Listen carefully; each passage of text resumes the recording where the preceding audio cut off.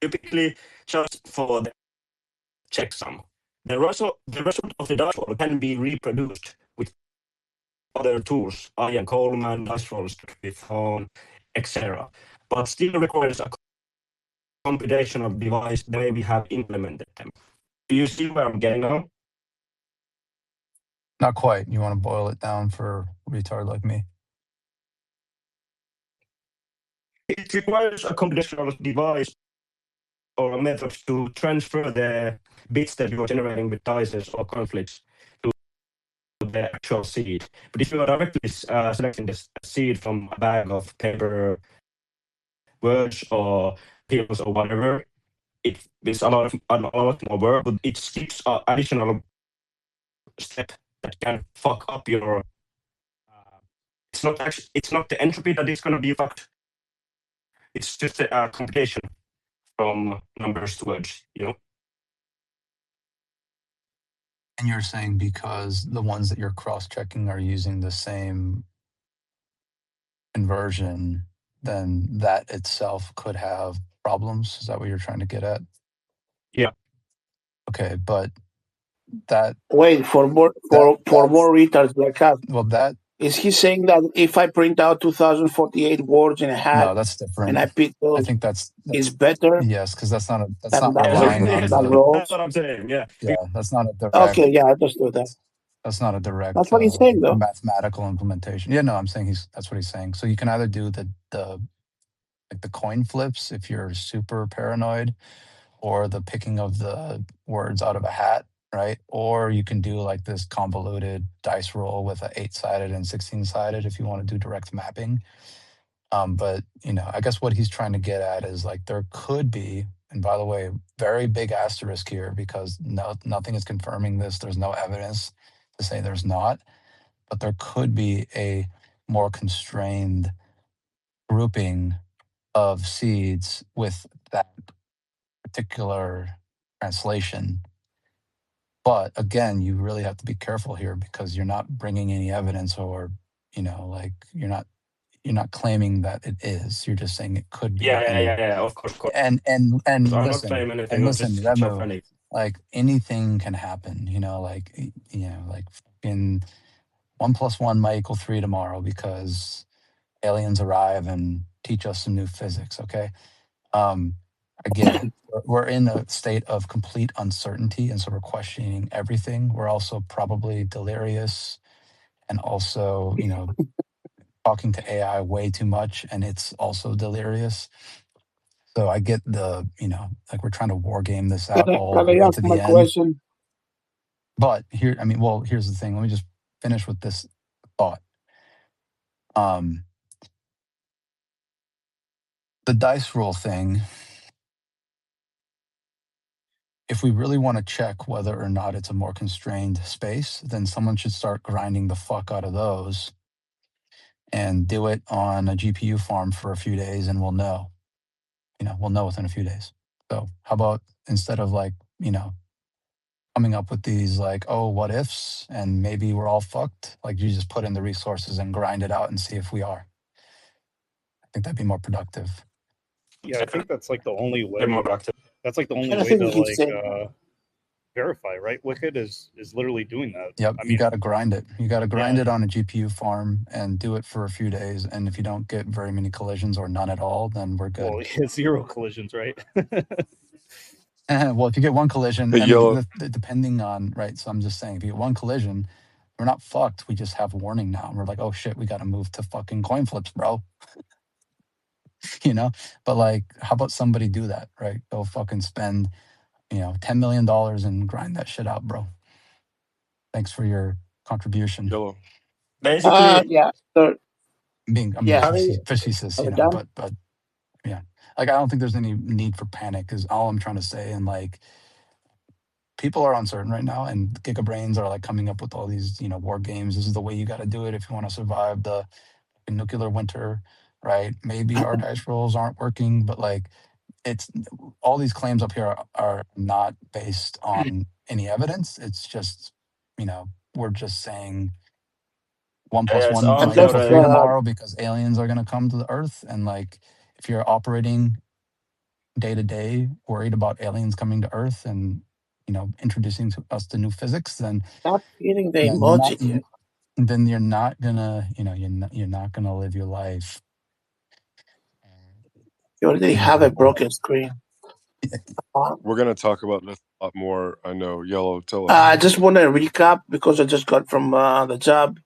The worst thing that happened yet, as far as we know, is MK3 with a weak passphrase still, right? You Okay, mean and well, wait a second. So sorry. You mean the most MK4 was the MK4 worst thing. with weak. It's MK4 with I was gonna say, weak so passphrase. Oh, it's MK4 with okay. no, I don't think is that No, it's verified? MK3. Yeah, I think. I mean, the search space of MK4. Now the thing is, you could have found an MK4, and then if you're a sophisticated attacker, you might, as soon as you find one with a little balance, you start grinding the passphrases on top because maybe it was a. I mean, this is one No, of the things that's I'm actually. Wait just one second. asking Let me just what get this out real changed quick. from You yesterday. have to risk the amount of Let me just get this out energy. real quick. Yeah. Hey, one of the setbacks or faults of a decoy wallet is you actually give an attacker a signal that maybe there's other things there.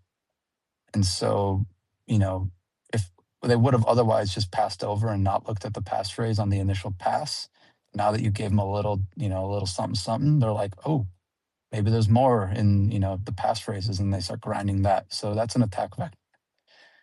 So if you see your decoy amount move, you need to fucking move. immediately move your shit because they're probably grinding through passphrases on that particular wallet. But if they're smart, they won't even rug the decoy. They'll just grind the passphrases, and if it's a small enough amount that it's inconsequential, they won't rug it until they find the real treasure underneath. But again, this is like, they have to be pretty smart to understand this thing and on these spaces 24/7 to get these ideas. So to recap, the recap is that the worst thing that we still know that has happened is MK3 with a weak passphrase. Yeah, 2-word passphrase, if I remember correctly. 2-word, okay. But that Okay, probably that probably even has less entropy than Mark IV or above, a newer device. So anyways. Okay, thanks. By the way, I'll just want to highlight that my goal was not to FUD or create Panic. fear, panic for those guys who did dice rolling. But as somebody who was just looking into dice rolling, I would still think that slightly better option is to do the word lottery to pick up the words instead of rolling the dice. It's just slightly better. I'm not saying that dice rolls are gonna get wrecked or they are gonna be like insecure seeds, but it's just slightly better to do the word lottery. It can be like that the bias can decrease your entropy from like 253 bits down to 200 bits if you have biased word picking. But if you have a bug or if you have some kind of mistake converting the numbers to words, that can straight up decrease your entropy to 30 bits. Yeah, so one sec. Okay, I'm gonna have to drive now, so I probably won't be able to talk, but I can keep going. Tony, thanks for waiting, man. Hey, hello. I just wanted to ask how it's possible for somebody to become that paranoid by using the AI, because AI was calming me the whole 3 days. So it helped me a lot to use the AI to calm me down and to explain to me that if I use dices and if I use passphrase, I will be okay. There is nothing to worry about. And even if I panicked and I felt like insecure or whatever, AI was helping me to make a right decision. And yeah. No, the AI didn't make me paranoid. I was burned with it. I'm schizophrenic, so. Yeah, but I don't know how you use it, but for me it was really helpful, and to go through all of these steps for multi-sig and to understand things that I was not trying to understand before, it was very helpful. And regarding the dices, I found there is a piece of code in the cold card that is checking if you got the same number more than 30% of the time, and if you do, it won't let you generate a seed from that growth. That's only in the newest firmware, by the way. That's not, that guardrail's not in place in the older firmwares. Okay. Yeah, I'm just so sad for everything that happened, because Cold Card was really great product, and it's such a shame that this thing happened. It's a stupid mistake, and yeah, I don't know what to say. Yeah.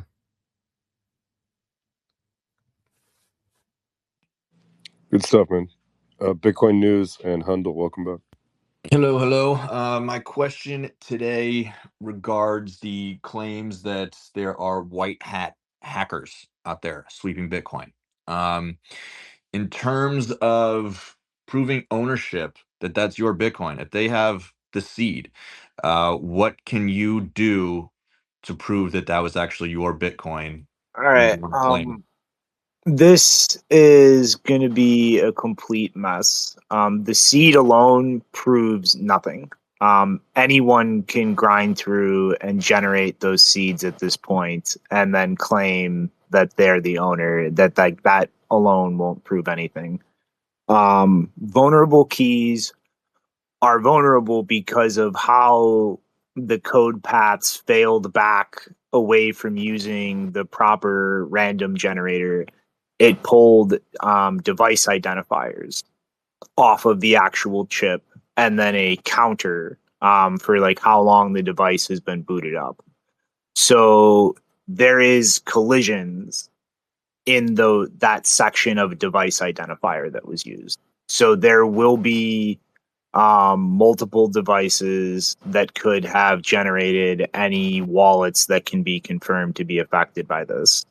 So the best that having that hardware device, and it has to be the one that generated the key, not whatever device you were using to sign at the time. It has to be the one that generated the seed initially. That will allow anybody at the end, if coins are recovered, to essentially put people in buckets, and you can create like groups of wallets and groups of people, and you can prove based on the device that this person owns one of these wallets in this group, and you can do that for each individual who has the device that they generated a seed on. But that's the best you can do with the device. From there, you're going to need to kind of go back through exchange records, any place that you've KYC'd and bought Bitcoin that you withdrew directly to that wallet. And I think if coins are recovered at some point in the future, people who have that original device that actually generated the seed and are able to put together records from exchanges showing that coins they legally bought were directly sent into that wallet will have a very strong basis to kind of prove their ownership. But you're going to need all of those things to really have any like strong claim to prove anything that isn't something that any attacker could just generate essentially at this point. There's one critical component here which is not being mentioned, and that's that white hackers are likely already talking to lawyers to protect themselves and potentially talking to the FBI as well. So the Bitcoin that they've recovered may end up just going to the government in the first place and then into the recovery. Oh, no, fund. dude, there is no, there's not going to be like a one-to-one peer-to-peer recovery or anything like that. No, but like Wicked, it is going to a government. Like it doesn't matter, end of story. If anything is recovered, it is going to some government body or entity set up to manage like figuring out who owns what and trying to disperse it. Like if any funds are recovered, that is happening no matter what. Like that's going to be what people are going to have to deal with. Yeah, I didn't want to give anyone like a false idea that they would have to like go to a conference and meet with white hat hacker ABC and prove to this one person. It's like, it's obviously, I think it's going to be done through lawyers and governments and distributions. Yeah. I mean, they have to like relinquish those coins to some entity like that. They're legally thieves. Like, legally, they are thieves. They stole other people's property. And if they do not cover their ass very fast and make some kind of arrangement like that, every person who stole coins to try to help people here, they're going to be in a bunch of legal trouble. Like, that's why I have been telling, like, anyone, like, do not do that. Like, one, you don't know if, like, the person who actually owns those was about to sweep those coins. Like, you might be fucking with their head where they could have, like, recovered things themselves. And two, like, you are, legally speaking, a thief. After you sweep coins trying to help people like that, you are in possession of stolen property. And like we just gone through, like, trying to return that is going to be a shit show. That is not something that you can just do trivially. Yeah, and also being cognizant that there's going to be people trying to exploit you and lie, and you have to come up with a sophisticated process, right? I mean, we kind of covered that just a bit ago, and I think that as we delve deeper into this, like, the first initial reaction that I think I had, and probably a lot of us had, was like, "Oh, fucking white hat, sweep this, let's return it." But when you peel back the onion and the actual way it's working, it gets, it becomes arduous. Hey, give me 1 second. I'm bringing somebody up here. And just to be clear, for those who have had it stolen, the best pieces of evidence to put together is to keep your device, keep it functioning, and if it's KYC, get the KYC records. Anything else? The amounts are going to be really, the amounts are going to be really important to cross coordinate. The specific amounts to coordinate to the UTXOs are going to be really nice. Though you have, like, that, it just, as long as you still have the seed that was compromised, like, you just de facto have all of that. Like, you don't have to worry about manually collecting that. Just don't. No. I'm saying off of exchanges to cross coordinate. Oh, well, yeah. Just get those records and get copies of them so you know you have them. Like, I mean, like, just don't worry about trying to map every penny from an exchange to the wallet. Just get what you can and just, like, get anything to show that funds flowed into that wallet from that exchange that you paid for. Like, because that alone proves that the single wallet was receiving, like, funds you legally purchased. Like, just get that to start. Like, don't focus on being, like, exact and complete and worrying about doing that. Just get something showing a deposit or a few deposits. I would also say that if there is a white hat process, that it would be potentially on the white hat to collect KYC information on the person they're giving funds to, in case there is a dispute later where someone says, "No, it was actually mine, here's the proof," and then now you can have that person litigate against the person that was falsely given Bitcoin to. I know this is, like, a super hypothetical, but there's a lot of things to think about hypothetically. Like, each white hat is going to have their own process potentially, and I don't know. Each white hat should just relinquish the funds to the government under, obviously any advice of a lawyer. I mean, they should get a lawyer first of all, and I'm assuming the lawyer is going to tell them to hand it over to the FBI. So they should listen to their lawyer. The question I have is, do you think, and I'm not saying it won't happen, but if you did, is there any trust issues with that? Like, for instance, the Mt. Gox situation that was held, I think, through all Japanese law, I think turned out where eventually they did refund. I mean, granted, the price of Bitcoin was taken into account. They didn't actually return the Bitcoin, just the monetary value of it at the given time. But is this something where there might be a trust issue with involving a slower process? I'm just curious. There will be, but you also don't want to go to jail. And this is something that we talked about before. So I agree with you 100%. I don't know if we've had anyone in good faith go to jail, or if they would actually go to jail.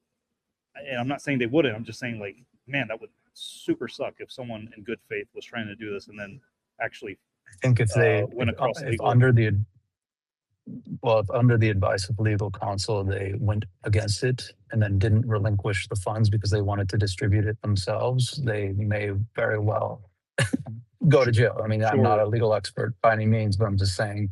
Sure. Once you involve, that would not be advisable. Once you involve legal counsel, you don't follow that advice. I think you probably are more on the hook. But if you don't even involve legal counsel, can you claim ignorance for a process like this, since it doesn't have much precedence? So. No, I mean, well, okay, never mind. I'm not a legal expert, so I don't know. Well, I would just be very surprised, and again, I'm not giving legal advice, obviously, but I would be very surprised if someone went about this in a genuine way that was not like sketchy and would face legal. I think this is a conversation we might. This is a conversation we might have to table and then have with legal experts on the panel. Hey, I want to get to Hundle, and then I have some other people to bring up. Hundle, hello, welcome back. Thanks, guys. Yeah, thanks for the spaces. I was in another spaces a bit earlier on, and the discussion was around moving away from self-custody and potentially splitting your Bitcoin across institutional custody solutions. And it got me thinking, the whole thing about trust and Bitcoin's core principle, right? Your keys is your coins, essentially. And in the time that we're in, I always kind of take a philosophical hat on and try to understand like what's happening in this ecosystem. Right, obviously what's happened with Cold Card is it's devastating for folks, right? But the team there were negligible, they fucked up, but I don't believe it was intentional, right? And there's discussions out there happening that the Bitcoiners, in quotation marks, were to blame. And then it got me thinking, like, if it wasn't for the Bitcoiners, we wouldn't be where we are today, right? And I truly, truly believe that this is a multi-century journey. We're so early, right? People need to have that hope. They need to have that positivity that things are going to get better. And in my kind of belief system, we go through many heartaches, we go through many tribulations, but we believe that there's always a good in it. And the good being, hopefully this is a bit of a wake-up call for everyone to take things a bit more seriously, not be so fixated on number go up. It is a massive feature to it, obviously, but at the end of the day, if people are in this space purely because of number go up, then they're going to get a rude awakening, because if you're basically, go back to the core principles, right? If you're not holding your keys, you don't have true ownership. And this is the only thing I'm aware of that is a true bearer asset. So there's discussions happening in this space now where folks are saying it's probably self-custody is dead, and the best way to hold Bitcoin is through an institutional solution. And that is just not correct. That is just not correct. Yeah, so I wanted to kind of get that thought shared. It's a difficult time. We want to get through this. Bitcoin is on this timeline going to go through multiple challenges, right? This is just one of them, and there will be many more in the future. But I truly believe the reason why we are here is because of that steadfast, kind of toxic Bitcoin characteristics to keep people focused. And I feel as though there's discussions now taking place that is going to take that focus away.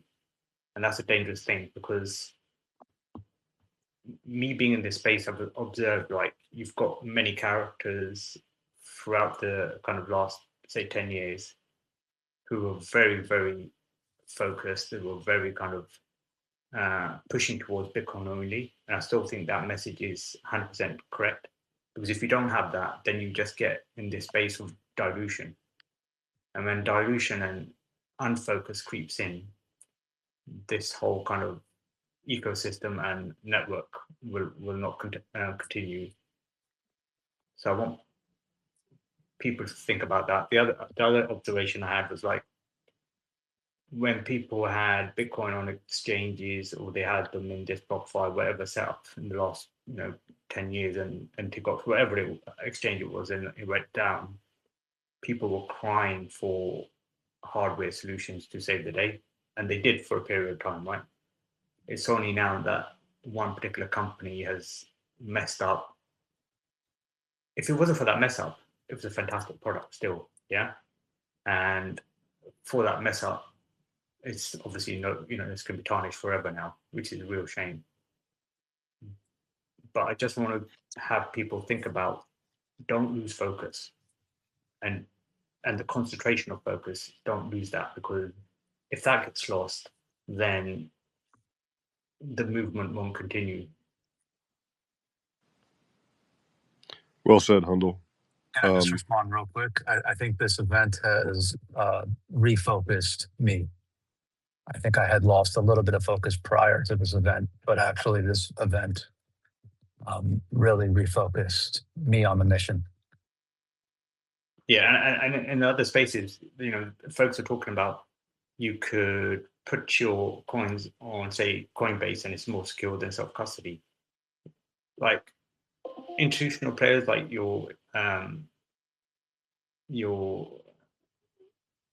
the big institutional players who have got access to Coinbase Prime, their setup and their arrangement is not the same as retail Coinbase. So if anything went down, don't think that you are going to get reimbursed. Or even the likes of Fidelity, any of these kind of institutional players, they are not going to look after you. The whole point of this movement was to ensure that you take your own responsibility, you take your own accountability to hold what you believe is true money. That's one of the very core aspects of Bitcoin, right? It's your keys, it's your money, you hold it, you take accountability. Don't look at it just from a money perspective. The benefits of Bitcoin are beyond that, right? No one can take that away from you. Yes, we do come into this area where we have to, like a non-technical person constantly has to have trust in the hardware wallets. But you even have to have trust that from block explorers to see if your actual transaction is correct or not, right? And that's something I've always struggled with, is like, you can't completely go through this journey without trusting something, right? So that is an issue. But good stuff. Hey, keep focused. I don't mean to cut you off. You make a lot of good points. I just want to. We got a time limit on some people. Thanks, hang out. I totally agree with you. Like, people got to be really careful about which daddy that they wish to come and save them right now in the moment of fear, and hopefully not making a mistake that collectively that you can't come back from. Hodler of last resort, then Oiko. Cool. Thanks, guys. I just wanted to kind of bring up one thing that I found pretty fascinating that might have been occurring the whole entire time since this RNG error was occurring in 2021. I don't know who it was, but I was following someone on Twitter that estimates that Cold Card sold around, anywhere in between 50 to 100,000 units based on the revenue that they had as a company. And if you estimate it, based on the size of the key space, I believe it was only around 4 billion keys to sort through. There were definitely people having collisions, private key collisions, during the couple of years leading up to this. And I think a lot of those people, when they were reporting that, I wouldn't say definitely. I wouldn't say definitely. You have to. I mean, you have to be careful with the inputs you're using. Also, I don't know if the 4 billion parameter is correct. And the other consideration is, first of all, I mean, those numbers aren't only Mark IIIs, right? And so now you're dealing with a much larger parameter space for the newer models. So anyways, you just have to be very careful with the math. And again, I just wouldn't state it so definitively. I wouldn't say Okay. definitely there were collisions. Okay. Yeah, I guess you are right in terms of putting it that way. Yeah, I suspect there might have been, though. Do you think that the likelihood is that there weren't? It's In your possible. opinion? It is I think very possible, but it's mathematically possible, but probabilistically unlikely, in my opinion. Okay. let me put it Okay. this way. The only claim I've seen and that I remember is a Reddit post from like 2022. And the user in the initial post claims that they didn't use any added entropy, like just used the randomness from the device. And then in one of the replies, they claim, but I did 50 plus dice rolls. So like that person is contradicting themselves in that post in the first place. And if the second thing they said was true, it is just literally not possible that they had a collision like that.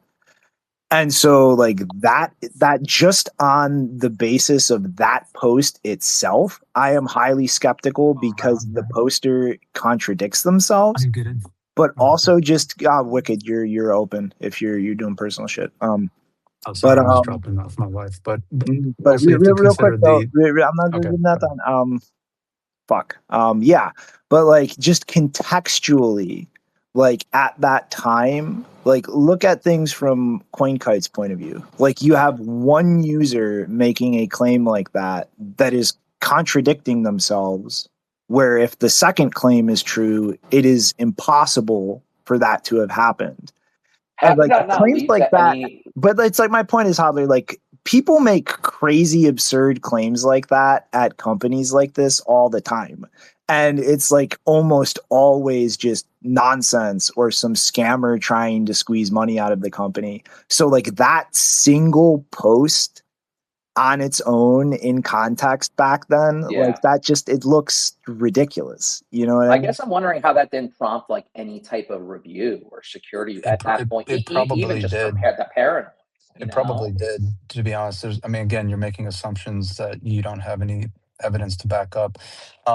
So another thing, just in terms of the inputs that we're using, if we're trying to estimate these things, when that claim was made, there were definitely not 50,000 to 100,000 units sold at that time. So, I mean, again, it's just like you have to be careful with the inputs you're doing when you're trying to calculate these probabilities. And I think the best way to portray this to a normie who's maybe listening and doesn't know how to do these things or think about them, think about the Powerball, like a 250 million chance that you win if you pick a number.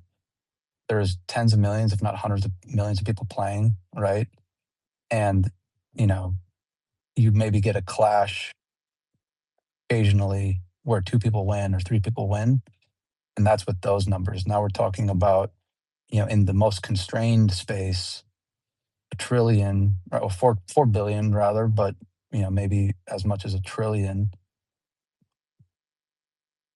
like options, right?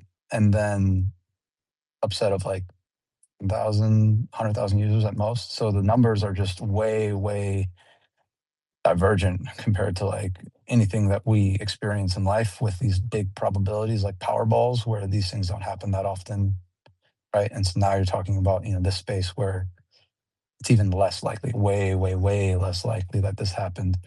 Now, if anybody had been like, you know, caveat this by saying, if anybody had been exploiting this back then and grinding through these things on a computer, then, you know, then of course they would have found collisions.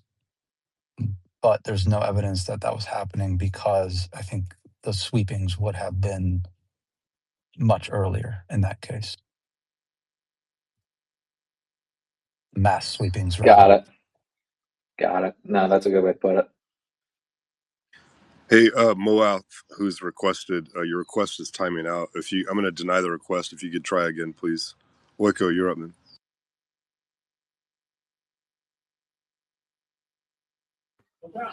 Yeah, I'm halfway through eating a cookie. Sorry, my coffee. I was just going to say, like, one of the most absurd things about all of the fiasco that's happened with Cold Card is, theoretically speaking, I'm not really sure what the law is, but if I was to put forward something in like Luke's protocol, like Bitcoin knots, and he accepted it, and it Hey, was Oiko, I'm sorry, man. It's really hard to hear you with the background. Can you fix that real quick? Maybe step outside this coffee shop or something, if that's where you're at. yeah, hold your horses. I'll move to a different place. Just, I'll be back in like 10 minutes and I'll join. All right, I'll keep an eye out for you. One list, welcome back. Are you good? Hey guys, yeah, all good. I was thinking about it because I like the analogy that Wicked said about we were looking in the universe for like an atom, and now it's like in a cup, and then with the added security, it goes in a bucket, in a tub, et cetera, et cetera. And is it fair to say that to assume that the hackers have that atom represents some of the mnemonic words that are included in some people's wallets, so that if you were able to like backwards engineer that, I'm trying to assume that if we know what words are like crackable on those MK3s, that then you can then look at someone's wallet and say, oh, if you have any of these words in your wallet, then you're like more affected than others.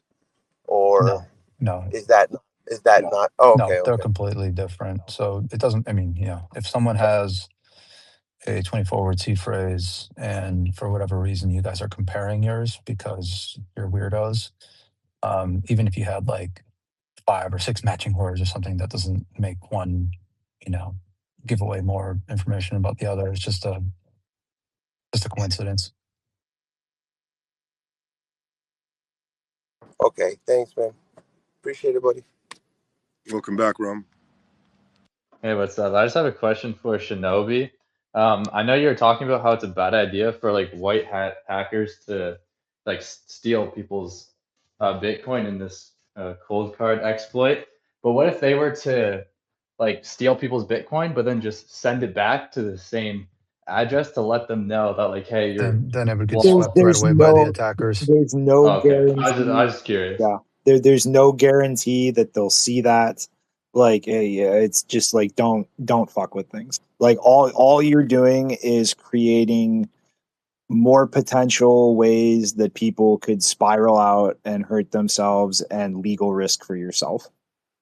Like, True. Okay. More chaos as well, because like in the event that one large hacker gets caught, and then the coins that they would have otherwise swept get pooled together, and it's a larger amount to distribute in a recovery fund, that would probably be easier, like a honeypot to distribute, than trying to piece together all of the white hat hacker, like in their basements all around the world. You know what I'm saying? So it's just more chaotic. And like Shinobi said, you really just don't know who you're stealing from. Technically you're stealing from the owners, and maybe you are waiting until like movement happens and then you RBF it or whatever, but you just don't know if that movement is initially a hacker or the rightful owner. So it gets real messy. And I think it was probably, I'll just say this, and it's not a fact, it's just an opinion. In my opinion, it was probably a mistake to do that. It was, in the fog of war, in the moment, it seemed like maybe doing this would save people, but I think in reality, it probably just caused more chaos and possibly more Yeah, I pain. agree with that. Yeah.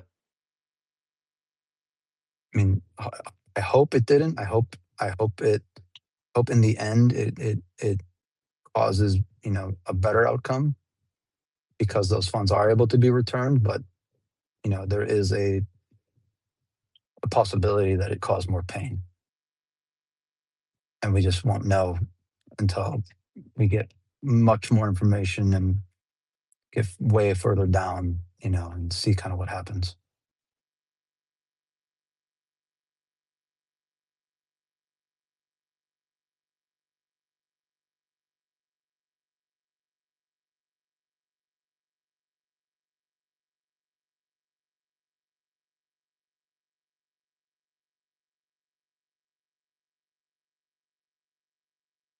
Everybody there? Just a moment of silence. Yeah. Okay. So just maybe a PSA. If anyone in the audience has any questions, around this exploit or around self-custody, related or even, mildly orthogonal, it's fine. It is a general self-custody Q&A at this point, I'd say. But, if we do have prioritization of more focused questions, more pertinent to this exploit, feel free to come up and ask them if anything hasn't been answered yet, you feel, and we'll try to get you through and answer any questions you still have. Hey, finger on the button. Moth coming up. I have a question whenever it's my turn. Yep, 1 second. Hey, Moth, welcome up. Thanks for waiting so long. I had trouble bringing you up. Hey, hi everyone. You can hear me? Your mic's really low. There you go. What about now? Yes, that's better. Yeah, okay. Thanks for having me, and I really appreciated your effort. I just have one question.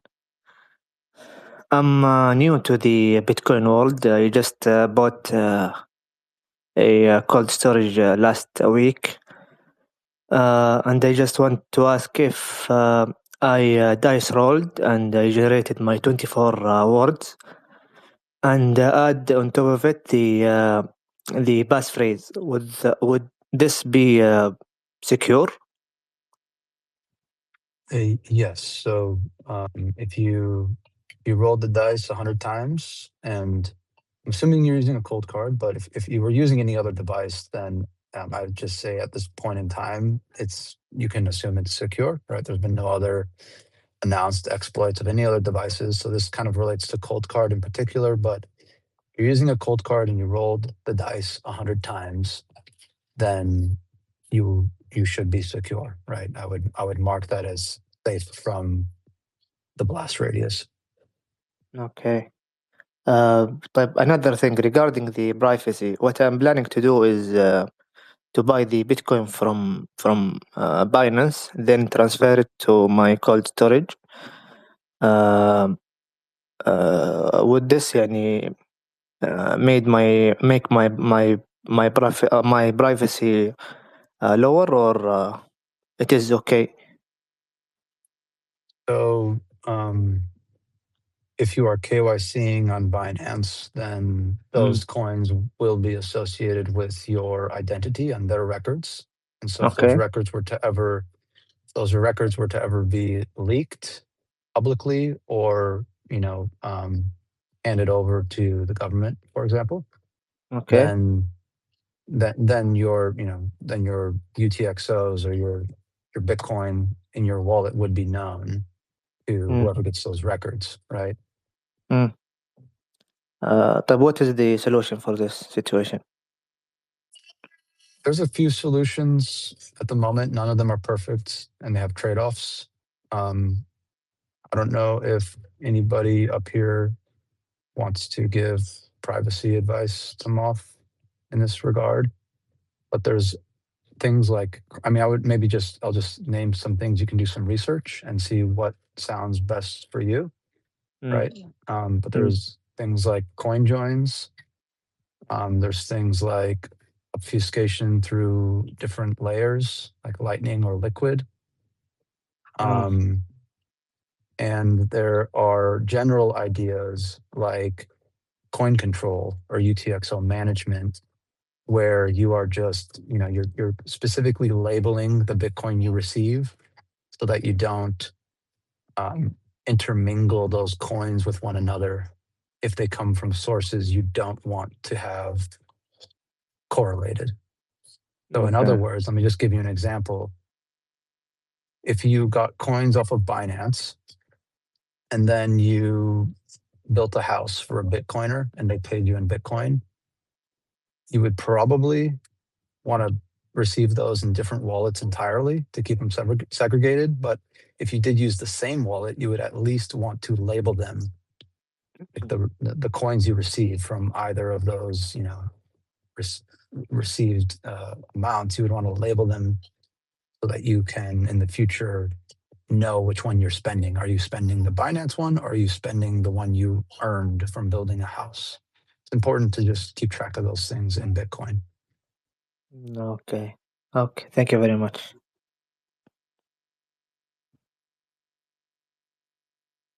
Okay, so can I ask a question?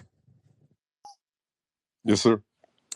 So my question was, once they figured out that the MK3 or the entropy was vulnerable in the cold cards, how did they know which addresses to try and brute force? Like, how did they know which? Did they have to try and brute force every single address that's on the network? So no. So the way this works is, you can think of it like, I've been saying this before, and so forgive me if you've heard this already and are annoyed of this analogy, but again, I just think it's very good for understanding this. In the search space of all seed phrases, or when you're generating a seed phrase, you're basically picking one single atom out of the universe. So, the possibilities are effectively endless, and it is practically impossible that anyone would ever be able to guess which atom you randomly got, right? Because it is, if done correctly, it's completely randomized. But the problem with this exploit, or this bug rather, is that instead of choosing an atom, just a random atom or particle in the universe, right? Just randomly choosing a particle, the cold card was taking a drop of water and giving you a particle inside of that water, or a molecule inside of that water, right? One H2O molecule inside of that water. And that was deterministically selected. In other words, when the bug was found, the attackers could reconstitute that drop of water and then just start looking through the molecules one by one. There were so few in that drop of water that they just brute forced all those molecules one by one until they found all the funds. Yeah, Does but that make sense? I think it does a little bit more, but how do they Do you want like actual technical details? No, of how they it's made the okay. I was just molecule? curious, like, how do they water drop? specifically know which ones were the ones that had the weak entropy, I guess? But Well, your all of them explanation does did. make So sense. so another, I think actually it might be a mistake of, okay, so this conversation around entropy, I think, is confusing a lot of people, right? It's a word many people probably haven't heard before. But one thing I want to clarify is every seed phrase is still 256 bits, right? So it's still 256 ones and zeros. You can translate it into a decimal number. It's literally just a number. That's a really big number. So every one of them has the same number of bits. But the problem is when you're selecting these big ass numbers, if you're constraining the inputs into the selection in a way where you're not actually randomly picking a particle out of the entire universe, but instead defining preemptively a very small subset of particles, like a drop of water, right? Now what you've done is you've reduced the entropy of the inputs. You're still on the output side getting a 256-bit seed phrase.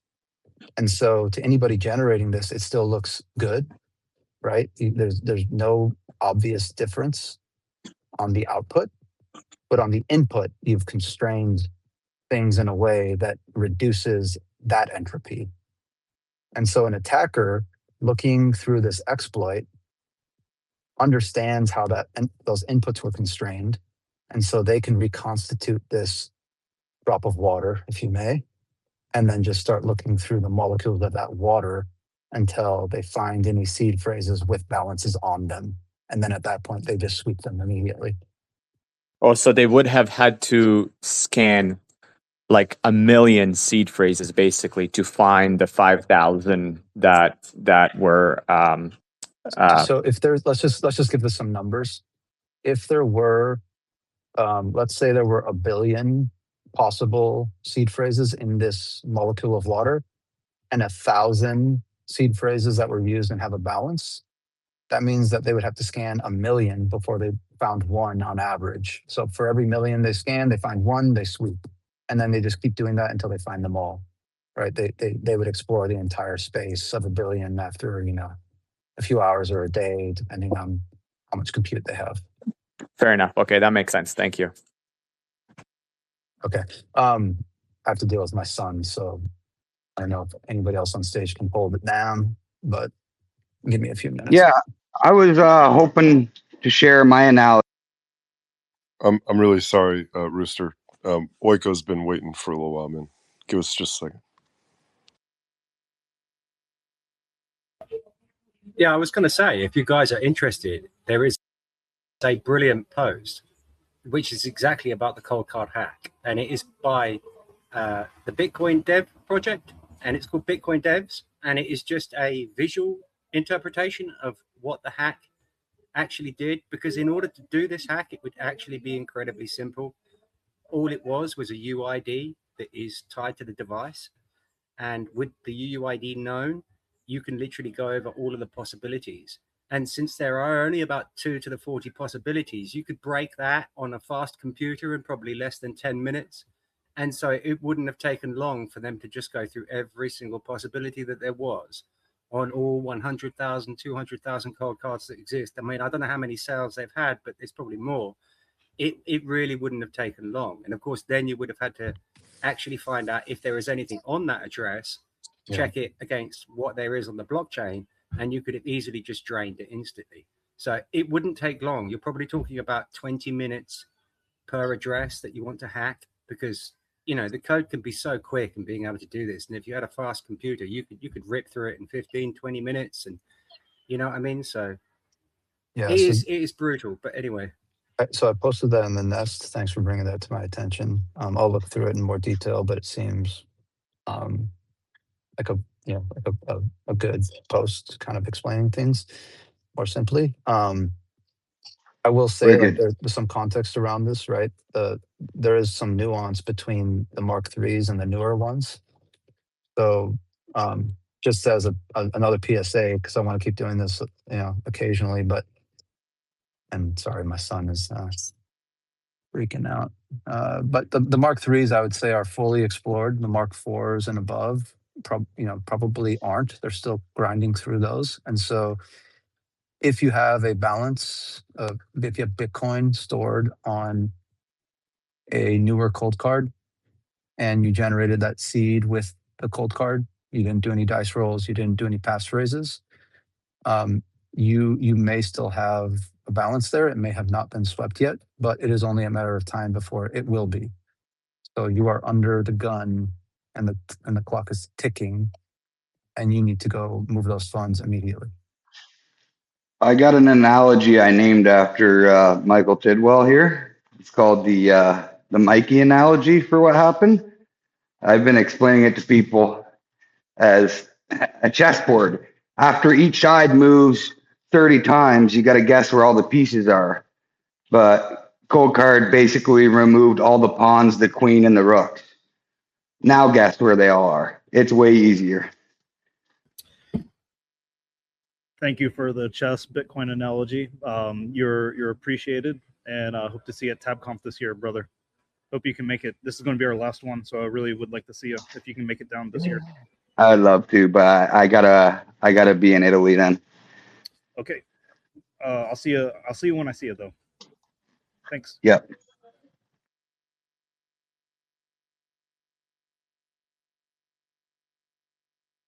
By the way, a cathartic, loud voice with Rooster is just giving me dopamine hits. I mean, this guy is just fucking nice. Love this guy. Give him a follow if you Don't be ruining my bad name.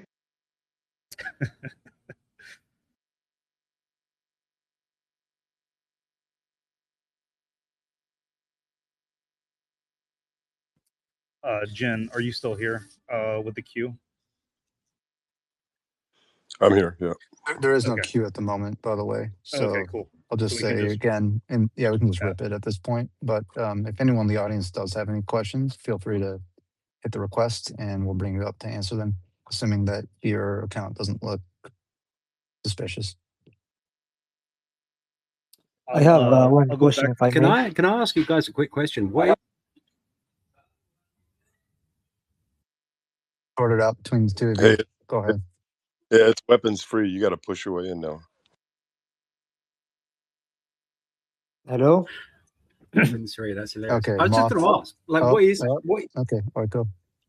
Go ahead, Oiko. I was going to say, what is the legal requirement? Say, for instance, like I had Luke's code base in front of me, and I found a problem with his code base, and maybe not even a problem, but supposing I pushed into a Git request something that he could then merge into his code base, like even if it didn't have any malintentions for it, whose fault would it be? Like, I would love to speak to a lawyer, and I don't know if anybody knows about it. If someone could post about this, it would be brilliant. But is it my fault for pushing something into the code base that he accepted because he was the one that was going to review it? Or is it, the malintentions of my side because I knew that if I could do that, I could exploit it? It's one of the aspects about code that I wouldn't necessarily know how to,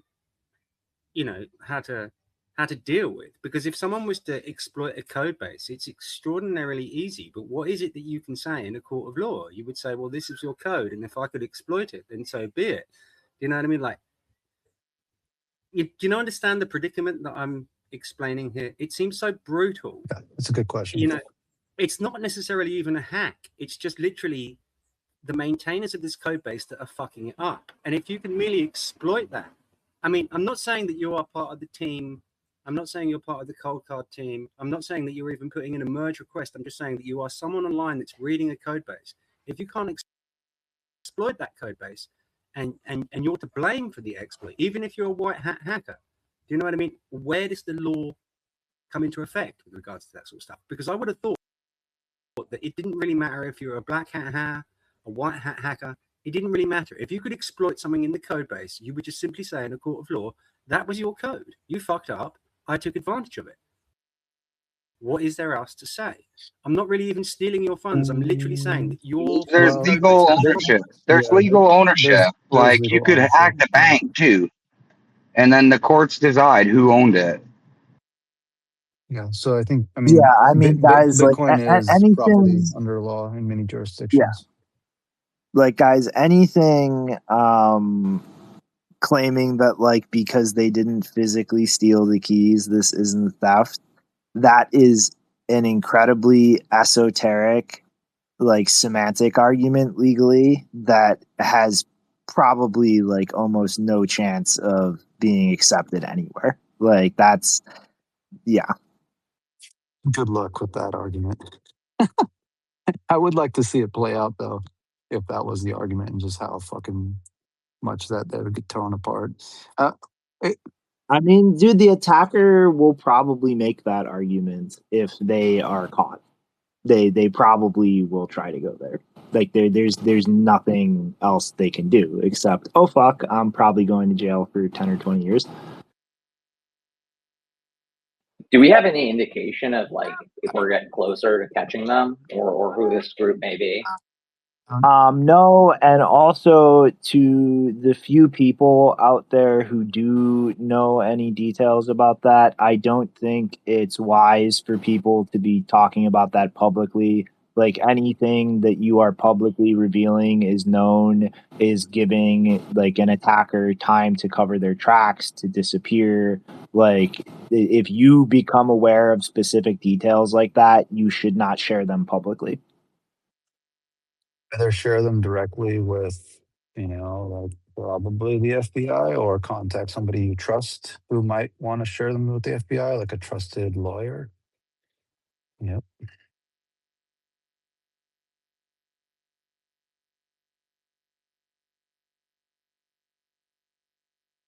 Hey, Parabolic and Jimmy, welcome up.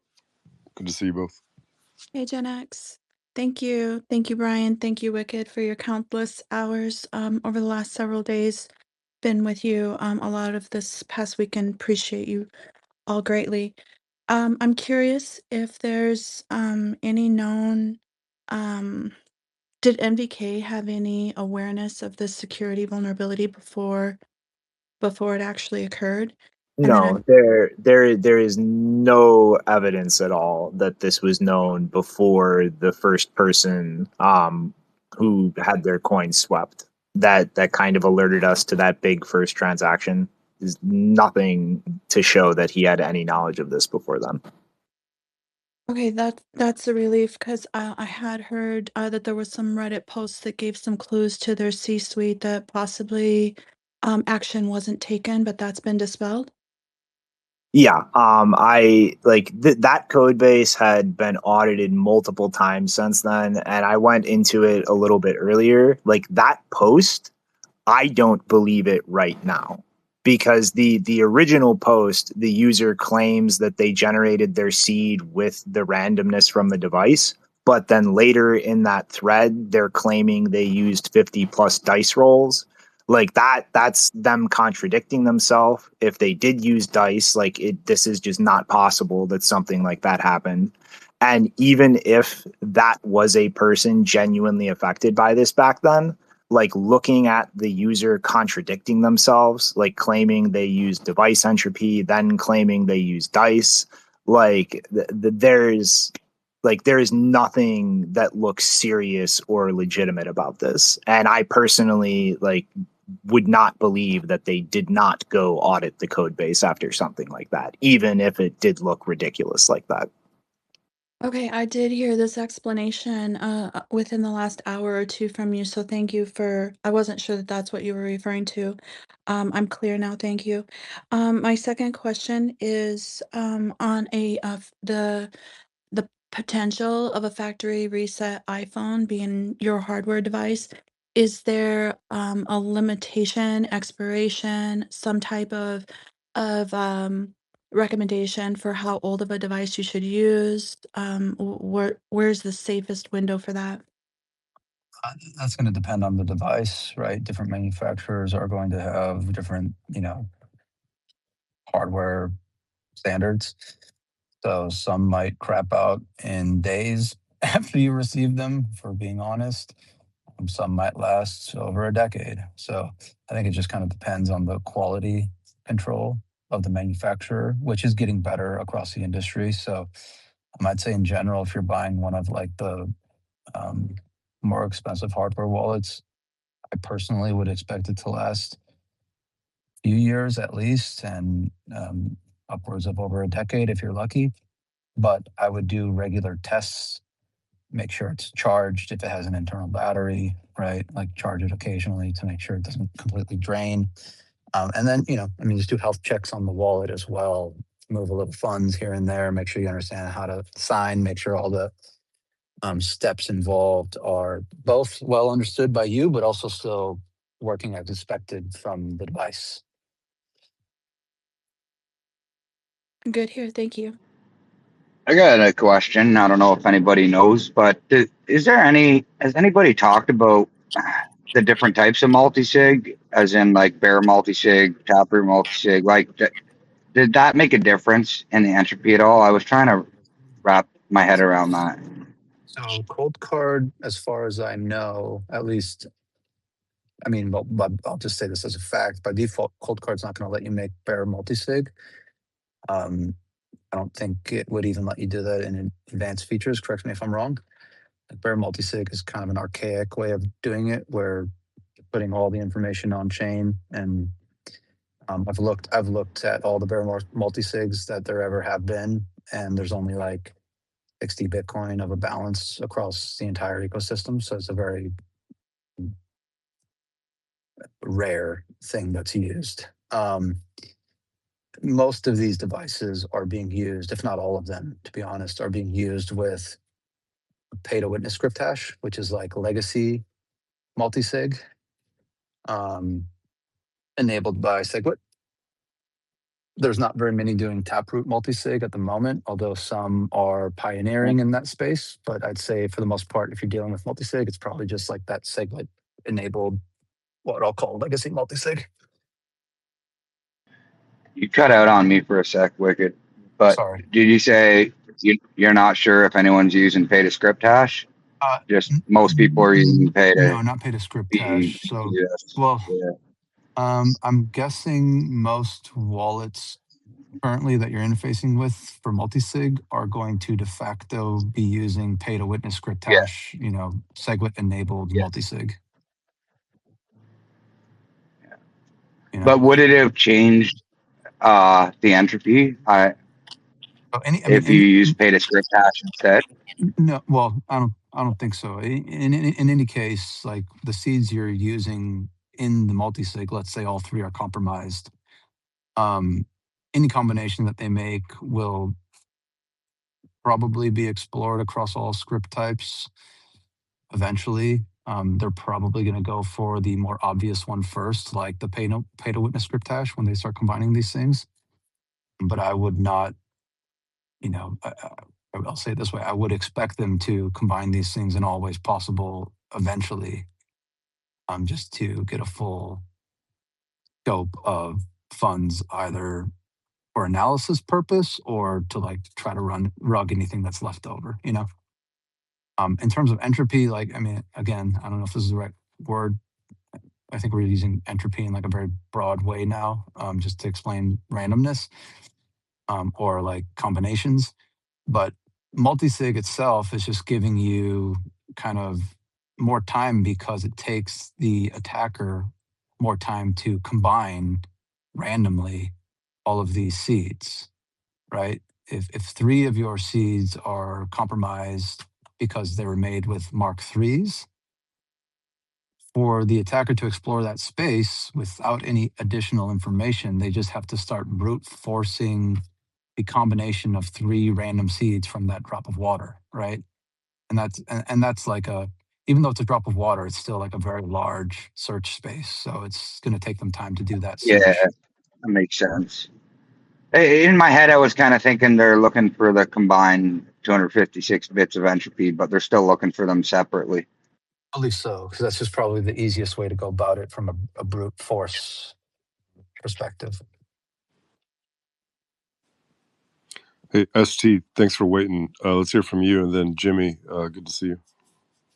Been a while. ST. Hey guys. I had a question about. I know that this was probably asked, 20 minutes ago, but about like, is the attacker basically identifying the easiest targets first, and then you assume that he's basically just going to like keep going at cold card specific firmware wallets? Is that like the assumption? So the space of exposed seed phrases is very well constrained at this point. So if the water drop and bucket of water analogy does not work for you, another way of explaining this is like, a bag full of seed phrases, and there's, I don't know, like a trillion of them, and you're just going in and picking one out at a time and checking, right? So every hacker who is trying to exploit this bug already knows that bag of seed phrases. Like they all have the same bag. It has all the same seed phrases in each person's reconstituted bag. And now each one is like deciding how they're going to pull it out. Are they going to pull it out from the left side, from the right side, from the bottom, from the top, in the middle, right? Are they going to just, are they going to go in there and just pull out the seeds and just look at those? Are they going to look at the BIP85 child seeds on top? Are they going to look at ones with different sized passphrases? Now they're starting to explore kind of the more complex space around the bag with different levels of entropy added on top, right? Or different characteristic features like BIP85 added on top.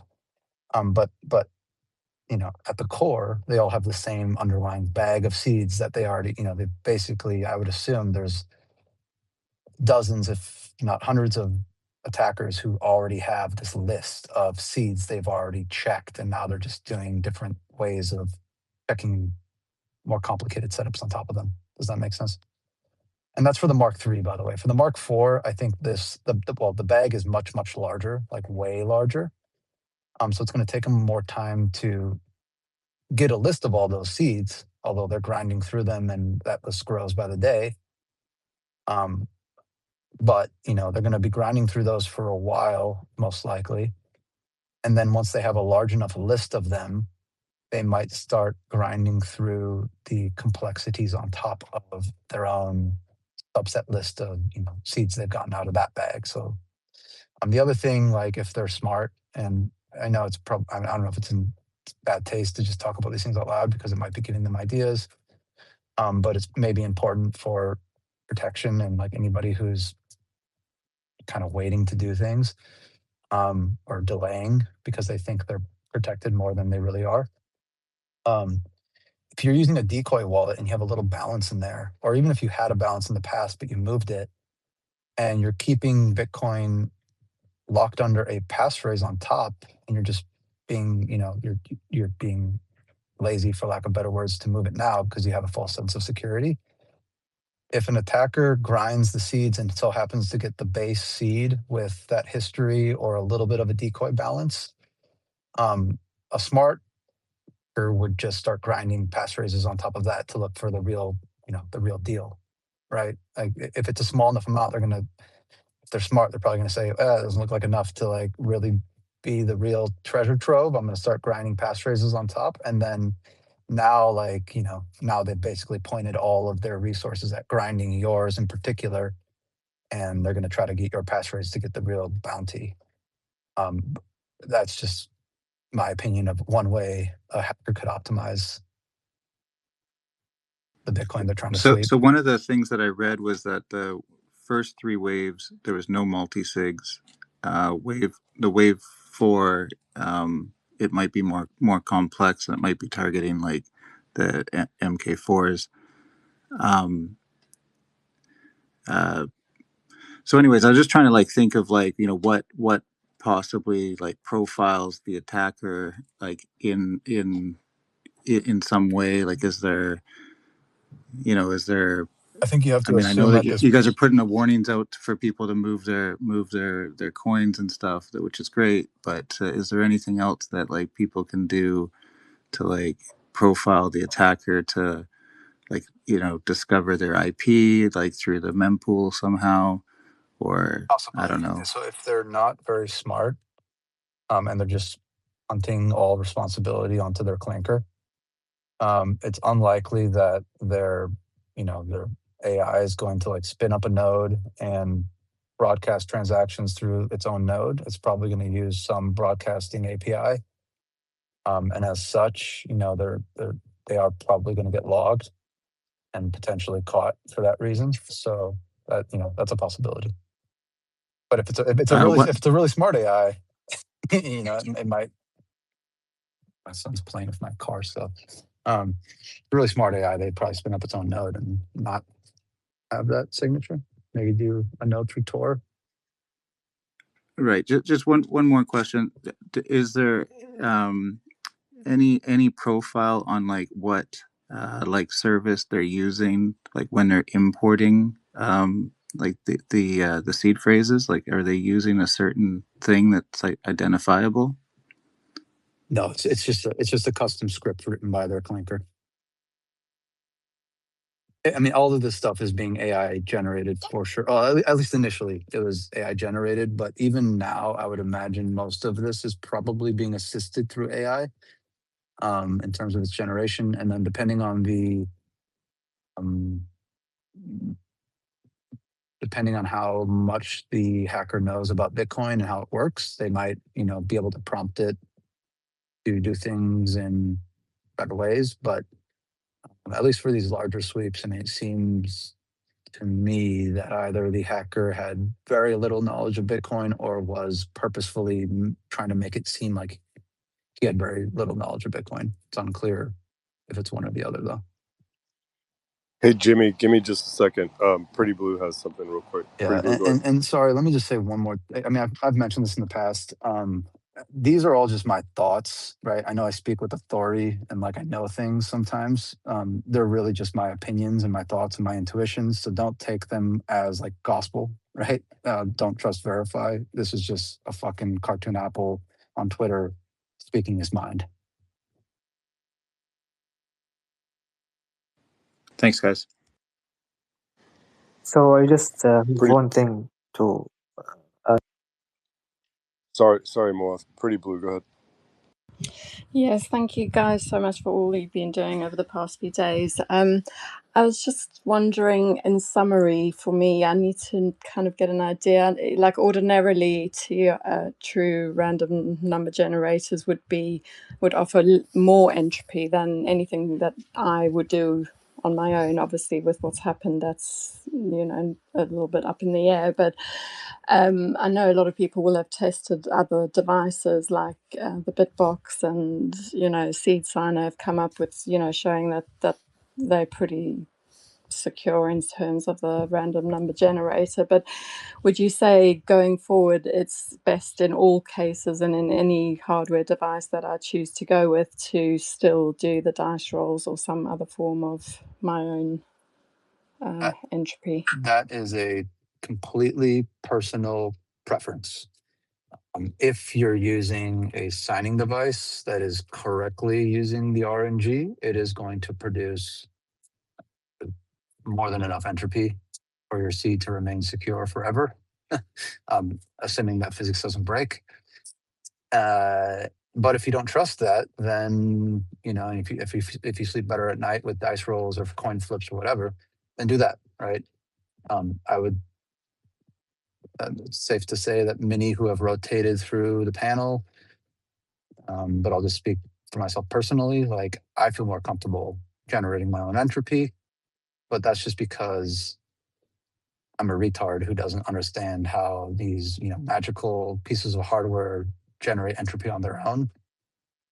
If you speak to any of the gigabrains, like the cryptographers, they're going to be horrified about generating their own entropy. And they're going to be like, no, you have to trust the RNG because it's actually generating true entropy. And we promise we've hooked it up correctly, right? So you can trust the experts if you want. Most people will because they actually know what they're doing. And if they're doing it correctly, it's working exactly as intended.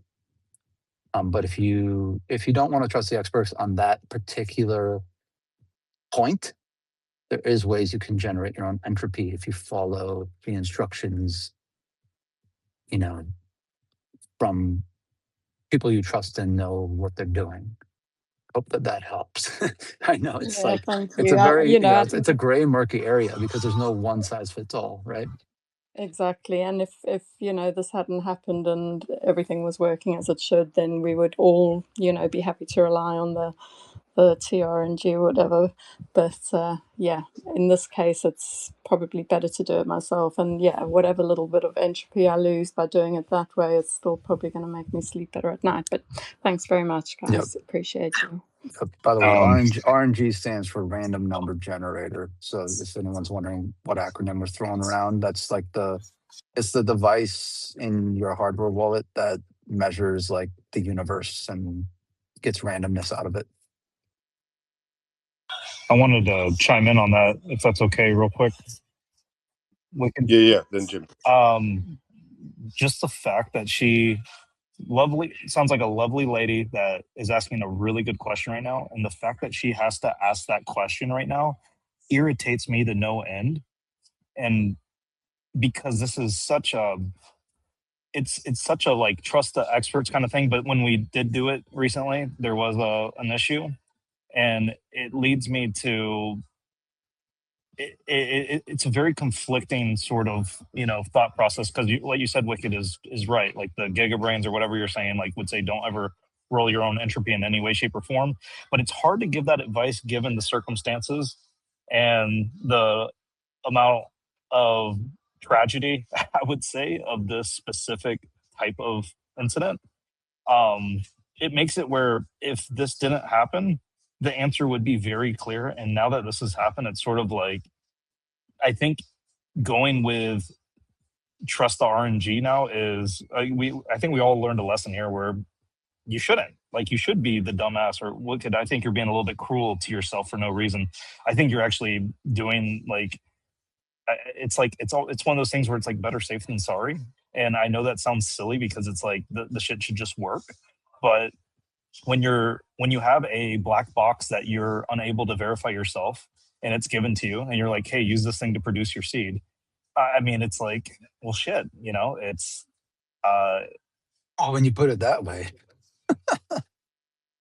Well, I mean, what I'm trying to say is, what she asked should not have been a good question, but it is a good question. So that's what irritates me, and it's really sad that it is a good question. So I'm pointing this out. I don't really have anything else to say besides that this is irritating for someone who's been in the space for a long time. Yep. And I'm really anyways, great.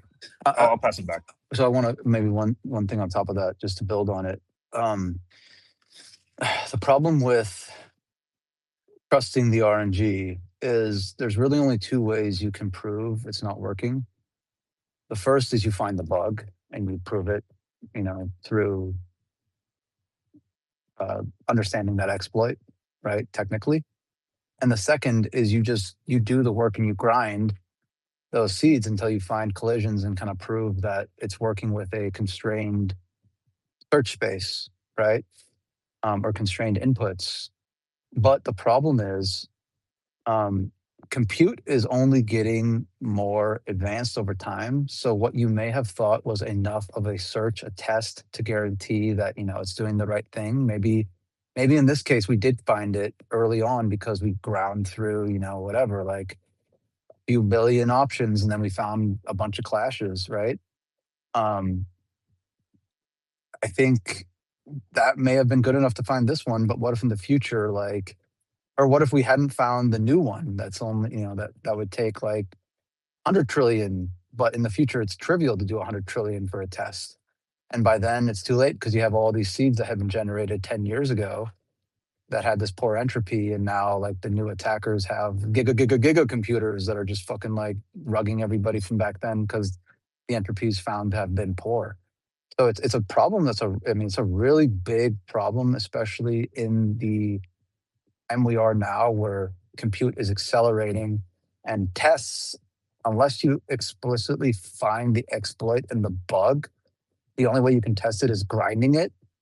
And grinding it only protects you against how much you're willing to expend to grind. And that gets cheaper and cheaper over time. Do you understand what I'm saying?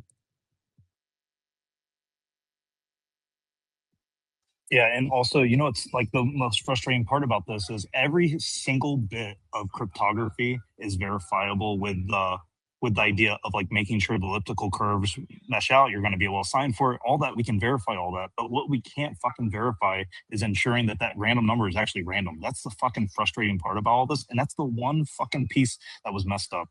And that's like look at this. Crazy. Look at this. It's our random number generator. 9, 9, 9, 9, 9. How do we know if this is really random? Shinobi, check your Telegram DMs real quick. Will do. Jimmy, thanks for waiting so long, man. We got you, Juan, and then Jetty, and then Michael. Yeah, no problem. I was just curious, from my understanding, in the beginning of all this nonsense, these hackers reached out to an exchange to get some basic information. Can you kind of elaborate why that was needed to do all this bullshit?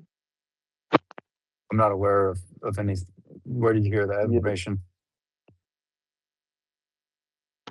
I mean, I've seen a couple of posts about it. I mean, I could be wrong then.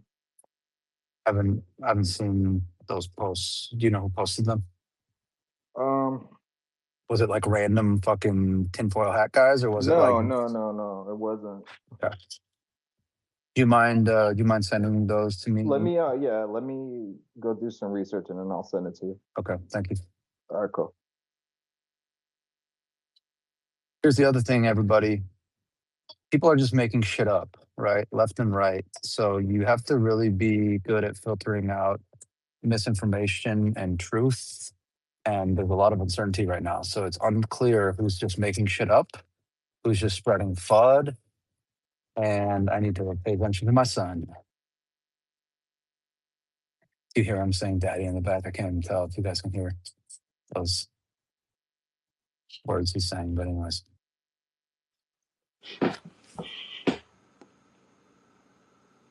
Juan, good to see you. Good day, guys. Can you hear me okay? Yeah, you're good, man. Good. This is a bit tangential, and if it's too much of a change of topic, like we don't need to go there. So let me know. That's totally fine. So before all our attention kind of got sucked into policy discussions, and then now consensus discussions around dick butts on my blockchain. A few years ago or last year, whatever, I remember there were a couple people that were working on clients for covenants. Like I remember Reardon and Moon Settler and maybe others were working on these projects. So I'm wondering if anybody on stage has any clue as to maybe where that work is these days, because I haven't really heard too much about covenants in the last, year and a half, I guess. And then the second part of that is that if you guys feel like talking about a little bit about how maybe like OpVault or if OpCTV could have helped in this matter at all. That's it. Thanks. So before we get to that, Juan, first I want to say I know a lot of people have no idea the things that you just said, and you bring me back to sanity. Thanks, man. Sorry, Wiki. Excellent. I would love to explore those topics. We don't have a queue, so it is, anything goes. But before we do, it was brought to my attention that I believe what had just been brought up with the API, like the exchange APIs, was actually APIs that were used to query address balances. So, like for example, if you query mempool's API, I'm not saying this is the one that was used, I'm just saying as an example. If you query mempool's API, you can query a specific address, and then mempool will tell you what balance it currently has, as well as potentially some history of it or something, right? Instead of you having to traverse the chain yourself or index it or whatever and query it from your node, you can just hit an API and get those things pretty quickly. So the attacker did use an API, and that's probably because its fucking clanker didn't know how to run a node on its own, right? Or didn't have the resources to do so. So it just very quickly put together a script that used an API to check balances instead of indexing and checking it from its own node. So with that said, I mean, there is some, assuming they used, a public API that was logging IPs of any sort of, request, that could potentially trace that back. I guess we'll just have to see how dumb the hacker was.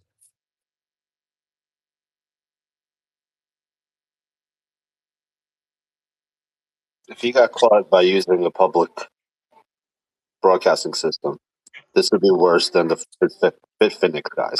So not only did he use a public broadcasting system, but to check the balances, he used a public API to query individual addresses.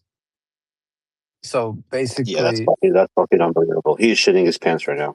That dude is shitting his fucking pants right now. Yeah, no, he might be fucked.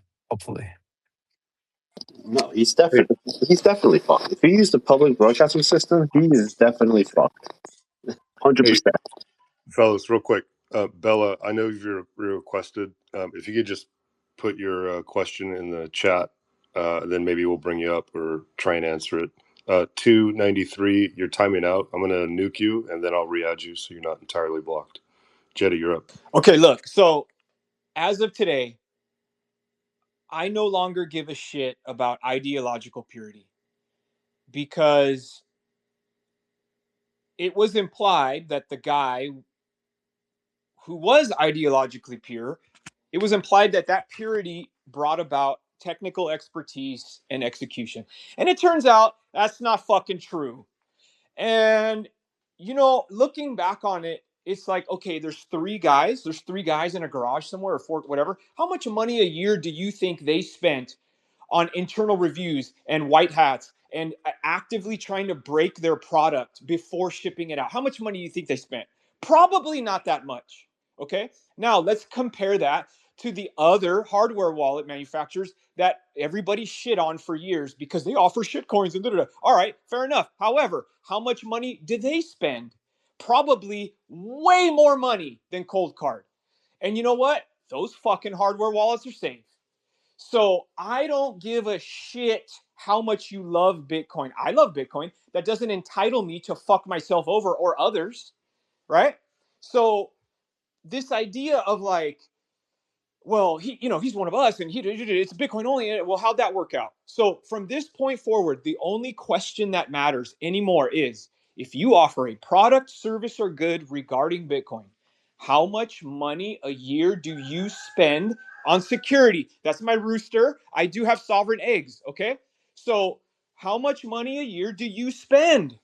If it is not high Economic seven incentives. figures, you're not a legitimate provider of a service, a good, or product. If you're not spending 7 figures at least every year trying to break your product, then you're not real. You're phony. You're LARPing. This is where we're at. And by the way, I mean, Jetty, I think throwing specific figures around, not considering the context, how big the bullshit. user base is, how much I value think it is. But no, I do agree with your point. Like, there should be a proportional spend on security You should related have, to if how you're big your hardware user wallet, base is, if you produce a what it hardware wallet, is. you put 100 Bitcoin, just like recently this happened. You put 100 Bitcoin, you post it publicly, and you say, go get it. And if you can't do that with your hardware wallet, then you can't be trusted. And that's where we're at. That's the standard. That's the standard that I'm enforcing, and I'm saying it publicly, and we're all going to agree to it. Because there's no other. I don't want to. Well, you can't say that. Fuck that. Jetty, what about open source projects like Seed Signer that barely are lucky to get like $100,000 a year or so to just fund said it. How does part-time Seed Signer developers? guarantee the No, this safety of is the product? again, Jetty. I understand and agree with the core of your point that anything with serious use should be able to show real resources, auditing and testing that. But just picking arbitrary numbers and throwing those out as thresholds that must be met to be secure is ridiculous and counterproductive. I strongly disagree. And you know why I say that? Look at the last 4 days. How many people have been absolutely destroyed, their life savings gone? You're going to tell those people, hey, the amount of security that went into it, it was enough. You're okay. I have a question. Jetty, I have a question for you. How stop much? for a second and let's step back and calm down. All of these coins were stolen because the wallet generated insecure coins. Correct. How do you think putting one pot of coins that would be one of all the other users and going hack this would have helped or prevented it's this the or canary anything in the like coal this? mine.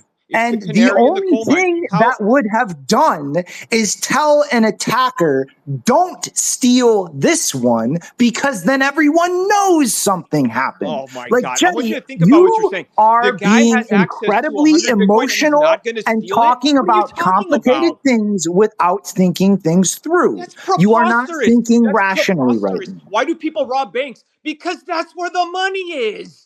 You put the 100 Bitcoin in the wallet, Jetty, you post it that publicly, and you say, wallet go get it. is telling people here is a giant pile of money that if it moves, all the other money that can be stolen will move fast because think about people what you're know saying. it can be stolen. Hey, no I'm gonna rob thief a bank, will but I'm not gonna steal rob the that bank. canary I'll just pull wallet. $10 out of everybody's pocket. That's the better. No, dude, you go for the Wait, big wait. I got a stash question one for you. I got a time. question. How much money? All right, let's take a quick deep breath. It's no good to anybody. Nobody's going to hear everyone's point, which they should, no matter who you agree with here. Mr. Hundle, can you take us back? Yeah, I'm just trying to understand. Some of these trusted third parties make a lot of money, and they put a lot of money into security. And a lot of these trusted third parties that have shitcoins, that are exchanges, that people, they're the suits, they're the experts, have lost people a lot of fucking Bitcoin, right? I mean, trusted third parties have lost way more Bitcoin than custodial businesses, non-custodial businesses. Am I wrong? Well, this one's a pretty large fuck up that kind of. I mean, they're all large fuck ups. Tips the balance back. Bitfinex was a large fuck up. BlockFi was a large fuck up. They're all large fuck ups. On the order of 8, 9, 10 figure, like a figure value in terms of fiat, because it's all relative, right? It's hard for these types of things to think in terms of Bitcoin, because I know like in the past we've had hacks where it's, hundreds of thousands of Bitcoin, but there's also worth, $100 each No, in fiat chart, how big in was fiat the terms. block? Yeah, what? Are you kidding me? The BlockFi hack, Mt. Gox was hundreds of millions of dollars. That was in 2014. Are you like what? Do you like? No, I'm just It's not even I'm comparable. trying to remember those figures. That's all. I was It's asking. not even It's not even comparable. The But amount of dude, Bitcoin that same dollar value though would be in the billions nowadays for that that happened same amount. today. Yeah. If that happened today, it would be billions. But I mean, But also we're in a very different place technologically, and the fact that it's happening today in no, 2026 that's is also fine. But very different. I'm just trying to make a point. Their industry, like this industry, has been trying to solve a way to keep keys safe for the whole time. And what I'm trying to say is that a lot of these trusted third parties that they spent a lot of money on trying to secure these keys didn't do a very good job of securing those keys. Those keys ended up getting leaked. They got hacked. And a much, much larger user base and a much, much larger amount of Bitcoin and fiat. Like this is just happening, not with just small little companies. This has been happening with large like institutions. Like this is not just this is a problem with like just securing keys in general, like for everyone. But I don't know. I think I have a question. So, I mean, I yeah. know some of those hacks, and maybe even most of them, were exploits, technical exploits in their infrastructure. A number of them were also social exploits or some combination of both, right? Does this one feel more impactful because it's a purely technical exploit and there was no like, somebody, like tapped I mean, this somebody was so on the like inside on the shoulder and whatever, like this was just I don't know. incompetence? So I could like the closest thing is the other bugs Dude, that if had you like think that this is the only hack that has happened in the history of this space because of technical incompetence, That's not what I hold said, on, by the I know way. what he's trying to That's say. not I what know I what he's said, trying by to the way. say. How I feel. So the last time I felt something like this was when blockchain.info's random number generator got wrecked, but that wasn't the only one. I was affected by that one, right? So like that felt a little kick in the nuts. But I also thought that as a hot wallet, not like a cold wallet. So I don't know. I just the way I was thinking about it might have been a little differently. Like a cold card, you're thinking of a cold card. You're thinking this shit is completely off the internet. It's cold. No one could get it. It's air gapped. So but like on a technical level, it's the same. Like there have been at least a handful of projects in this space where their random number generator, there was something wrong with it. Like this is the biggest one out of all of them. But Yeah, and the longer that goes unnoticed, the bigger the yeah, honeypot of course, grows. yeah. But getting your, I know a lot of people are talking about self custody is dead, blah blah blah blah. I'm just letting you know that if self custody is dead, and there have been more Bitcoin lost to custodial solutions, then I guess just Bitcoin's not for people. Like just I don't know what to tell you. Like it's not a fair world out there. Either you learn from this mistake. Like, private public key technology still works, right? Like nothing has changed with that. Nothing. It still works just as good as it did before this hack. I think people are now going to be a lot more awake to how this shit gets wired, how this, it's one thing to have the hardware and it's another thing to actually have the software communicating to the hardware the right way. But I don't think self-custody got any weaker. I think people are going to learn from this and they're going to make sure the entropy of their seeds are where they're supposed to be. And I think we move on. I don't think anything has happened to Bitcoin in any way. This is not a Bitcoin problem. This was a fucking Coinkite problem. Coinkite fucked up their own product. And now people are trying to take advantage of that and trying to make it a Bitcoin problem. But it's not. It's not a Bitcoin thing. It's not a private public key technology thing. It's this, everybody knew. I mean, people get paid lots of money to secure keys in this space, and they still fuck up. So like, just I don't know. I just don't think just because a company throws more money into security here means automatically that it's going to be more secure, because throughout history that's been proven to be wrong. I mean, we had fucking, you got everything is, your social security number is out there in the dark market. Like people, governments are supposed to keep that safe. Your credit is out there. Yeah. Hey, Tone, TC, welcome up. I know we get a little bit heated. Maybe we can bring Jetty back up and maybe try that again, just so everybody's being heard here. Yeah, that's why I came up, because I disagree with him, and what Shinobi said was correct. But also, this literally means no startup could come up with another wallet idea that would never get off the ground, right? So it just it's not realistic. And also, what are you going to say? Like when Trezor first came out and Ledger first came out, right? It's the same argument. Why even have those? Well, I will say, Trezor came out in 2013, and my mother-in-law has one of those original Trezors. She generated a key on back then, and I'm not changing that key today. Like that key was generated perfectly fine. She hasn't moved those coins in over a decade. Well, she never moved those coins, actually. Those coins have been sitting there forever.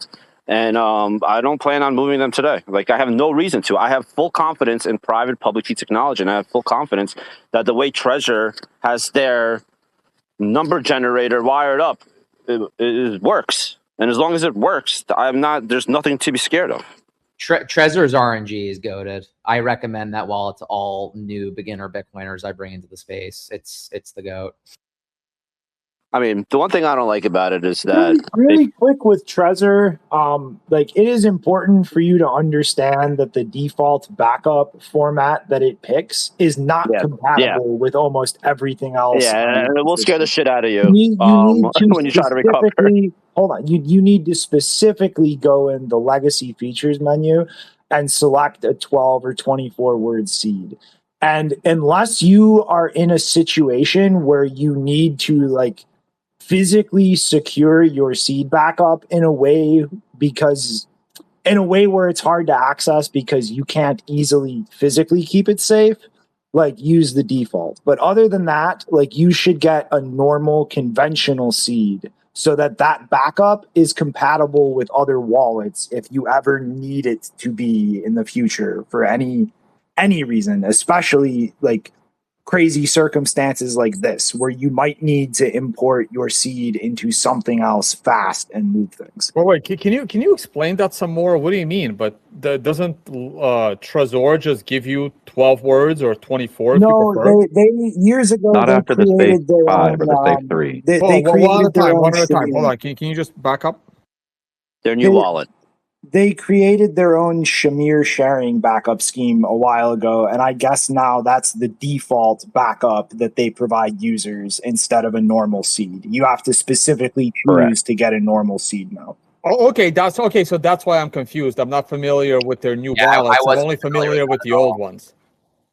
Yeah, so the experience is if you're a brand new Trezor user, you open it up, unwrap it, get it connected, and you're setting up your wallet, and it's 20 words is what you're offered.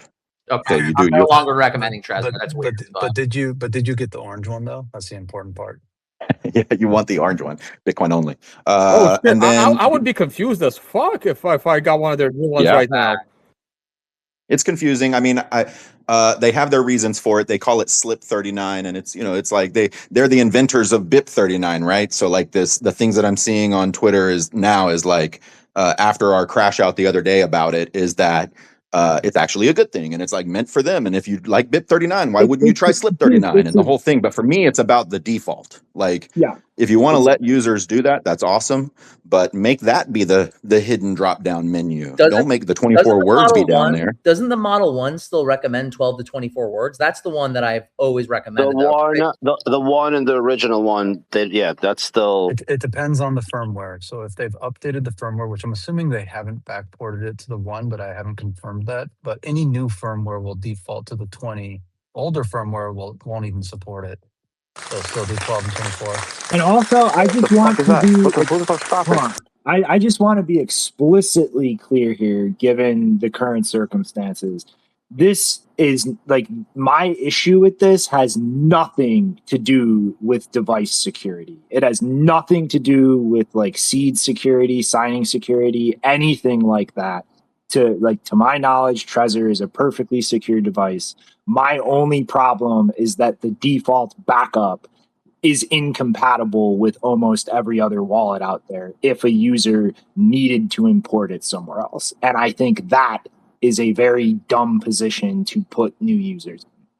Right. So this is the same thing like you guys are complaining about BitKey having the same like situation, right? They're very clear about No, it, not though. Like, it is impossible yeah. for you to set up and use a BitKey thinking that you can just get a seed out that works other places. Like, it is crystal clear that you are, like, stuck in this ecosystem unless you send things to another wallet. Well, not only that, but you are literally stuck because you're dependent on their server key and a recovery process. Whereas in this case, if there was a bunch of Trezor users who really needed to recover with Slip 39, you'd probably have wallet developers who would integrate that in their software. Like, for example, just to name, Sparrow would probably integrate it if they haven't already. And so you would have a direct recovery process in a software that could do it, quickly on if they needed to. But BitKey is vendor locked no matter what, at least in its current setup. But it's just about like users being aware of that. Like a Trezor user who just gets a word thing that looks normal to them, like they're not going to immediately understand like this is not compatible with almost all other like things out there. A BitKey user will clearly understand that, like starting to use it. Is that hubris? Is that just because they're like, we pioneered the BIP 39, so now we're going to pioneer the Slip 39, and everyone's going to follow us eventually? I don't Yeah, know. okay. I'm not going to Yep. speak to other people's motives. I think so. So the other confusing thing out of the box, like right as you open up the box, you know how you get your hardware wallet and it includes the little seed phrase thing that you can write on, you write all your words there. But this one comes with 20 because again, it's defaulting 20. So, you open it up and it's like, it's for Slip 39. There's no like 24 word. I mean, obviously you write your own paper, whatever, but like stamp it in steel, whatever you got to do. But I'm saying from the default, they're pushing it all the way. They're saying, here's your recovery. So again, if you're kind of a noobish person, you've been hearing about people and you're like, you get your wallet back up and it opens up and it's got 20 slots. And you're like, I gotta say something different about that because I just opened a brand new Trezor this week to take care of this issue that's going on out there, and it's I don't know if it's maybe not the latest one, but it's brand new and it's called Trezor 3, I think. Yeah, so that's not the And latest one. it I had don't think. two. Right. It had two cards in there, 12 each. I was offered when I was setting it up to create a 12 or 24 word password. I never saw anything about 20 words. By the way, did you order that off of their site or did you order it off of Amazon?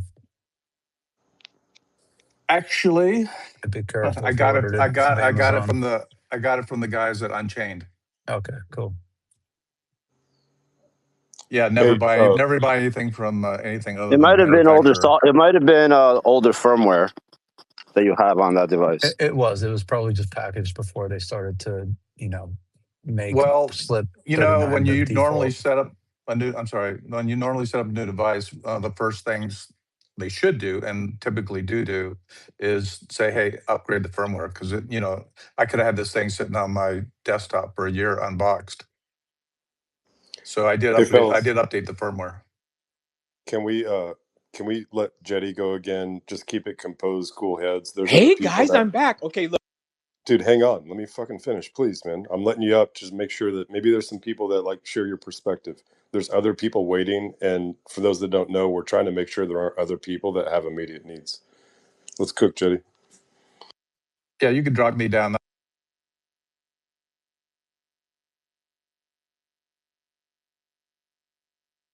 Jetty, you're up, man.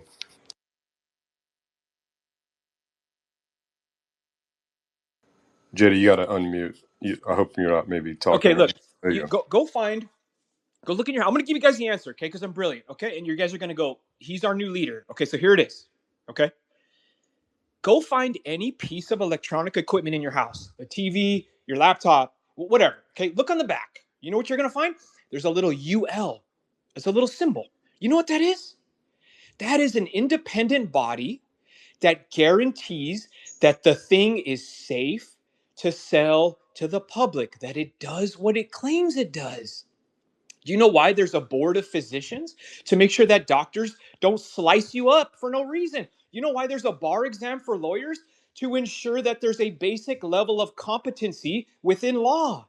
So what's my point? My point is, currently, right now, as we dwell in reality, every single wallet manufacturer, at a certain point, you just have to trust them that what they claim is happening, okay? Are there any stamps of approval for like web apps, like the internet? How did the internet become so kick-ass if it didn't have stamps of approval? All right. My doctor almost killed my mother. Yeah. So my point is that Do you understand there my point, needs though? to be an independent third body. They're all going to have to come together. All the manufacturers, they're going to have to agree to a basic standard that every wallet must have these features. And it's standardized across the manufacturers. And it is all independently tested by a robust standard of like, Trusted third party. it's run through a third party, the highest level of LLMs that currently exist. They all pay Yeah, but this is into it like a Bitcoin. slush fund. Well, that's already Okay? happening now. Yeah. We're just doing Well, it. it's gonna We're just have doing to. it independently. Yeah, that's underway. No, We're but no. literally doing that Independent's as not you good enough. speak. It's too fragmented. There has to Who be do a you, who do you want to it's trust? better. Who do you, It's hold on. better Who when do it's you want? Who fragmented. do you want to Dude, trust? it is not that fragmented at all. I The strongly entire disagree. And industry is look at Right the now, it's happenings. all in the chat. Jetty, you're not in the back channels, bro. Oh, stop, dude. Okay, but you guys all saw this coming, right? Come on, No, Jack. nobody saw it Yeah, oh, coming, there you but go. you don't Okay, understand the there you response go. happening So right now. there needs to They be need to agree. a governing body of experts who their I mean, they're sole kind of are, to be purpose honest. is They just This haven't is been bumming me elected. out, man. They haven't been elected. I mean, this their is sole just normie purpose. speak. All Normie right, speak so coming I'm into just this gonna Oh be channel. my god! blunt. It UL Hold on, certification guys. just creates regulatory I'm moats. gonna just be blunt. It sounds like you want something with like people in charge and control of it and everything. So you can go try Ethereum. Wait, hold on. Did the normies recommend the cold card? Did the normies recommend the cold card? Yes or no? Yeah, they kind of did. Oh, that's right. Fucking eat it. Fucking eat it. Wait, are All you right? saying they didn't? There needs to be a governing body. Use some common sense, dude. There needs All to right, be an this is independent. clearly Michael Saylor, save unproductive us. for everybody listening, and this is ridiculous at this point. Like, you are essentially demanding top-down control and influence over the entire industry in response to a single security incident. This is really bad. This has massively harmed people, but your reaction right now is absolutely absurd, and it is purely emotional histrionics. It is ridiculous. Okay. Listen, let's use common sense. Why is a ruler so important? You know why? Because we all, I don't know, 10,000 years ago, we all agreed that a foot was a foot and an inch was an inch. There's no interpretation. No, we didn't. There's no interpretation. So now, when two guys are building a house, this guy says, "Give me 7.5 feet," and the guy knows exactly. Bro, what have he's you talking looked at the about. lumber at Home Depot? That's a different issue. I'm not in the lumber industry. Dude, go fuck yourself. Why are we wasting time listening to this clownish Oh my clownish god, bullshit? dude, you guys. I'd like to look say a at couple things. reality. It's actually Look a at very what has good happened thought over the past experiment, week. Look at what has happened. You guys got to own this shit. Listen, this is I don't think this discussion helps anyone. I mean, it's just not move on helpful. with actually It's not helping helpful. people. All right, TC, let's have you go. Well, 1 second. If only the governing body had like looked and combed through the code and then also not found it, then we could have blamed them instead. Well, Yeah, but why are we pretending that any of this stops any kinds of field failures? UL products fail in the field all the time. All they do is, they set a minimum standard. However, you go. it doesn't mean that you What don't does it have do? catastrophic failures in the field. I used to do UL testing. I'm sorry. We certainly can never guarantee anything. There are no guarantees in life. Okay. So, but then it becomes a regulatory moat. That's all. I strongly disagree. I'm saying you self-police inside of the industry like other industries do. I'm not saying the government. That's not the answer. The answer is you police inside of the industry. They come together, an agreement of a basic standard of professionalism that must be guaranteed across every product that is presented to the public. This is what I'm saying. And you guys know this is coming. And if it doesn't come, you will never regain the trust.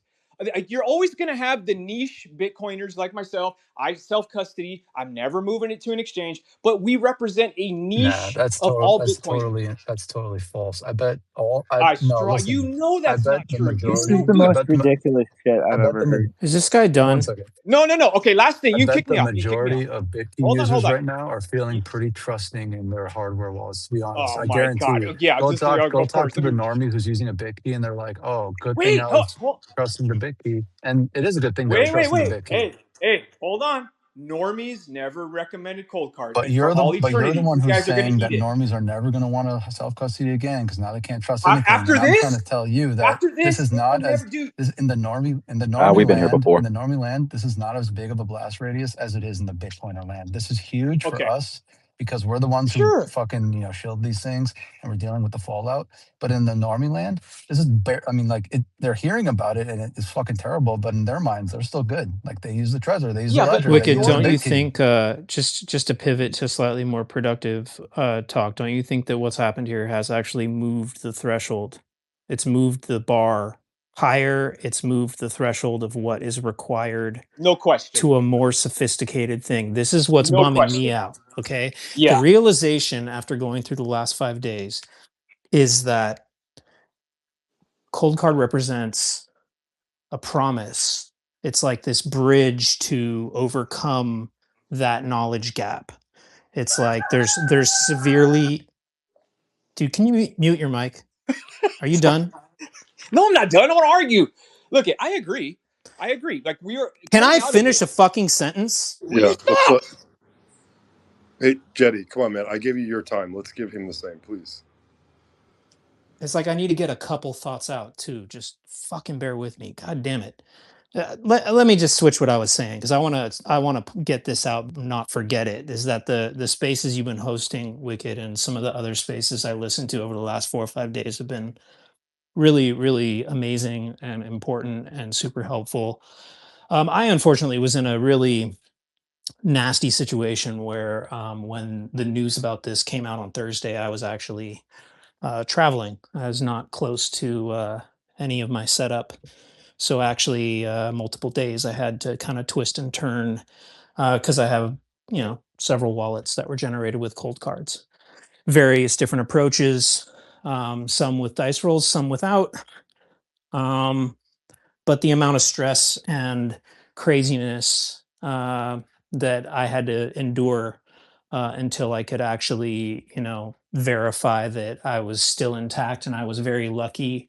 I was not hacked or swiped or anything like that, and I went through a incredible day-long migration process that I just don't want to have to repeat again. And it's not even far from over because what's next is cooking up whole new strategies, creating new wallets, doing a whole bunch of new processes. All of it highlights the same thing, which is that self-custody is more sophisticated than most of us have been giving credit to it. The people that sort of naysay self-custody have sort of a notch on their belt right now, and rightfully so. The cold card represents a device that's supposed to kind of bridge that gap for people. It's supposed to basically allow them to say, you acquire this hardware here and you stay air gapped and generate your keys and you're good. In fact, you're better than most. And that promise was a lie. And that's the thing that's really bumming me out because the bar here has moved. Because now, no matter what you say, even if you never touched a cold card, you have to be thinking about this idea that multi-vendor, multi-sig is now the standard. Dice rolls and just tons of extra entropy, that's the standard. These are complex things. I mean, I got to tell you, when I was traveling, I was visiting some family friends. I was having a conversation with a very smart, well-educated non-Bitcoiner, and just even talking about entropy and randomness and public-private keys. I mean, you get looked at like you're an alien. This shit is not intuitive to anyone. And it is a massive hurdle to overcome to educate yourself, get oriented with it, get yourself familiar with it, and feel comfortable. And the result of this whole experience is if one whole vendor is fucked and needs to be abandoned, it's possible others will in the future. I'm already thinking about the fact I can't rely really on any hardware. And it's just really, it bums me out. I'm really angry. I'm also really feeling incredible empathy for everyone who's actually lost anything. And I wanna make a public apology for anyone who overheard me recommending Cold Card products over the years, because I looked at it like many did as kind of a gold standard of approach and tooling to use with Bitcoin. It's been a really intense last, what is it, 5 days or so. But this is a wake up call. I honestly think everyone in Bitcoin needs to recognize and acknowledge this hard truth. It's like self custody is radical responsibility. And part of that is learning something that's not even close to intuitive for most people. It's totally foreign. And you have to dive in. It's an actual imperative that you hit the books and study and learn this shit inside and out, because to self custody and not really understand what's going on and not really pick the harder route. It's kind of a funny thing about like proof of work. It generally involves making a choice to do the harder thing because the outcome in the end is better, but requires so much more pain and work. And it's like this is a highlighting that on a very deep level for me, that going forward, there's going to be people who just opt not to self-custody because of that complexity, that sophistication, and all that work that's required. And it's a real shakeup to kind of go through that at this stage. But we've been saying it, the memes win, man. Don't trust, verify. It's right on the goddamn Cold Card bags, you know? And the realization that you can't actually verify everything about a piece of hardware and the firmware inside of it. I don't know how anybody really feels comfortable with single-sig wallets if you haven't like produced your own verifiable entropy and everything for it. And I think this is a very important historical moment where shit's going to get a lot more sophisticated, and I'm sure long term that's going to be great for the tooling that comes out of that shift.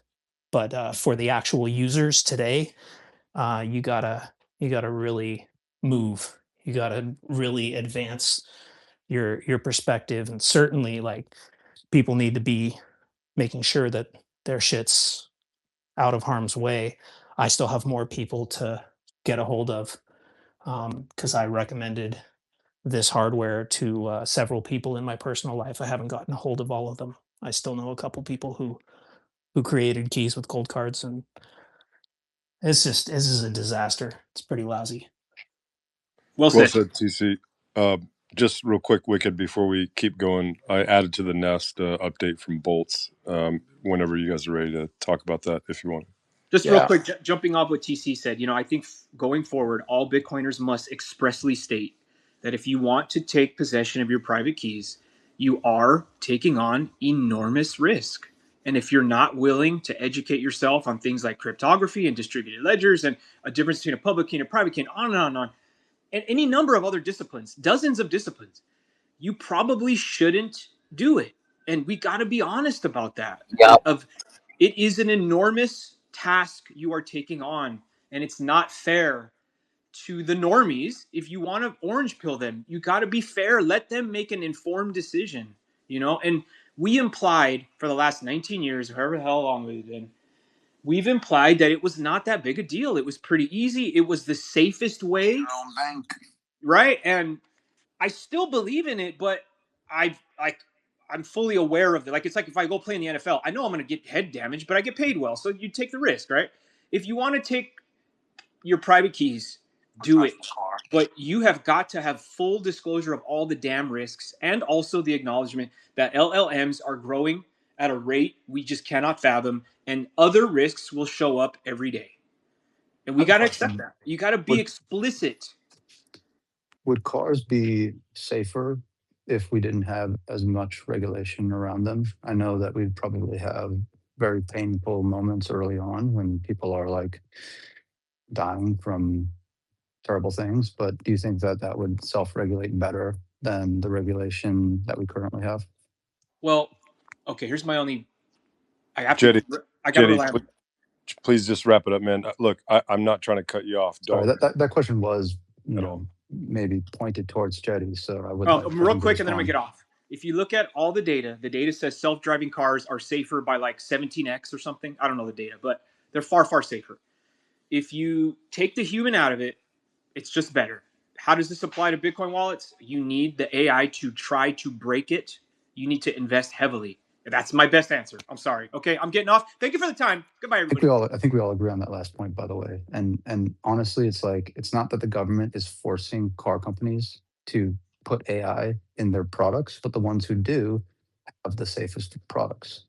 And I think that what we're seeing now is, the ones who are going to be using these more advanced tools, and especially the ones that aren't cucked with, arbitrary guardrails, they're going to find exploits and hopefully be able to patch them, or at least responsibly disclose them before bad things happen. So, I mean, I don't think we need like a regulatory body or, some governance, some like setup governance. I think it will self-regulate, and because these AI tools are becoming much more accessible and much more powerful, it's just going to be a given. Every single entity in this industry is going to point that AI not only at their software and firmware, but also at the entire hardware systems and schematics, and like they're going to try to break this from all angles using AI. Dude, one more thing I wanted to say, I'm remembering now. A thought I had over the last several days was a lot of what's been just hammered into everyone's head over the last several years um, goes contrary to what was needed to move quickly and resolve this. Like all the sort of self-custody setups that sort of protect you more from the wrench attacks and I mean, I kept thinking, I know there's people with like geographically distributed keys and this kind of stuff. And then also the other one, wicked, something dear to your heart too, is the coin control and strategies you might have taken for coin control fly in the face of Some what them was were needed, totally wrong. what was needed to happen quickly here. Like this. Oh wait, so TC, on that point, I think a lot of people haven't fully digested the privacy implications. Oh, dude, I'm reeling right now because I know I've listen, impacted my coin control through this migration. I mean, okay, so maybe you impacted it because you had, maybe you unnecessarily impacted it because you made a rash choice to move quickly when you weren't actually exposed. But if you were exposed, if your keys were in these small groups of exposed keys, right, the Mark IIIs or later models with just a bare seed, your privacy was cooked anyways, right? Everyone's going to have those tables of seeds and the XPubs and all the histories, and so it doesn't matter if you sweep them into one big UTXO. They already know they're all correlated because they have your XPub anyways. So like in that moment, if you just sweep everything to one big UTXO, it really doesn't matter. The correlation's already there in their tables, their databases. No, I get it. I'm So, just saying, my observation is that those kind of positions, the kind of choices you're like forced to make in that situation, it's compounded for an individual who has gone out of their way to kind of try to, really on a detailed level control their UTXO set and keep things really Yep. isolated and separate. It's like I had to do so many goddamn transactions. It blew my mind, dude. Like it was not fun. But again, that's because you weren't in a immediately exposed or even ever going to be exposed setup, but you still decided to move them. You weren't, I mean, if you were trying to move those quickly, it's just my opinion, and assuming that you weren't in, like something that was going to be exposed eventually, you were by moving them over one by one, you did yourself a disservice. You should have just swept everything, because if you think your wallet will be in this master data set eventually, like it will be ground and found, you're gonna that privacy is nuked anyways, right? So like if you're under immediate threat, or even if you think that in the future they'll grind it because you were using the lower entropy base seed with like a passphrase on top, then the prudent thing to do would just be to sweep it, right? You just have to assume that privacy is nuked in the first place. So you just sweep it. You sweep it and you give it a label, Kimmy K3, right? And that's your Kimmy K3 UTXO now. And you just assume it's in the Kimmy K3 database. You know what I'm saying? And you just move forward. And if you have to do anything in anticipation of all those UTXOs being,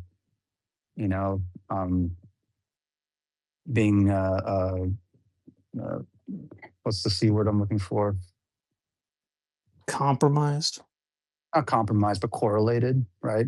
If there's implications of the correlation, then game that out and think what your next steps are. But what I'm trying to get at is like, I think a lot of people, and maybe you specifically, either A, weren't ever going to be exposed because your setup was sufficiently complicated that they're not going to grind it,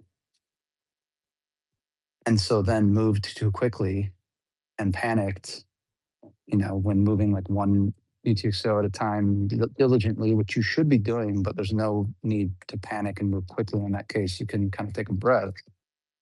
Or on the other hand, those who, moved quickly and rightfully so and swept everything, but then felt bad about it. I mean, there's nothing to feel bad about. Your privacy was already nuked. Like, there was nothing you could have done at that point. So you might as well just sweep. And you have to understand the implications of this, right? It's important that Bitcoiners understand the implications of this. All of the UTXOs in your wallet are correlated, in your past wallet are correlated. Even if you got it out, they're correlated. You had no KYC and KYC coins in the same wallet, and you were giving them labels, and you were making sure not to mix them together when you spent things, right? Doesn't matter. They're correlated now. Even if you move them out one by one and you got everything out, doesn't matter.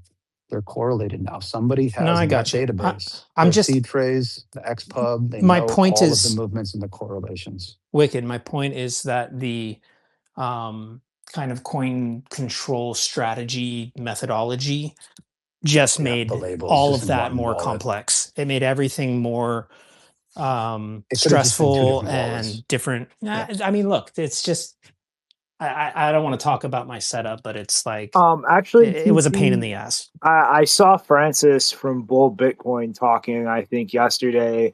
They're working on a feature for one of their tools specifically to do migrations like that, where it just automates like going from one XPub to another and like keeping the UTXO separation, not just combining everything. Not deterministic. I think Yeah, I think in the wake of this we will non-deterministically sending, right? yeah, and it like timing, fuzzing, and shit. But I think we will probably see a few tools like that built in the wake of this, just to have things like that for any type of situation that requires fast migration like this. I mean, like quantum happening suddenly could create a similar situation where people need to move fast and are like compromising privacy in order to move quickly, like for the same reasons.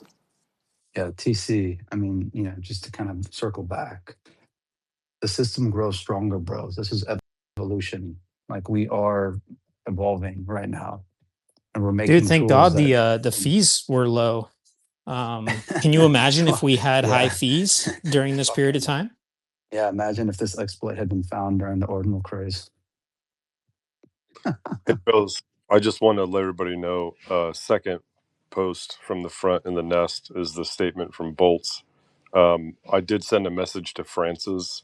You could see his latest 2 hours ago and most recent in the nest. I sent him an invite to see if he wanted to share anything or address anything with folks. So we'll see. Michael, man, tough act to follow. Did you need help with something? I know Oceans was waiting. Well, Yeah, my question isn't immediate, but it is related to this situation. It's more on the signing side. What are some best practices to follow to minimize trust in the hardware, software? Um, is there like a left curve, right curve version of that, similar to rolling dice?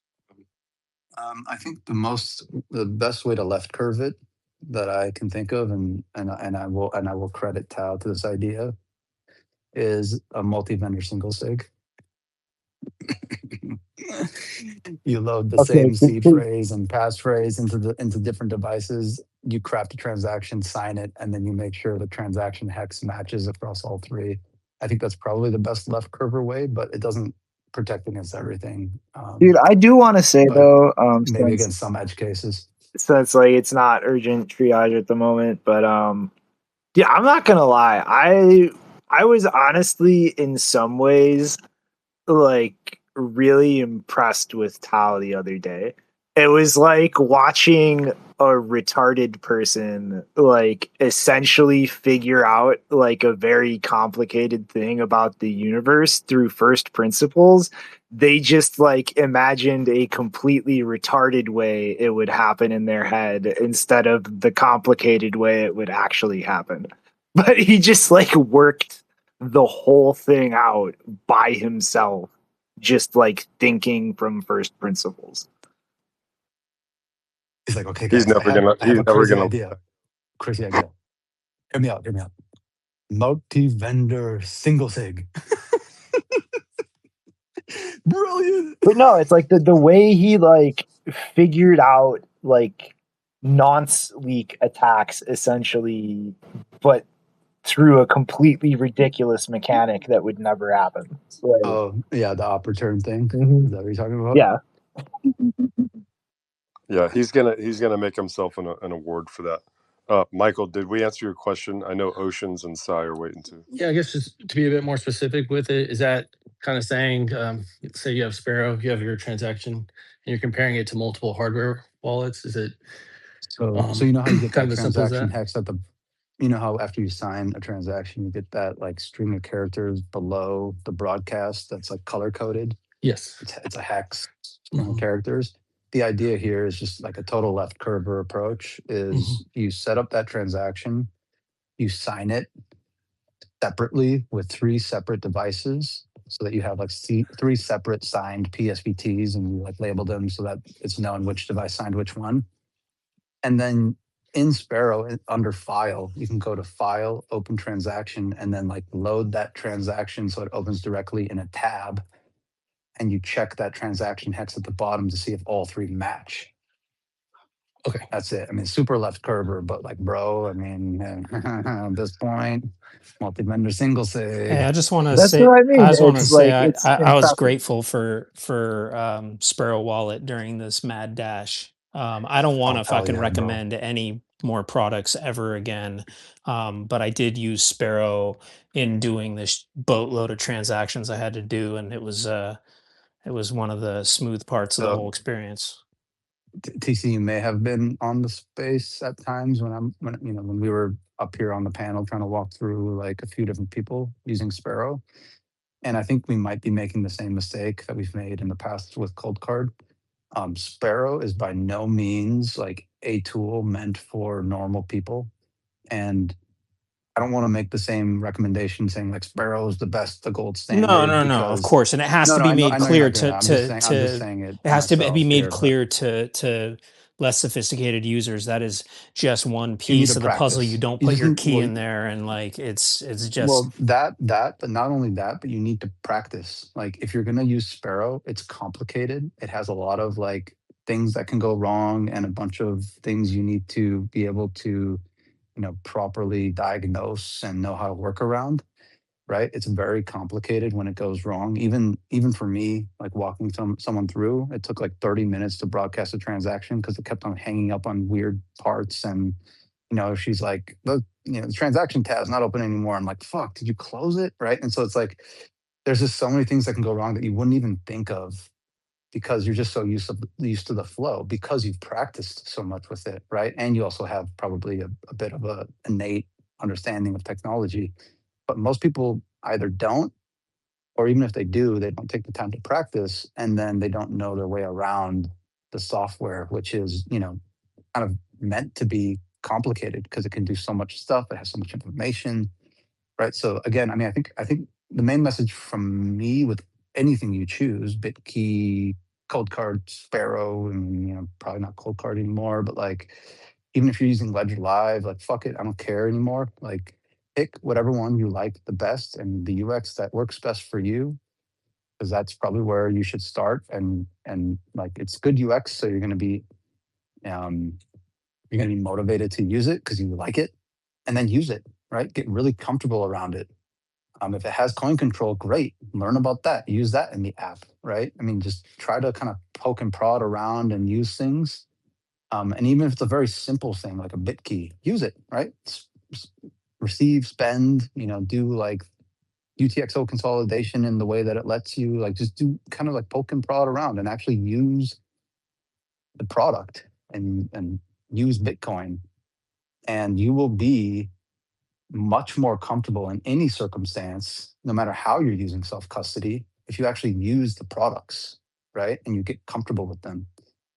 So it doesn't matter if you're using the gold standard or, the complicated one or all the bells and whistles in one or the other, but you have to use whatever you choose. Yeah, that's the point for me, is that these options do exist. Like if you want to go super paranoid stack and set up, like you can do that in Bitcoin. It's available for you. But there's trade-offs. It may not be, as simplified as what you might want. And so, it's whatever works best for you. If you're feeling like you're trusting in, the entropy that you get from, like a Trezor or something else, Ledger Wallet, whatever.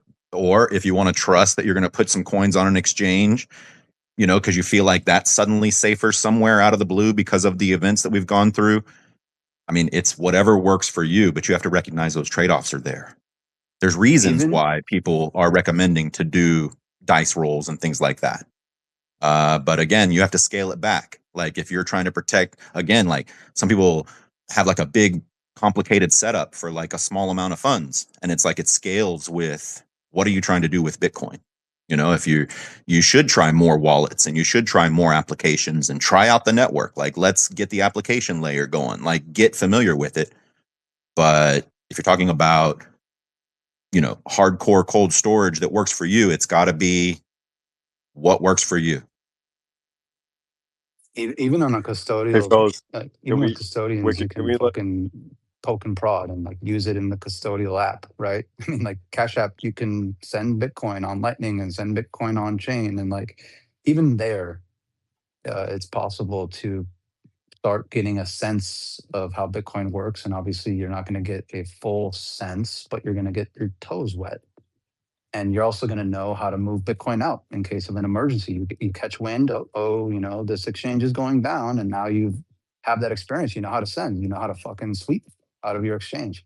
So, I mean, in every case, right, we're talking about a bare asset, right? We're talking about fucking like money that can just get swept and there's no recourse if things go bad. And that's for custodians and it's for your own setups.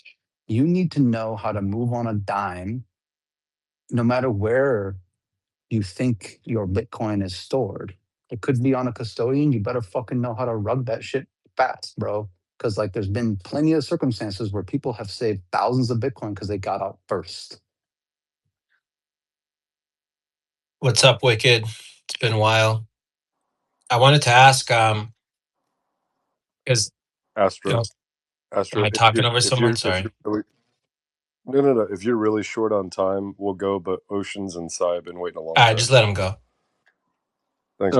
Yeah, I just wanted to say I was kind of sensing TC's dejection, or I don't know if that's a word, about just all these solutions that all these schemes he's devised, and I was feeling the same way on Thursday night. I probably have a much less complicated setup, but and I kind of think that like the only way we make this more complicated stuff digestible or attainable by people who aren't super technical. I think we're going to just have to have private LLMs kind of do some of the assisting, because you mean like even I can't reach out to any of you or any of the Bitcoin people I know with like intimate details of what I've done because I'm worried about getting wrench attacked. But I feel like if I have a local LLM, not connected to the internet, and it could be, it could just already have digested all of these manuals and best practices and that kind of thing. Yeah, and also just with just other security practices. All the AI red teaming stuff that it's kind of been a thing a lot the last few months. I think that's going to come in handy as well. There's just so many more areas of our digital lives that are susceptible. So it's not only a Bitcoin issue. So I don't think it's. I mean, I think that's kind of the reason why the price is holding up right now is just it's because it's not a huge segment of the market that was affected and who's doing self custody, even though there should be more. I don't know. I'm just kind of rambling at this point, but I don't know. I think I was feeling really down on Bitcoin last week, but I feel like the whole community coming together is giving me some hope. It's good reflection, man.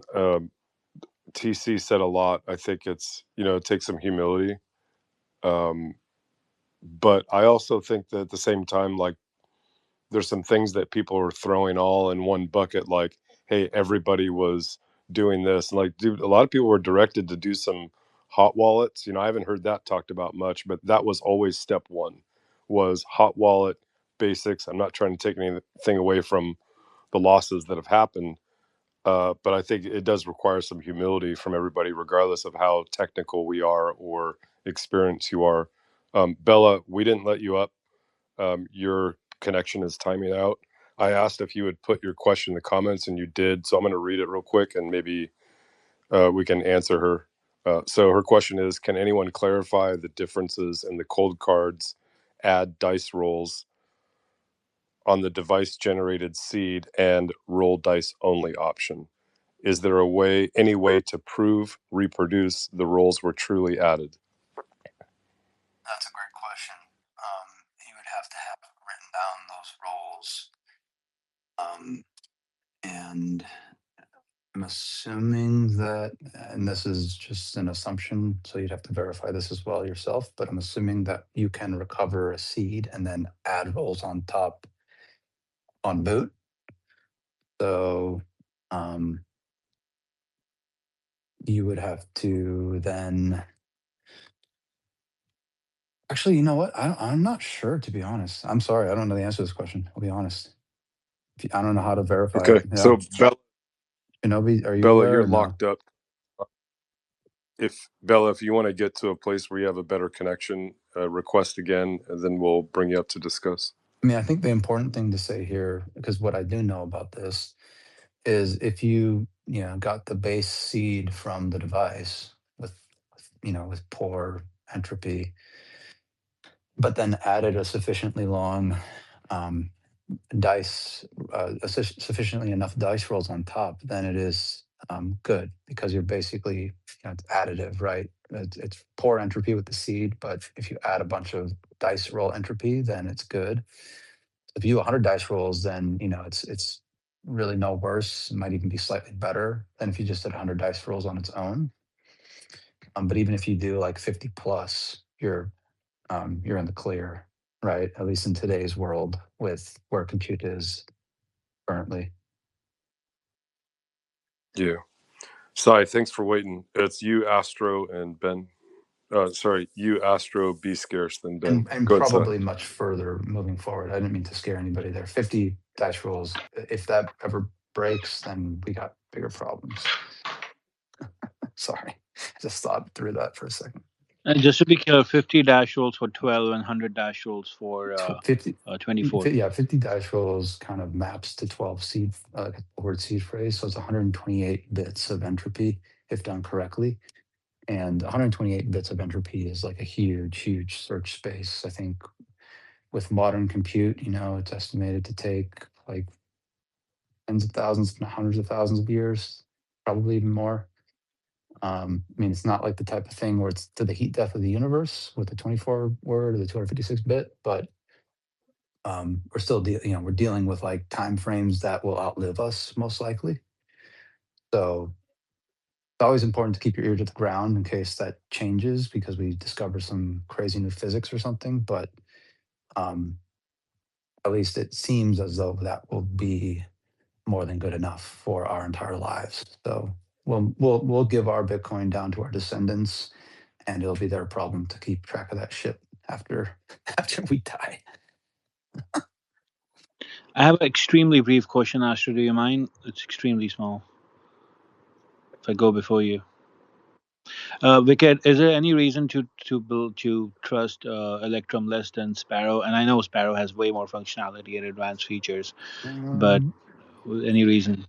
I mean, and not any that I can think of. I think both. I mean, both. And anyone correct me if I'm wrong, but both are completely open source. And so right now, I can say with a large degree of confidence that both are being currently like combed over with a fine, whatever you say, a fine comb, both being looked over with a fine comb. Is that what they say? I don't know. Anyways, they're being looked at meticulously, and specifically with K3 kind of in the same type of context that this Cold Card exploit. So I think, all of these kind of well-known and well-used open source projects are currently being reviewed by multiple there's in this space independently with, their own models and their own prompts and, kind of hit by different angles and different approaches.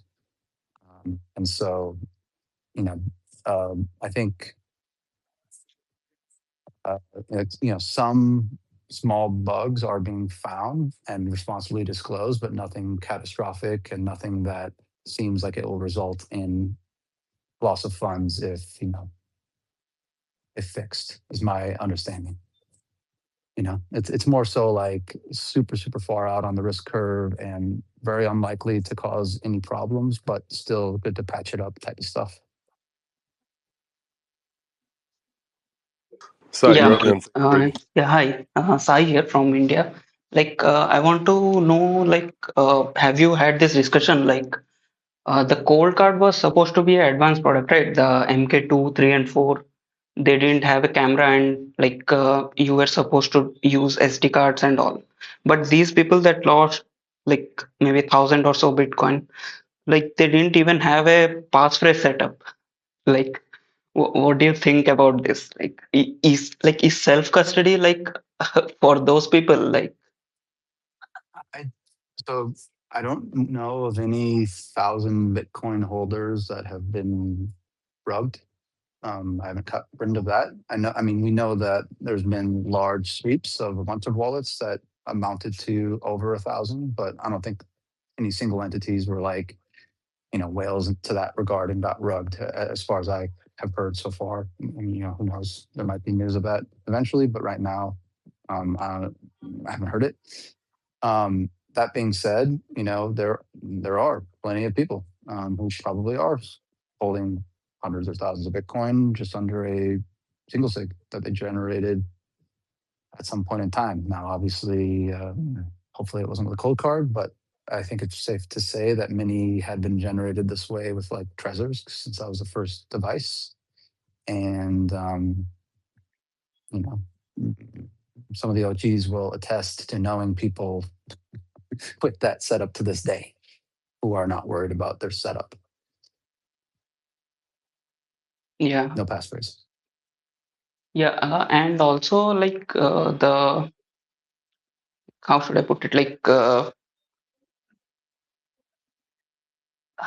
what do you like the using your like phone as your like hardware wallet. Blue Wallet like has been pushing this quietly like once in a while that you can use your old phone as a hardware wallet and this stuff. Like what is your opinion on that? Like because Cold Card was let's say expensive. Like if you compare, I'm from India, so $169 is like a lot of people's monthly income here. So what is your opinion on that? I think if cost is an issue, and you can't afford a hardware wallet, but you still value your sovereignty and you want to be in full control of your Bitcoin, there are options to make multi-sig hot wallets. And I think those will also become more integrated in, multiple software implementations. So it'll be kind of cross-compatible. You won't be vendor locked. But just to name one, like Nunchuck has, native hot wallet multisig where you can generate seeds in whatever way you need to, right? Even like the dice roll methodology or the coin flip methodology, right? And then in an offline fashion, you get your XPubs and you can set it up, and you can still have effectively cold storage, managed by these things, just because those seeds have never hit the internet. And there's varying degrees of uncertainty involved with that, because can you really be certain that your cell phone isn't emitting some signal or connect to the Wi-Fi or whatever? But it's still, I think, vastly more secure than trusting a single hot wallet. And by the way, I'm probably gonna start prefacing these suggestions every time I say them in this way, but like, this is a more complicated setup. So if you're not willing to learn how this works or practice with it and learn how to use it, then maybe it's not for you at the moment. I would suggest doing more research, and if it sounds interesting, play around with it with little amounts and see how it works and see if you like the UX. And then once you're more comfortable with it, then you can commit more, of your savings into that setup. Hey, Wicked, I gotta go for like maybe just 2 hours. Okay. I think you got everybody up here who can manage themselves. Astro was thing. waiting and see you guys in a little bit. Yeah. Anybody up here willing to co-host? Okay, TC dipped because he's like, I'm not co-hosting. Fuck that. He's like, Dark Clown, co-host. Onicorous, Ant. I mean, I can try it. I just don't know if my phone will do it, but you can try it. Yep. You don't need it right this second based on the numbers, but yeah. See you, boys. What do you mean based upon the numbers? What do you mean by that? Well, you don't need a co-host. Oh, based upon who we're trying to get up here. That's true. That's true. No, I'm just thinking in terms of, I know nobody has the Kanban like you, Gen X, but it is helpful to have people manage the stage at times, because I'm also not always present.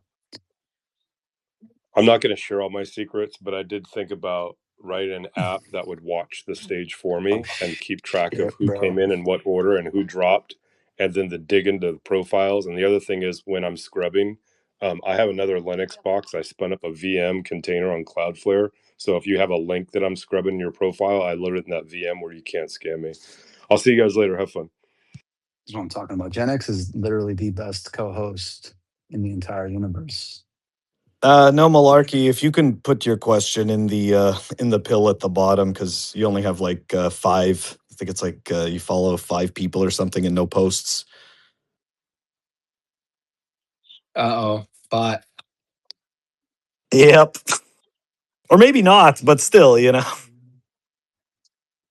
Wicked. I didn't really have anything special. I just wanted to kind of have a conversation because there's like a lot to unpack. But First, you know, I want to say I learned a lot from you. You're awesome. But I do want to, because I know you're that person that asked your opinion on something. I think it's best to also remind a bunch of people that like it's great to take people's opinions on spaces, but this is a good reminder to like also just go do some extra research and figure out what's best for you. And I did hear you say that. But anyways, I think sorry, somebody was trying to call me. Am I here still? Yeah, you're here. I want your guys' opinion. Like for me, I think I'm not sure if like this incident like changed what best practice actually is, or people were just kind of actually really ignoring what best practice was, right? And I definitely think it changes how we're going to look at security, though. And I would be willing to bet tons of new products will come out in the security sector for Bitcoin.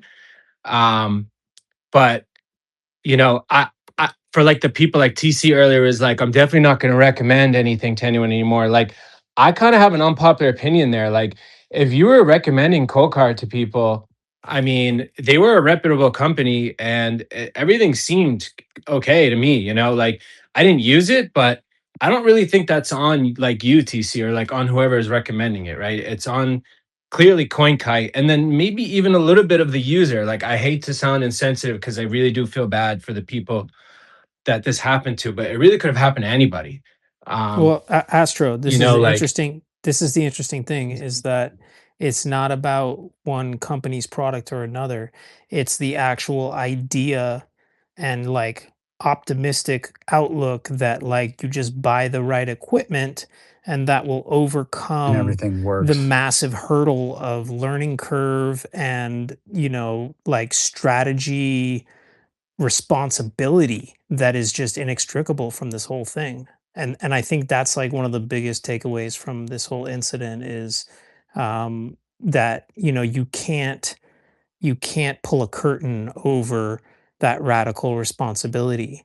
Like I don't think there's any hardware out there that's going to just fully take that away from you and you can just dip your toe and feel like you're secure. I think the real lesson here is that you got to dive in head first. Everyone owes that to themselves if you're going to self custody. I agree with everything you're saying. The one follow-up question I'd have is like, so do you think we got a little like, I shouldn't speak for anyone, but do you think a lot of people got a little bit too lax is what you're saying? And maybe we should, and does that mean moving forward, we're going to be like even more on our toes than we ever were before? Cause I remember like in the early days, like four years ago or so, when we were all in spaces, this is all we would talk about, right? All the different layers, how to secure your shit, like the metal plates, like from everything, from the little stuff to the big stuff to the intricate stuff. And it seems like this is exactly where we're going to go back to now. I think so. I mean, I think it's a constant tug and push and pull between Bitcoin self custody Q&A and Bitcoin and chill, right? I mean, it's just the pendulum swinging back towards the self custody Q&A. So I'm glad we're back. It's like it's a breath of fresh air. Honestly, the Bitcoin and chill was getting a little degenerate and like a little bit too, like destructive. This is like super. What was that? Look, the cold card, I think is like a poster child for, the hardware that's supposed to sort of sedate you in a way. It's like it actually promises like, oh, you just acquire this thing and just follow the steps in the onboarding flow and you're good to go. And, we find out that's just not enough. It's like Wait, TC. Wait, TC. What you want to steps? cook. What steps? You need You to mean the understand. You need to acquire and understand all the ingredients to make a certain recipe and to make a Bitcoin yeah, wallet. You need entropy, and if you're not providing it, you're not like adding that in. You didn't make the recipe right. This is just unavoidable now, and I think everyone's gonna hopefully take more interest in trying to verify at least more if they can't completely at least take more of an interest in every part of that process. I don't know if I quite agree with that. I mean, I believe in division of labor and specialization, and I think the responsibility and the introspection, I mean, it goes both ways. It's coming from all different angles. So you have users saying, you know, some of them at least, not all of them, saying, I need to understand this better. I want to be more secure. I want to, you know, have less trust. I want to minimize it and verify more. And that's great. I think that that makes, you know, very strong individual Bitcoiners, which is very good for the ecosystem. But then on the other end, you have introspection from developers and engineers saying, I need to make these products more secure so that these types of things never happen again to our users. And we hook up these things correctly and double check and triple check and test and poke and prod and, you know, do our best so that this never happens from that angle, so that the users who don't do those things won't get hurt in these types of ways. And of course, mistakes will be made on both ends of the spectrum, right? But ultimately, I think both, you know, both groups, the engineers and the users, are trying to minimize collateral damage as much as possible, or individual damage. Real Grumpy Tech. Before we go to you, Pablo Luis, did you have a question or a comment? Just I because did you have. came up on stage first. Yeah, no, I appreciate it. I had a question. So, you know, I want to know your guys' thoughts. Obviously, I think after all of this, we're kind of learning that multi-sig, multi-vendor for certain people is probably the best path forward. I don't think I'm probably one of those people, and was curious what the thoughts of like something like a BitKey is. I've been looking at Casa and just kind of hear your guys' thoughts on what those multi-sigs kind of look like. So So I the think BitKey trade-offs. is great, but personally, me, I don't want to put like my personal, like on my iPhone, I don't use my fingerprint, my facial recognition. They probably have it anyway, but I don't use it. So I don't know. I have a hard time with that piece of it. So just to be clear here, there's no indication that BitKey is like storing your fingerprint on their servers. That stays on I the know, but hardware like on Enclave. that's what they say. Cold Card said they didn't take anyone's emails, Right, and then they but have it's everyone's also emails. open source though. So you know you can verify this now by pointing your clanker at it Sure. and saying, are they doing anything funky that's, you know, pinging the fingerprint back to their server? You know, so it's like you can start asking these questions and pointing it at the software yourself, and you know, also you're not the only one who's going to be doing this. But I I get know. it. It's like biometric passwords are whack. I've always been like that. Like I know that we're moving just, that yeah, way. I have a Humans hard want to do the time with it. eyeball and Yeah. all that crap, but it's like it's a password that really can't be changed unless you have that built into your system to like allow for that type of, you know, in the software. It's something that I don't really trust either. I don't use my app. I don't use my like, you know, on my Mac and all that stuff. I just don't do that. You trust that nobody's listening to your keystrokes. I get it.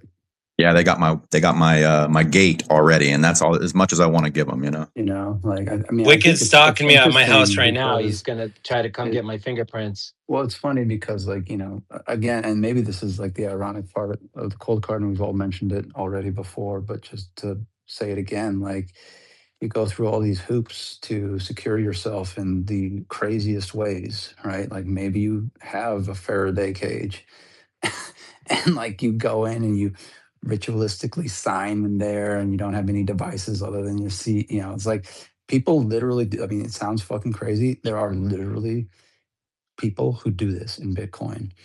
And it didn't even matter because the fucking RNG wasn't hooked up properly. And you know, likewise, it's like Unbelievable. I'm not using the face scanner or the fingerprint because I trust when I tap the screen nobody's listening, or I trust when I click the keys that nobody's listening. And it's like, dude, we are in a world now where that means nothing. I'm not giving It's up. like, I'm minimizing no. my attack surface as much as I can in my Dude, mind. here's something that everyone should appreciate. Anyone who's never shown their face in public before, but you've like revealed your voice, you're going Yeah, to get boss. doxxed. Like people are going to know what our faces look like. It Yep. is just a matter of Matter of time. LLMs getting better and computational power getting cheaper. I've But accepted it. you can reconstruct models of people's face. like the physical structure of their face based on their voice. Like you can do that. Stop it. Should I every year I should just slowly morph my apple into my real face so that by the time it does happen, like everyone just knows who I am. They're like, wait, no, that's actually him. And they don't even realize I was morphing the whole time. I mean, have you been to the airport lately? Like I had the pre-check or whatever. Before I even got up to the line, they already said my name. And we're like, you're good to go. I was like, what? Hey, So yeah, You can be your like, face I don't is want to out get there. my face scanned, and then they're gonna be like, what's up with this weirdo? But I mean, it is, I guess, still possible Scale it back technically. for a second though, because I know like a lot of people in here, I've listened to you guys for a while. I've learned from you. I've gotten to learn a lot myself. How does this like impact the mainstream, the newcomers, people that like understand maybe a little, like get your keys off, get your coins off in exchange, but maybe won't take the time to do all these things that we're doing, right? Like, will there ever be a product that it would be simple that can be I trusted? mean, there is. It's Casa. It's Unchained. It's Nunchuk. It's Anchorwatch. It's all the collaborative custody things. Well, that, but then also it's But is it Trezor, still it's simple enough Ledger, for it's like the Bitbox type of 2, person I am it's describing? Foundation. I mean, the thing is, like, in our minds, we've been rocked to our core because we already internalized that Cold Card was the best. So in our minds, everything's fucked because Cold Card's fucked. But in the normie's mind, they just see this like, really niche, crazy looking calculator thing that like broke, and they're like, well, of course that broke. It's not the metal one that has the touchscreen, and they're like, those fucking retards should have just used the one that's like everyone else is using. They have no, I mean, look at the price, bro. Nobody cares about this shit. I mean, I know that like a lot of people lost money. I'm just saying in the normie world, it's crickets. There's a few articles, maybe a couple news mentions, and it's like Yeah, Bitcoin's most I Googled secure it. place. It's Nothing not an came up. institution. Yeah, it's not an institution, and it's also not. It's we can't hear you with that voice thing. Yeah, that's a terrible one. It's it's Does not an sound like a institution. frog. It's not a major hardware wallet provider, so it's not globally being covered. Right? It's a ton of money, and it's like a ton of fucking wreckage. And to us, it literally feels like a nuke went off, and we were fucking like running in there trying to save people and shit. But for everyone else, like it was. I don't know. Like I don't think most people even noticed unless they explicitly had interfaced with one of us before. In which case, they might have reached out or something. Or if you had told them in the past to get a cold card, so when they caught wind, they were like, "Wait a second, right?" But like that's such a small niche group of people. So I don't know. I don't think it's rocked any normies in any significant way. I think even what's funny is like the normies who are here every day with us, meaning the suit coiners. Sorry, I don't want to be divisive right now, but let me just say my piece here. I mean, there is a group of suit coiner ETF bros who are in this space, and they're here every day with us, and we get up on stage and we debate and we talk and we agree on some things, but disagree on others. And they're using this moment because they are so close to this, and they understand like the cold card community, and they understand we've been telling them it's the gold standard. So in their minds, they've heard that before. They were like, oh my God, the normies are all going to go into ETFs because the gold standard broke. But all the normies are like, dude, you're all so fucking crazy, dude. Like, what are you talking about? What is a cold card? Why didn't you just use that metal one that's like way fancier looking? Like it's just so crazy to think that anybody outside of our circle here on Twitter is even thinking about this shit. Oh, So don't you think that could raise the question for the more like evidence for the theory of like it could have been an inside job because No, it's it's targeted to a no, select group of people no. that would use That's cold that's card? a Like, conspiracy being pushed by like fucking Bunch of retards. Bitcoin clones. Yeah, bunch of fucking retards. so it's Zero literally just evidence. an Well, zero idiot. If evidence. you But do like, enough the company. research, you can. It doesn't even take that much. You can figure well, out that it's here's the really thing. nothing No. related to Well, that. All right, this is it has just to be. It an has to be one. It epic, has to be one thing or epic the other. fuck up. Shinobi. 1 second. Yeah. Well, it has to be one thing or the other, right? And you have to resolve this in your mind. If you think it could have been an inside job, it's either the most gigabrained, like fucking crazy inserted bug ever, right? That like was a 5-year, like wait to rug plan that was like so crazy thought out and gamed out that it never got caught, but it was also just so dumb that like no one even looked. Or hear me out, it was just a stupid mistake and nobody caught it because it was like the most dumb mistake ever, right? They didn't fucking plug the thing in. Dude, if this Exactly. was an inside job intentionally pulled, they would all be gone. Like Right. NVK would be gone. Yeah. Like Yeah. the other He's engineers would be retweeting stuff, by the gone. way, right now. I And don't you know if would he's have posting, all the but support staff going, what the fuck is going on? There never Right. would have been an official response. There never would have been a firmware patch. They would have been fucking disappeared. Like well, instantly. that's the other thing is This these was people. some So fucking backdoor. a lot of people who are new to the space don't know how this works when it is an inside job because they haven't experienced one before, right? But if you've been around long enough or you've researched your history, as I have, because I haven't been around long enough, so I'm not going to speak as though I've actually experienced this, but I have researched it. They fucking leave, bro. They're like, they just ghost. They steal your shit and you never hear from them again. They move somewhere where you will never find them. And then they just like sip margaritas and fucking pina coladas on the beach for the rest of their lives. So I just real grumpy tech. You've been extremely patient, and then after that we'll go to I don't know if Bitcoin Rockio if you had a question or not, but we'll go with the real grumpy tech first.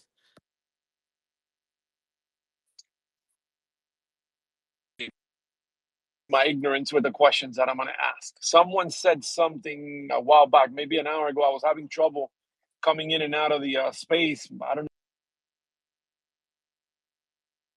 You're kind of cutting out. I don't know if it's just for me.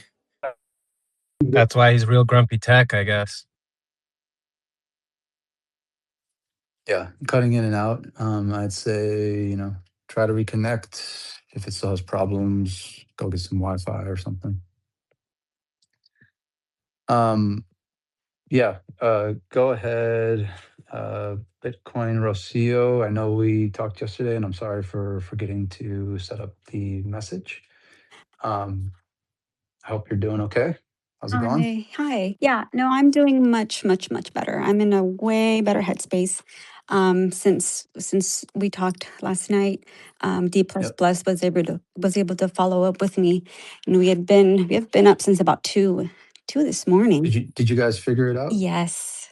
Oh, So thank the Lord. yeah, I'm back out here It just to was share. complicated, wasn't it? Yes, Yeah, I and Shinobi was. were talking about it, and I was like, bro, I have no idea how to. So if I'm being honest, I'm really glad D++ helped you because Yeah. she's way smarter. Yeah, well, no, it's not that. It really, and that's what I came back to share as well. If it can help anybody else, what we discovered in all of this is that the legacy seed that I had, then I was working with, was literally just me just writing it down and digging it up from somewhere and having it ready to go. But when I entered it into that watch only wallet.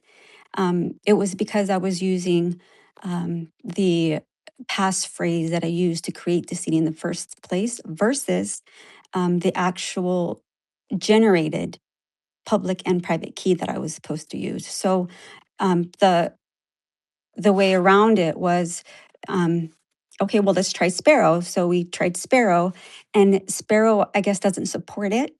So that also wasn't working until I went back into Blue Wallet and was able to use the correct string of generated seeds. So all this what to say it's easy and hear from somebody that I thought I knew what I was doing. And when I originally created this legacy type seed, I did it because I wanted that if this ever in 50 years from now, when I was long gone, if somebody was going to go in and try to attack this, it was going to cost multiples the amount of money that needed to do to try and get this because if you remember, I was able to use, you know, the alphanumeric characters and, you know, the whole as words. Excuse my there cussing, and I was able to do it, and I thought I was good. But in going through this is a learning curve. This is a really, it's a learning curve that I thought. I mean, my kids weren't going to be able to do this. They weren't going to be able to figure out, yes, this is supporting it. This other, you know, hardware wallet is going to maintain it. You know, this other agency will, in fact, keep it safer than I had it in the side of a hill somewhere. I don't know that. I didn't know that. I just wanted it to be so that it was really, really, really, you know, long and complicated and would cost them a lot of money to take. You know, because I didn't want them to take from my family. So anyhow, I guess all of it is to say thank you to Shinobi. Thank you for Wicked for listening to me then. I was not in a good space. It was having to do with my kids' generational wealth. And I'm at a better place now because once I was able to do it through Blue Wallet, because I guess Blue Wallet does support these old seeds. I sent it to custodial. I sent it to a custodial institution, and you know, when I was on a call with them, I let them know what my situation was, and they were able to, you know, go through this with me, and I was able to now secure my legacy for my children. And so until I'm better with the you know, signature stuff, and then I'll go back to and I don't know if I want to do paper again. I mean, because I realized that whatever I Don't do did, paper. I mean, it Don't do wasn't that. supported anymore. I mean, it was really, really long, and it was going to cost them a lot of money to break it, but it wasn't being supported anymore. So, you know, anyways, so I'm just here to say, you know, it is possible to do it even with papers. Thank you guys. That's all I had to say. Thank you. Thanks for coming up. Yeah. I'm really glad that Thank worked you. out and Yeah. that you're in a better space. Yeah. I just want to say, like, it's important to hear these stories for people in the audience, especially newer people, because it really shines a light on how Bitcoin continues to evolve. I mean, most people who've gone in the past 5 years couldn't imagine storing their generational wealth on a piece of paper with like a QR code or like some characters, you know? But that's literally what people were doing in the past, and that was like the way you did it, and it was that was the gold standard, right? So like, think about that, right? Yeah. By the way, I don't know if it's appropriate, Shinobi. Is it appropriate to say what happened to that platform? Oh yeah. I think I'm implying it already. Yeah. I did not want to say anything last night until like you were safe already. That platform was essentially a scam.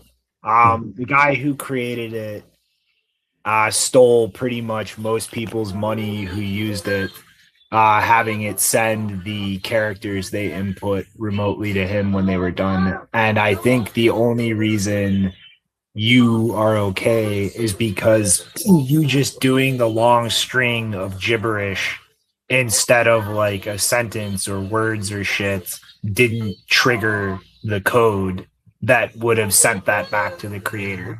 So like you really were insanely lucky here. Like it is honestly a miracle that those funds stayed secure. Oh my God. I hope that doesn't rock you to your core, but I'm really glad that you are safe. Made it.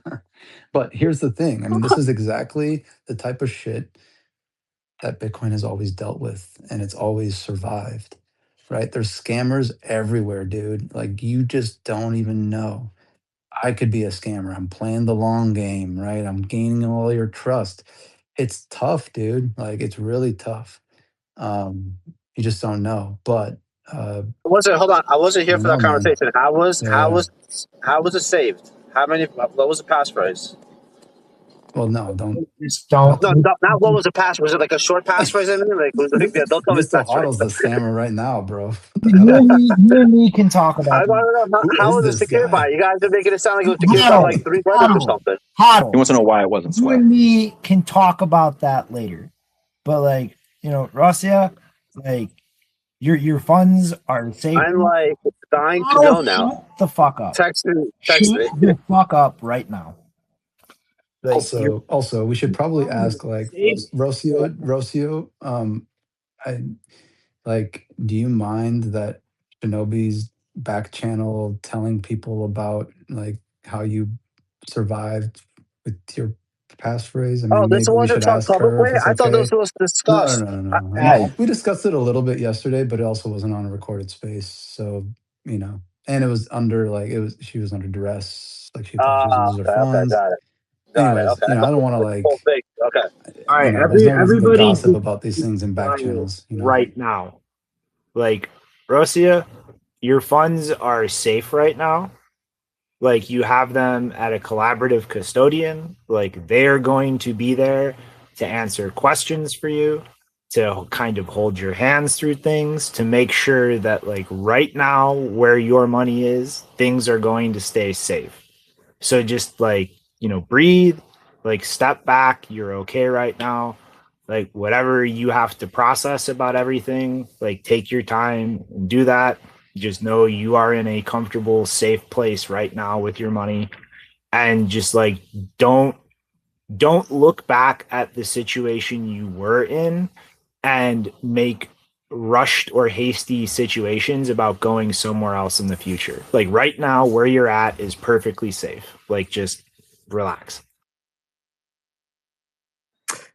I think she is relaxed. That's pretty good.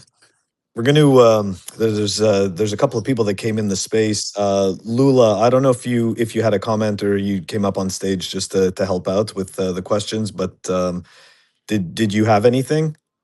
Otherwise, we'll go to Ghosty who came up on stage. Lula, do you know anything about the breeze stuff? I'm sorry. Hi guys, thanks for having me. No, about the breeze stuff. I'm sorry. Or sorry, not breeze. My bad. Bolts. Bolts. You know anything about the bolts? No. I saw the post, but I didn't have had time to read.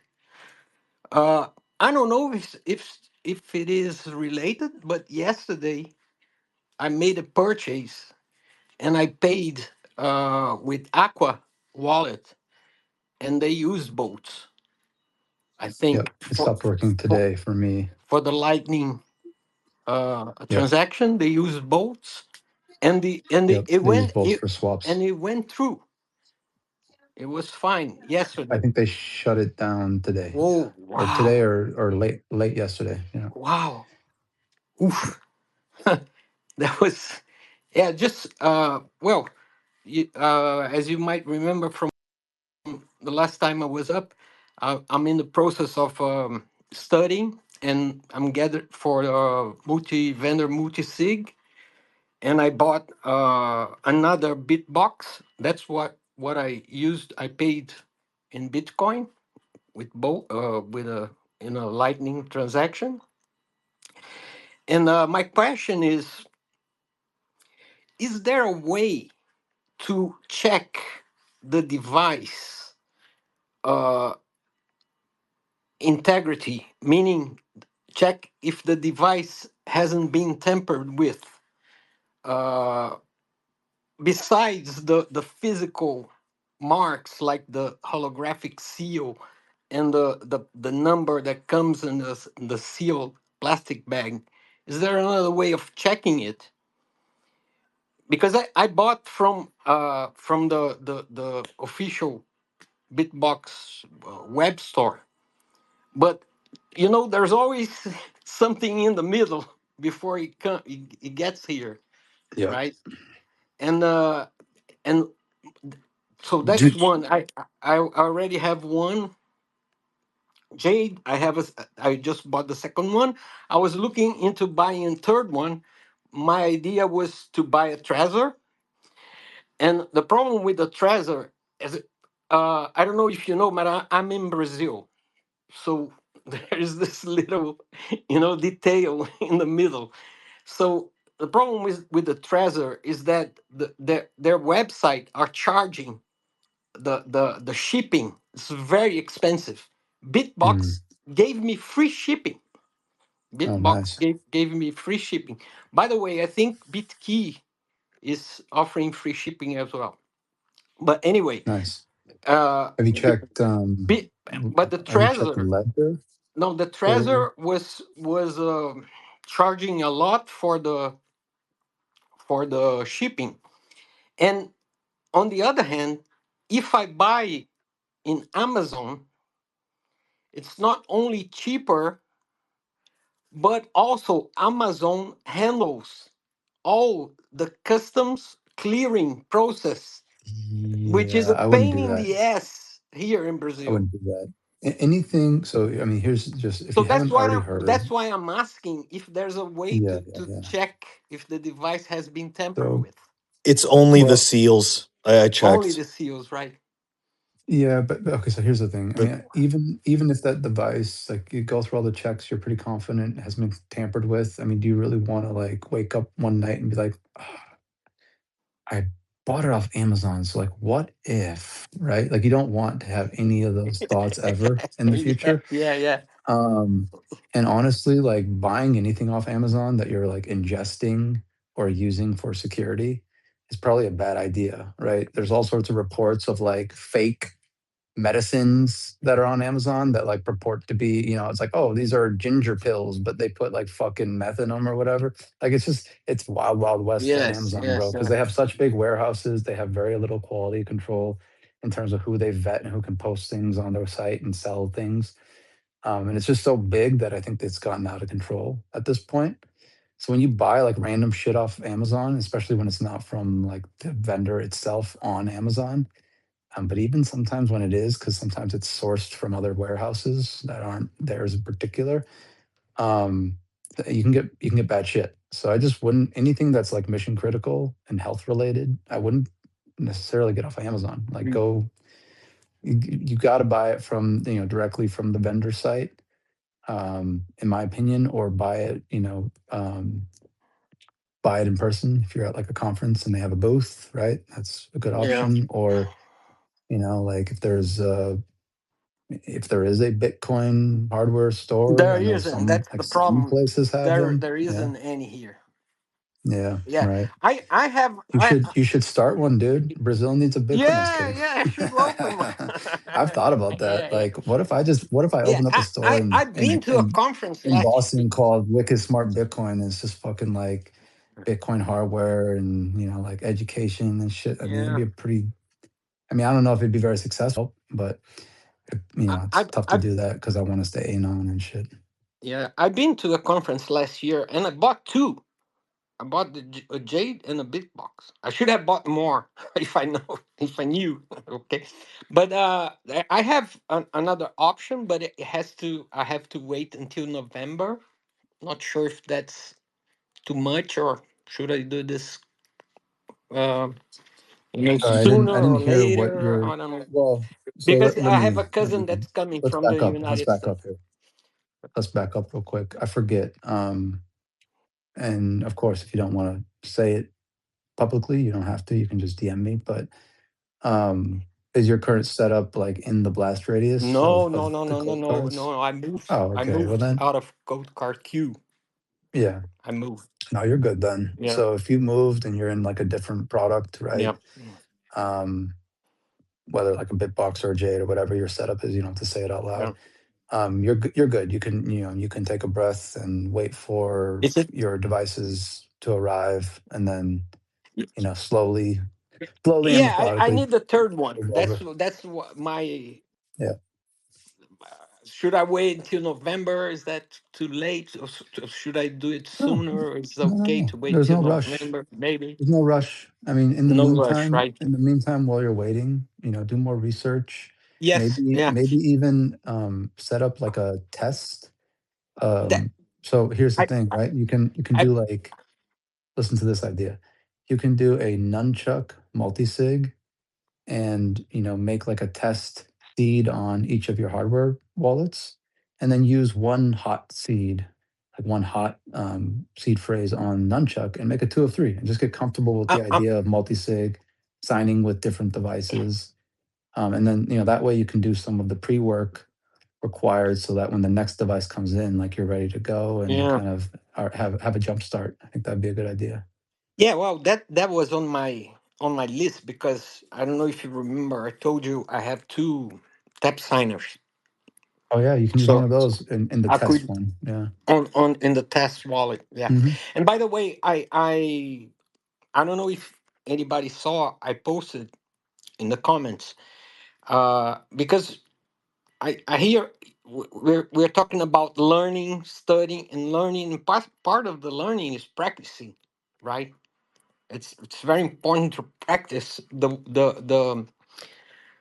The reason I was able to move my funds from my cold card queue to my other hardware wallet in a kind of a relatively um, safe and calm way was because I already had practice signing the transactions with the code card, swapping micro SD cards around.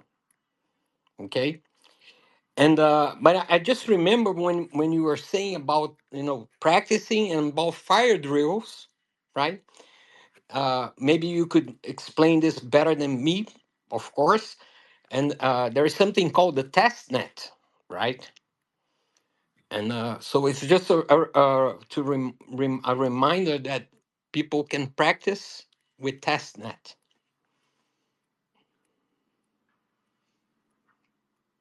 That's absolutely true. Yeah, especially I mean I loved testing with testnet when fees were ridiculously high. That was Yeah, especially when it yeah, was useful. yeah, So yeah, and, that's a good point. A lot of people and don't even know yeah, about that. yeah. Okay, so that's it. Thanks a lot. Thank you very much. Hey, thanks, Lula. No problem. Thanks everybody. Lula, Yeah, go ahead. I don't know if you're running your own Lightning node, but you should be aware of if you are running a Lightning node and you have been using like any seeds derived from your cold card, right? Some people do like BIP85 seeds for Yeah. their Lightning nodes or something like that. You should, if that is you, I'm not saying like, if it's No, not, then don't worry about it. But if no, it is, no. you should do some research. Okay, cool. I don't know if anybody are gonna think about that like me, but what I did last year uh, was that I bought a computer, a dedicated computer, just to manage my Bitcoin. It's not that I have much, I don't have much, but I have a dedicated computer where I have the software. I run a node. I managed to install Electrum private server. So my wallet is connected to my node. And so anything related to Bitcoin, I do in a separate computer. I don't do in my everyday, computer. So Dude, this that's is fantastic. I mean, this a sandbox environment is, is I would say, exactly ideal. it's completely separated from my everyday work. And But it's a again, right? nice It's not for everybody. Just to yes, but clarify that, right? It's yeah, but anyway, it's not I don't know. It depends on, how much you want to be, um, to learn about the thing. You have this separate machine that's there and it's running, and you know what software. It's not, it's more controllable. I think it's not mixed with everything else of my everyday work. So that's what I wanted to share. Anyway, fantastic. Thank you very much. Texas Toast, go for it. Hey, this is just my daily check-in to see if dice rolls are still good. We good? Still good for now. All right, thank you. Thank you for your But attention to this matter. but if you could get a I, universe bifurcating random number machine, you'd probably be better off. well, yes, I'm working on building one in my basement right now. Hey, look, I found the parts. Yeah. There was a good point brought up, and I don't want to discredit the gigabrains in the space, but like flipping a coin is fundamentally better because it's a direct mapping of like if we're really taking this to heart, right? Minimize trust to its fullest. When you flip a coin, you're fundamentally flipping bits, and you can map those directly to seed words.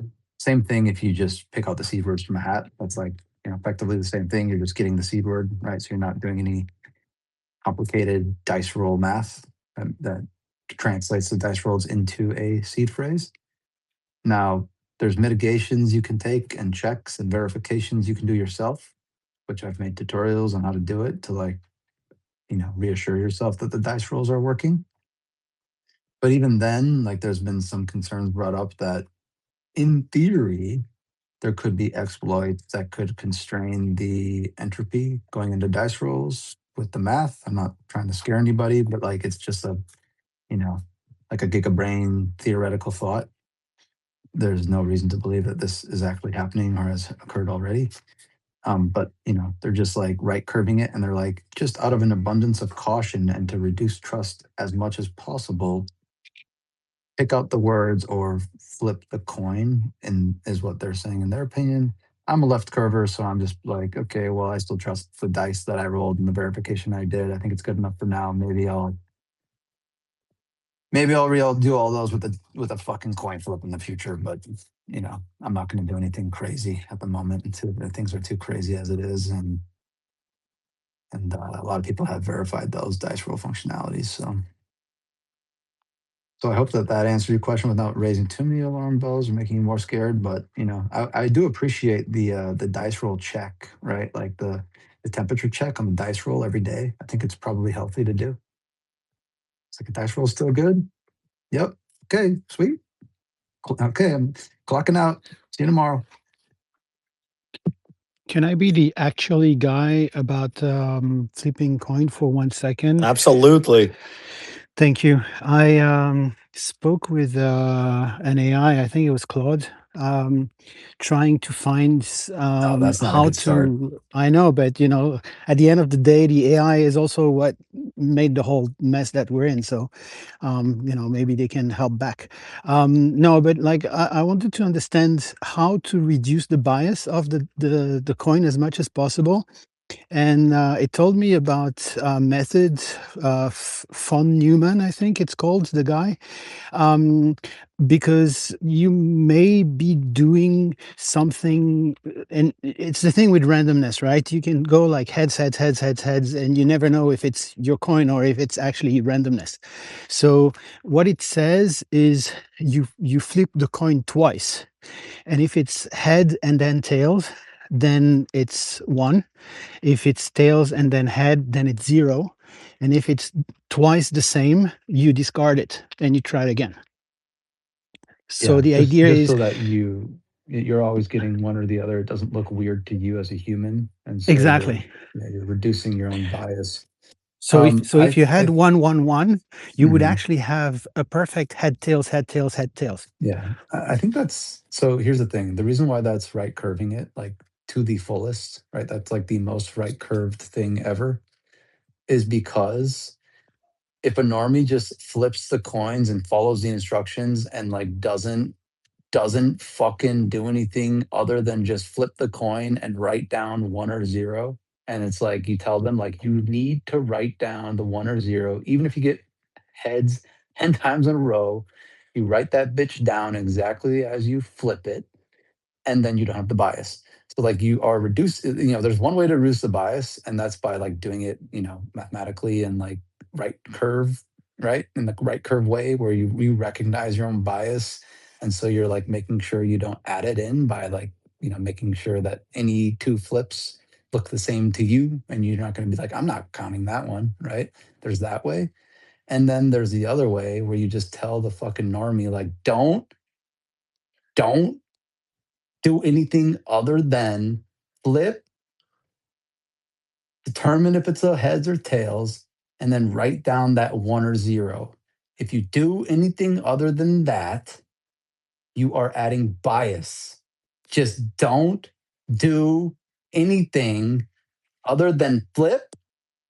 If it's a heads, write down a 1. And if it's a tails, write down a 0. I don't care if there's 5 ones in a row followed by 5 zeros after. Write that shit down exactly as you flip. That's the message we need to be sending the normies. Not this von Neumann fucking like convoluted, reduce the bias bullshit. That they don't understand that shit, bro. Right curver, dude. You need to get on the left curve. Agreed. That's why I started by saying I want to be the actually guy. Okay. No, I love it. All right, Anyways, we I'm got sorry. it. I No, wasn't Oh, yelling the at other you. thing, the other thing before I go is, and this is Yeah. real, take the biggest coin that you have. Because the more weight, the more momentum. I'm doing my If you shit with have the like penny, dude. a Fuck that very shit. shitty 1 cent coin, it's not good. I'm doing my shit with the penny. Fuck you. Dude, fuck you, no. Like, honestly, bro. Here's the thing, dude. Okay. A little bit of bias in the penny. Oh no. No, I'm not 256 bits of entropy. I have 245. Oh no. Okay, good luck, computer. Like, are you really gonna explore the universe of 2 to the 245? Well, if that's already possible, then we're all fucked anyways. So like, you know what I'm saying? I'm saying like again, right curving it, bro. Just take whatever coin you have, as long as it's not like 50 ones in a row, then you're probably good. Just fucking, flip it, write it down. Flip it, write it down. Flip it. You know what actually, it's probably even a better way to left curve it, but in kind of a right curved way. You just cover up what you had written down previously. So you just don't even see it. You're just like, flip it, write it down, cover it up. Flip it, write it down, cover it up. You know what I'm saying? Like that way that's probably a better way to reduce bias, in my opinion. Wicked. Let me ask you a question on it. hold on, That's 23 Skidoo. We've got we have a question from somebody in the crowd, and John, you don't have any actual posts or anything, so and apparently Too we could late. let you Bring up. them up. All right, John enjoy that. Johnson. But John Johnson. Are but you here, are you real? Earth to John Johnson? Look at the I'm grass. wrong, John.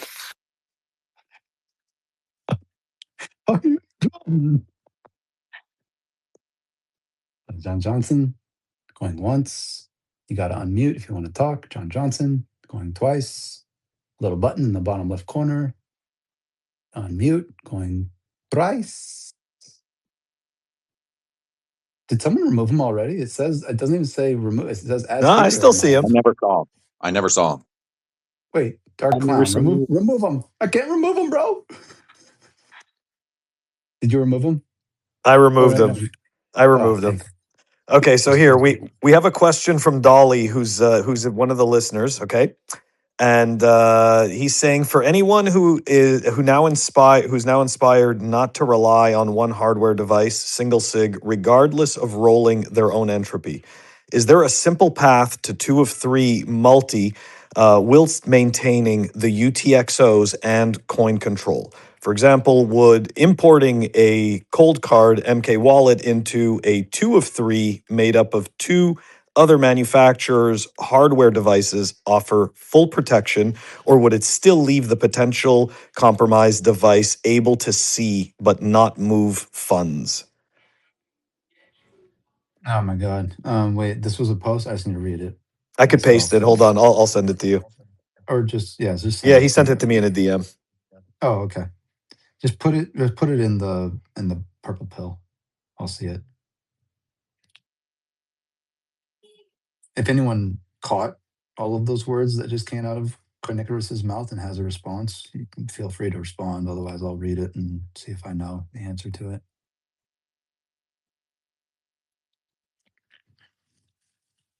Someone asked about a 202 multisig again, so we can just address that real quick. I would highly recommend against using a 2 of 2 multisig. I think it's a really bad idea in a multisig to use the same number of signers and threshold, right? So like 2 of 2, 3 of 3, 4 of 4, these are all really bad ideas. I will admit I made a tutorial on YouTube of a 10 of 10. That was like purely academic though. So, in no world, and I said this on the tutorial anyway, so if you watched it, then you actually heard it, but in no fucking real world would you ever do a multisig that retarded, and then even a 2 of 2 I think is too risky. Like the whole point of a multisig is you want the protection of having different signers and different ways of generating entropy and all these types of things we've been talking about, but you also want the redundancy in case you fuck something up and you lose one of the signers, right? So 2 of 2 kind of, it might give you the first half of that equation. You get the protection now with 2 devices, but you don't get the redundancy. And so you fuck up one backup, and you're toast, right? The So it's not worth, questions it. Might up as in well the say 2 bill. or 3. Okay, for anyone. Yeah, I think they're asking about a 2 of 3. Is Or he's that asking about okay? a simple path to a 2 of 3. Dr. Detroit, are you actually here, or I think that For account is anyone just now host? inspired not to rely on one hardware device, regardless of rolling their own entropies, there's a simple path to 2 or 3 multisig, maintaining the use case on coin scroll. So no. However, right, I'll asterisk this. There are some. Okay, so let's just back up here. Every time you make a brand new wallet, right? If you're like changing the quorum of multisig, let's say you're like rotating a key out because it just got compromised, you're rotating a key in, or let's say you decide I want to add a passphrase on this key, right? Anytime you're doing that, you're literally changing the wallet. So you're getting a brand new in the universe, the vast universe of possibilities. You're getting a brand new wallet, and that brand new wallet doesn't have any history access to your prior wallet, even if it shared some of the some of the same details going into it.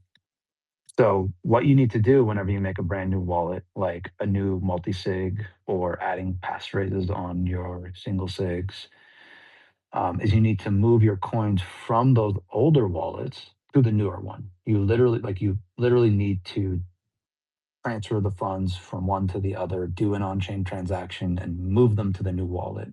It doesn't happen automatically. There are some features, like advanced features in some wallets that are going to try to automate that process for their users, but you're going to be trusting those features to execute that automation. So now you're involving trust again, right? So probably important that you understand this in the first place, and then in the second place, you should make a informed decision as to whether you want to be in control of the movement of your funds from the old wallet to the new wallet, or whether you want to entrust a third party to do that for you. And to answer the question specifically, and just to kind of circle it back, going from a 2 of 2 to a 2 of 3, like adding an additional signer, makes a brand new wallet. And so you'll have to move your funds that were in the 2 of 2 to the 2 of 3. Hope that Dolly. answered the question. Yeah, I hope that helped, Dolly. So I believe 23 Skidoo was next, and then Dr. Detroit, and then Satya. So 23 Skidoo, go ahead, man.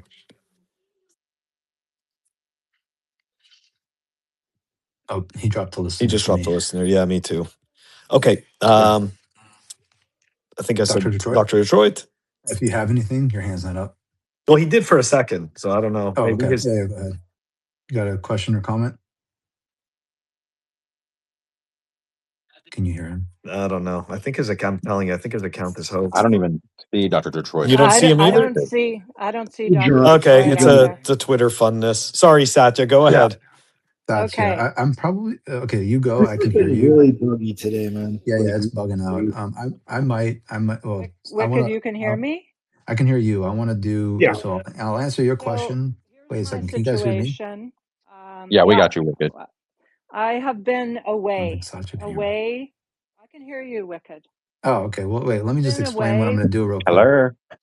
Time out, guys. Let me just explain what I'm going to do real quick because I don't want to, Anyways, Satya, I'm going to give you your opportunity to speak, however long you need. But after we have our little back and forth, if we do, I'm going to close out the app and reopen it because I do think everything's like fucked right now on Twitter. And I don't want things to get fucked more. So anyways, okay, let's do this. And then that's just a forewarning that if things do get fucked, I'll restart in this space. Okay, Satya, go ahead. Okay, thanks. So I have been away. I've been off the internet. I've had limited cell service, but I am aware of this cold card situation. And I did just get home and I successfully moved stuff that I had personally dice rolled.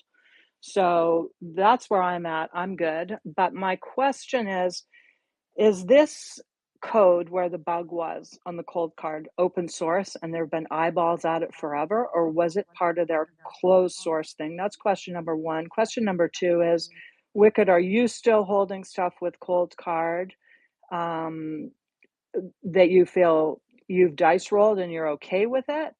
And what other device would you be considering migrating to?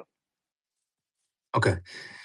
So to the first question, the bug was in the source viewable code, right? There, I don't know if any other code is open source technically, so that I don't know if we want to even open up that can of words, but the whole point is that it was in the repo that you could go look and check, and many people did check that code over the last 5 years, but nobody found that bug.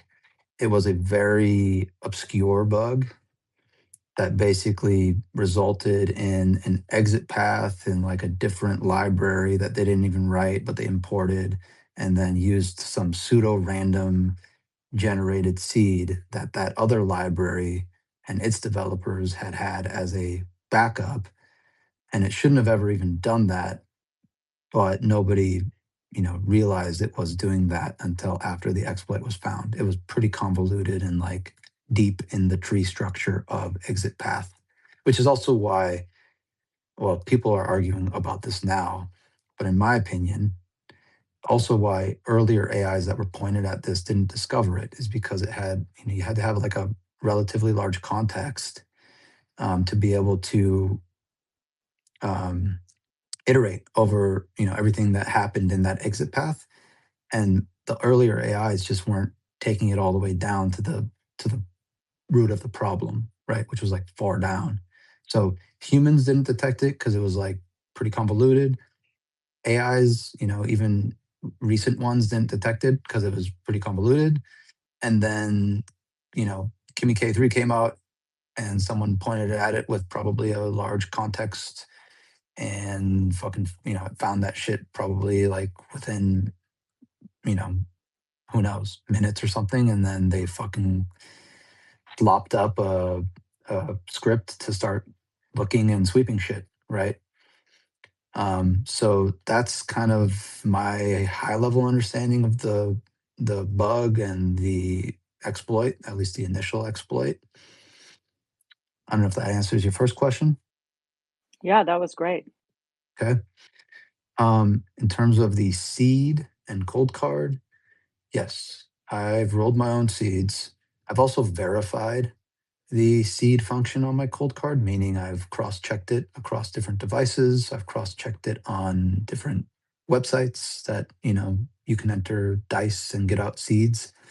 And so I've done these like testing scenarios where I do the dice rolls, I punch it into all these different devices and websites, I get the same seed out. And so now I've verified to myself that the cold card's doing what it says it's doing, right? It's giving me the right seed and it's kind of giving it correctly as all the other ones are giving as well. So it's all in unison.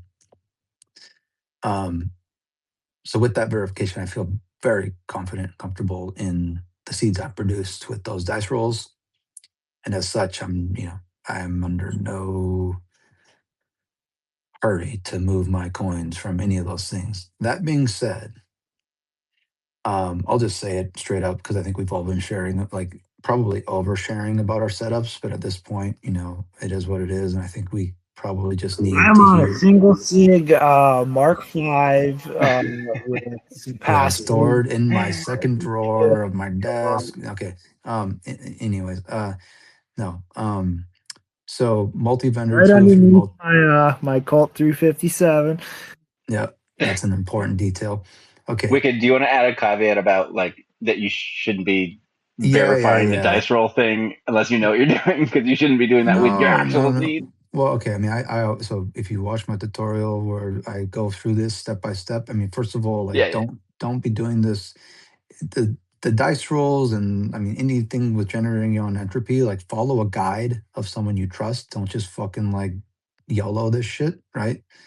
Thinking that you know what you're doing, but like look at what some of the people in the space have suggested doing and kind of cross check to see if everyone's suggesting similar things or the same thing, and then follow the instructions you know um, follow them line by line. Like don't fucking divert from the shit, right?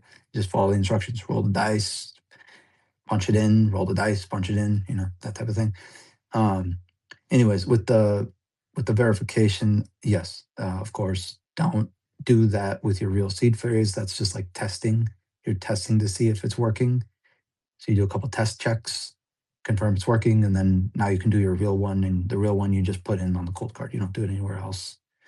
And that'll generate your seed that nobody else in the entire universe will ever find. Right? That's the entire idea. So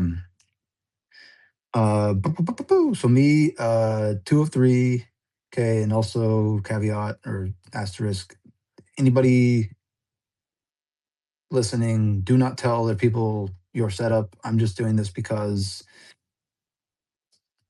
I feel like it's probably better for people to hear it than really I'm concerned for like my own security. But it's like everyone has their own circumstances, and it's probably just best not to do this. So don't do this unless you're retardedly overly confident in your own security. 2 of 3, multi-vendor, multi-sig, dice rolls for all of them. Okay, dice rolls came from the cold card, recovered in each signer. With this fuck up, we know it only happened with one device, right? Sorry, with all the devices. I mean, one vendor and across all their devices. And it was like the most catastrophic fucked up bug that probably could have ever happened. Like it literally was like the worst thing that could have happened. Or one of them at least. I still feel kind of nervous that one of these devices could be, well, none of mine could be, but I'm just saying in theory, like we could go through another one of these things where it's like, okay, another vendor gets fucked and then like that device is fucked. And I just don't like the idea, especially in today's day and age with so much uncertainty around, the ever-changing landscape of security and software. I don't like this idea that's like, okay, I have 2 bullets. I can take 2 bullets. Or sorry, I can take 1 bullet rather. Because I'm in a 2 of 3, I can take 1 bullet. But 2 bullets kills me, right? I don't like that idea. Like that seems now that seems risky. In the past, that seemed fine, right? Oh, I can take a bullet and I'll pivot and I'll get a new suit of armor and then I'll take and then I can take another bullet, right? But the thing is, things are moving so quickly now that like I don't know if there's going to be a scenario in the future where I take a bullet and then while I'm trying to pivot and get a new suit of armor, like the second bullet comes and then I'm wrecked. And so for me, just out of an abundance of caution and because I'm like, kind of trying to think 10 steps Tinfoil ahead hat. and just like tinfoil hat and just being retarded, like, and also a left curver. So I don't want to act like I'm doing like the gigabrain stuff, but for me, left curver, 2 bullets is too risky, like to kill me. So I want to make it 3. I'm probably going to upgrade at some point in the future, not anytime soon. I'm not rushing it. I'll do research. I'll try out a bunch of devices. I'll like fucking see what works best for me and kind of which manufacturers I trust. But 3 of 5, multi-vendor, multi-sig, probably at some point in the future. And it's going to be an ever-evolving landscape. Like that is probably where I'll land at some point in the not-too-distant future. And then maybe down the line, there'll be some fucking kick-ass like Frost Taproot multi-sig where like all this shit is mitigated by you being able to rotate out keys very easily and like immediately and seamlessly. And like that will be a beautiful orange world, right? Orange lensed, like kumbaya. We figured it out. This is the most amazing multi-sig thing ever world. And we'll all be like bro, I can't imagine. Like, can you even believe that those fucking cavemen had multi-sigs that couldn't rotate out keys? How fucking crazy are those retarded people? You know. Anyways, I hope we get there, and I'm really looking forward to when we do. And I'll let a bunch of gigabrains test it out for probably like 5 years before I trust it, and then I'll slowly rotate into it and it'll be great. But in the meantime, I'm thinking 3 of 5. Like 3 bullets, I can take 2, but a third, so it's like I'll take 2.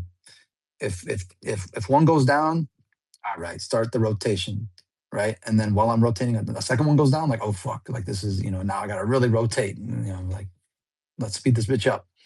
And Yeah, then I'm that's hoping my that I'll thing have with enough it. It's like, time. I'll have enough time before the third one hits. And honestly, the third one may never hit. I think the likelihood of one going down this catastrophically was already pretty low. The likelihood of 2, ability wise, it's non-zero. The likelihood of 3 at the same time is basically like everything's fucked anyways. well, here's my thing is So like, because I've heard several people make the same thing, which is they currently have a 2 of 3. One of the 3 was a cold card, right? So they took yep, 1 bullet. Okay. yep. However, what you're saying is, and I agree. I agree. You're probably gonna have to go to 3 of 5 or 7 of 9 or something. But 3 or that 5, I means think, will be you were enough. 7 and 9, 50%. it would be 4 of 7. By the way, would be the next Oh, one. well, my point is like currently right now, if one of your 3 was a cold card, you were 50% of the way there of losing your life savings. Yep. And so like for me, the answer is not going deeper into multisig. I don't know. I'm trying to explore all my options, but I don't want to add another device from another vendor. It's like, damn, dude, it just sucks because I don't really know where to go. I'm still You committed don't to it. necessarily have to. So with a 3 of 5, you can at this point start to experiment with the idea of like like NFC cards or hot wallets, and those are a little bit less secure, but because you already have a high threshold, like that could be one of the bullets, and then you just move right away, right? And like it gives you a little bit more nimbleness too, because having to sign with 3 things is kind of cumbersome. So one of those being a hot wallet, I think, is fine, honestly. So now you're talking about like 4 different hardware devices and a hot wallet on top, right? That type of thing. I think that's probably a decent setup. And then if you want to be extra secure, you fucking throw like some passphrases on top of those. But that's like pretty tinfoil hat, to be honest. But I mean, I don't know, man. I think if I do this, I'm gonna be good. I just got to make sure I have like a really detailed checklist of how to recover it in case I die or fucking hit my head or something. And also, I mean, I really like Mr. Huddle's idea, and I think that more people should start hearing about it and considering it as personal AI assistants get more, prevalent and built into our computers, and hopefully like completely isolated. And we'll see if they're actually private or not. I mean, probably not, but Wicked, go check my profile right now and the tweet that I just retweeted from Lola, pin in the nest.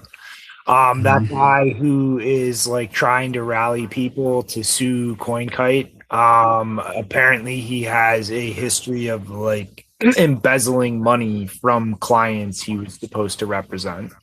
Like don't fucking get involved with that guy in any like contractual basis. Don't do anything agreeing to pay him any money.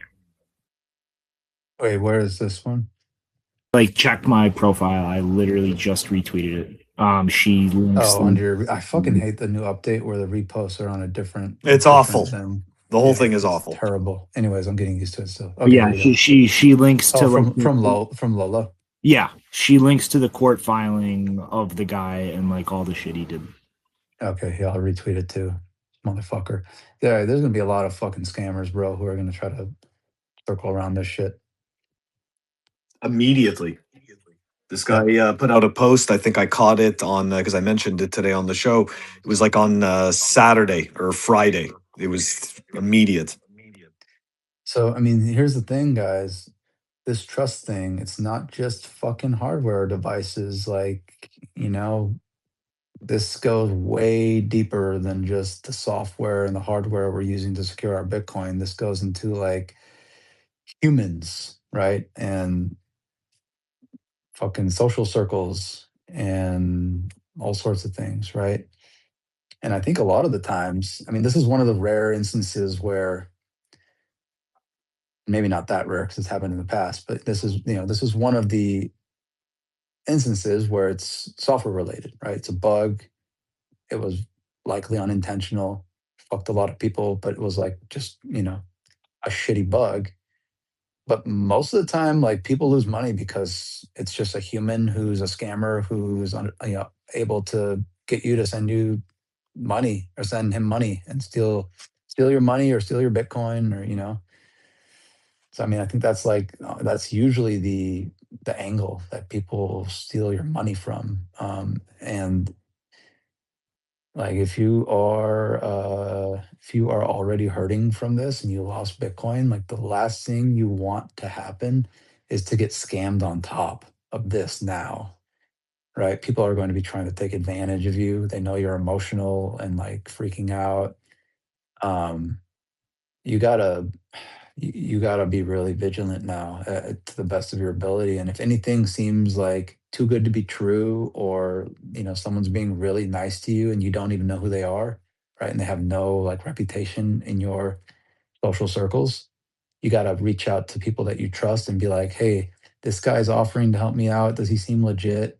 And then other people who have fresh eyes and who weren't in the blast radius can be like, no, that's a fucking scammer, and help you out and help you make those decisions that you might not be making under the best state of mind, right? I mean, it's hard. You can't really trust your state of mind right now. You got to be aware of that, and so you need to lean on the people you can trust at this moment in time. And I hope you have those types of social circles around you. And if you do, like anything that seems too good to be true, anybody who's being really weird and nice to you at this moment in time, but like you don't really know or haven't like followed for years or whatever, right? Like fucking vet them, vet those motherfuckers, right? I mean, shit, put this bitch into an AI and be like, hey, this guy is trying to, like help me out by recovering my cold card. Is anything shady about him, right? Put it into Grok. And like they might find something and be like, no, like he embezzled money from a class action lawsuit in 2023. So like, so if you don't have the social circle, then vet with the AI. And even if you do, maybe do both, right? I mean, dude, use the tools around you to make sure you don't get scammed. These scammers are out here. Why are you up here helping all these people, Wicked? Huh? What are you gaining from this, huh, bro? Bro, it's a long game, dude. Yeah, he mentioned that earlier, Mr. Cool. Not to trust him as well. How you doing? Dude, I mean, I'm a cartoon apple that literally only like 2 of you have ever met in real life. Oh, I know, Wicked. So you have no idea, right? Talk about all sorts of things, tell you all sorts of personal things. I might just be lying. I helped Danny Apple animate your cartoon apple recently. Anyways, no, if you believe a word coming out of my mouth at this point, the truth is I felt partially responsible for this, having tried to educate a lot of people about self-custody over the years, and suggesting people use cold cards. And so I really felt a call to action to help as many people out of this shitty circumstance as possible. Don't answer me, dude. I was fucking with you. No, I know. Answer I'm just saying it because I know we're fucking around, and I'm saying like it's a long game, and people might literally be like, if he's gonna say it out loud and believe what he's saying, and it's like, like people that know you obviously know that's a joke, but there's a lot of people on here that have no idea who you are. Yeah. And So like, Oh, yeah, be okay, careful when fair. you say shit Yeah, like that. Right. fair enough. And I'm Wicked, by the way. I'm only on stage for a mea culpa whenever you're ready. Well, we do have some people who I think who want to ask some questions, so I don't know if you want to Yeah, go through we can that do that. first. We can do hands, or we can just Well, I think there was elbow your way Tony. in. Tony that came up Yeah, next. There you go. What's yeah. I got happening? a couple of, same shit as everyone, right? Just trying to figure out my way through this. Kind of two things here. One, it is hard to find something to trust now, especially after the trust has been broken. So I'm here trying to verify dice rolls. Something just to give me peace of mind at least for the next week or two till I can get the next setup. But I am curious, on the multi-sig, multi-device. Back to the armor analogy. But if you want to be able to withstand two different blows without getting completely annihilated, from my understanding, that kind of entails 5 different sources of entropy or methods of calculating that entropy. Wait, so let me stop you right there.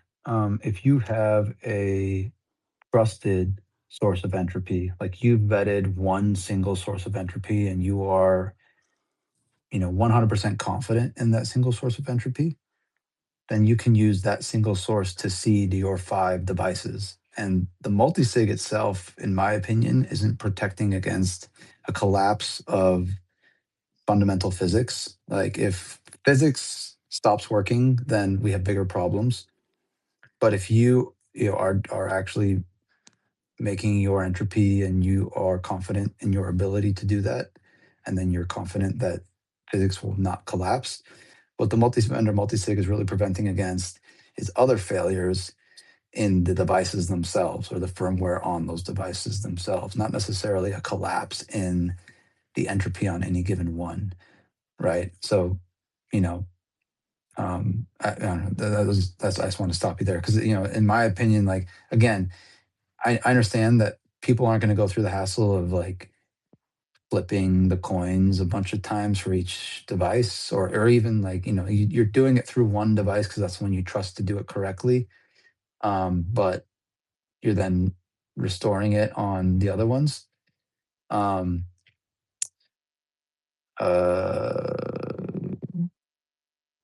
so they're just going to trust the RNG from each one. So that's fine. I mean, in that case, then yes, like you're still trusting the fundamental entropy derived from each one. In my case, with the tinfoil hat, I'm generating my own entropy in the way that I understand and that I'm like fully confident in, and that I understand it's like if this breaks, physics is no longer real, right? Yeah. And then I upload that bitch on 5 different devices. So the reason I do my own entropy is because I'm not technical enough to verify. Basically, I know if they do it the right way. I know that the Way random better. number generator It's way works. better. Yeah. I know that. I Yep. 100% understand that. But I don't have if I don't have the technical It's ability. because we're left curvers, Mr. Huddle. So it's the thing. It's like the left So it's curvers. just for me, it's easier to just roll my own die and just there's no one to blame but myself, right? I don't have to go and blame anyone else if my keys I fucked up the generator. I'd rather just take that trust out of the factor, just completely take it away. I know it works. I know it works. So I think this is a classic left curve, mid curve, right curve, and you've got the left curvers who are like, I don't understand this, so I don't trust it, so I'm going to do this to the best of my ability in a way that I've verified and I can reproduce and make sense to me. And then you've got the right curvers who are like, we can do this perfectly with this machine that's like really set up right, and we're going to plug it in correctly, and it's going to give you the entropy fully to the fullest every single 256 bits. It's going to be perfect. And then you got the mid curvers like, I'm going to trust the right curver, dude. Like you're kind of crazy on the left curve over there. So I mean, I think that's literally what the situation is, and that's fine. Like there's nothing wrong with being a mid curver in this case. Most people are mid curvers in this case. It's normal. Like we're the weirdos on the left curve. The weirdos on the right curve are the ones who are like figuring this shit out in gigabrains. And so it's like, yeah, do you really trust like the retards on the left, the gigabrains on the right? It's a choice you have to make for yourself. You know, it's like you can join us and be a retard, or you can trust the scientists. And I think for most people, trusting the scientists will give them better entropy. It's just the truth. But in the off chance that the scientists don't plug the shit in correctly, which honestly I think probably won't ever happen again. I think this was kind of one time like major fuck up. But you know, I understand if you don't trust them to plug it in now, at least for the next like handful of years until you know it kind of maybe the start, you know, it's like the scars heal or whatever.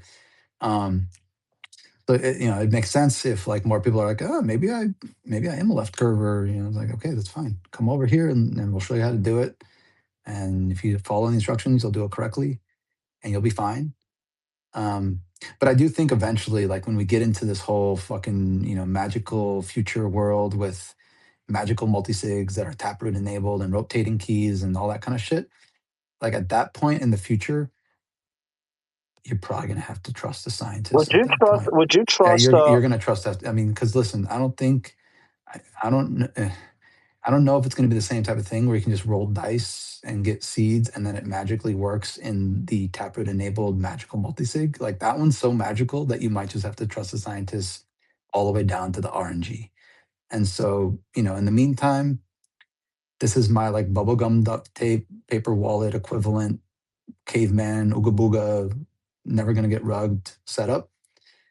And I'm just waiting for, you know, the industry to mature around magic, you know, like gigabrain magic that just works. Do you think, would you trust a random number generator, like a standalone machine thingy, like, you know, like a little computer that just Like you literally sole just purpose? buy, like, yeah, dude.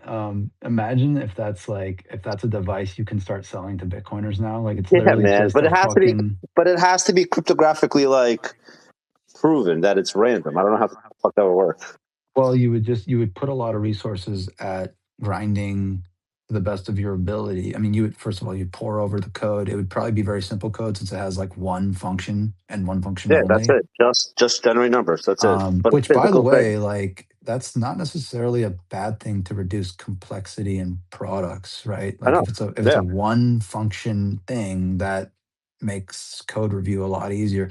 Anyways, so that's one aspect of it. But then the other aspect is, you know, you would just have, because this is like the one device that a ton of people are trusting to generate their entropy, you would just have constant like grinding tests to see if there's any unexpected collisions happening with that device. I mean, people do that right now with software, with like Google Auth and shit, right? Like, except this would be. Right. I mean, you know what's really surprising to me and very sad? Just the fact that nobody did the grinding for the cold card. Like, why did nobody? I mean, if you could have done this literally in a day and you would have found the collisions, right? If you had just like plugged this in into software and reproduced it and fucking started grinding, you would have literally found anyone this could have done it. like Yeah. literally anyone over the past, I mean, 5 years. definitely over the past few years, and then 5 years. I mean, just hardware wise, the consumer grade hardware, it might have taken a little bit longer, like a few days or a week if it had been 5 years ago. But regardless, today's day and age, like fucking consumer grade hardware, anyone could have, you know, reproduced the software and done the grinding for like a day or two, and they would I have was thinking. found enough collisions that it would have been pretty obvious. I was thinking But about this also. tragedy that nobody did that. Shinobi, tell me if this is a good idea or not.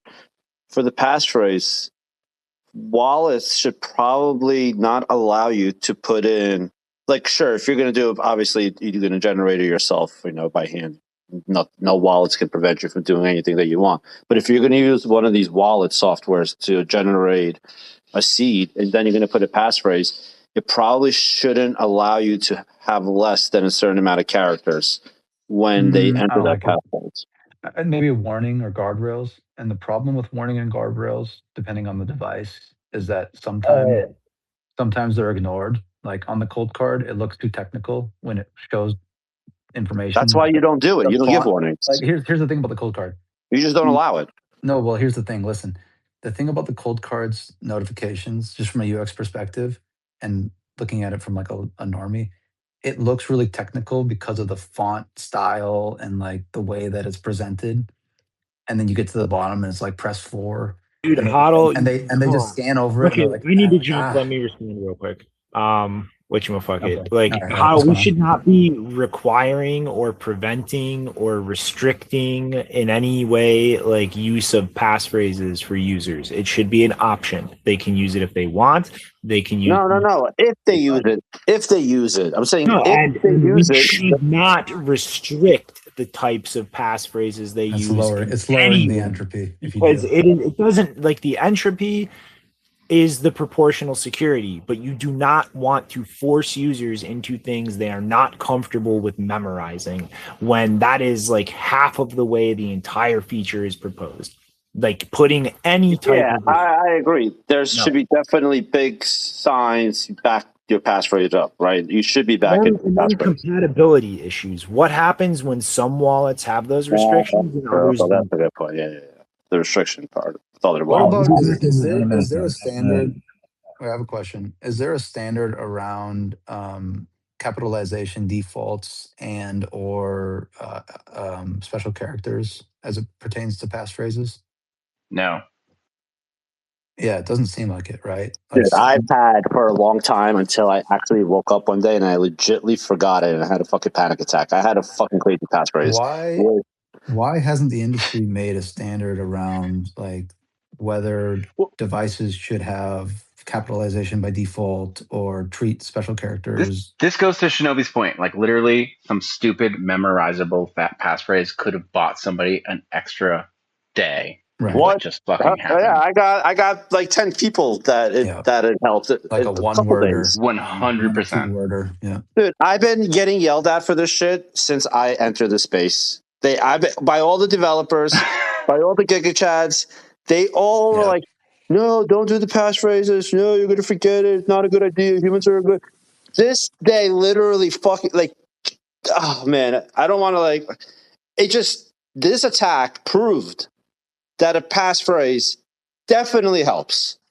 Definitely. It's not negotiable. It's not like it's survivorship bias. Like it's not like you had the passphrase to prevent this attack. Nobody really predicted this type of attack, to be honest. This is what my mea culpa is about. No, but if you did have a passphrase, your wallet didn't get swept. Then it's that's survivorship bias. That's evolution. It's not like the elephant is like, I'm so great because I'm big. It's like, no, dude, you just evolved to be big because everyone that was small died off.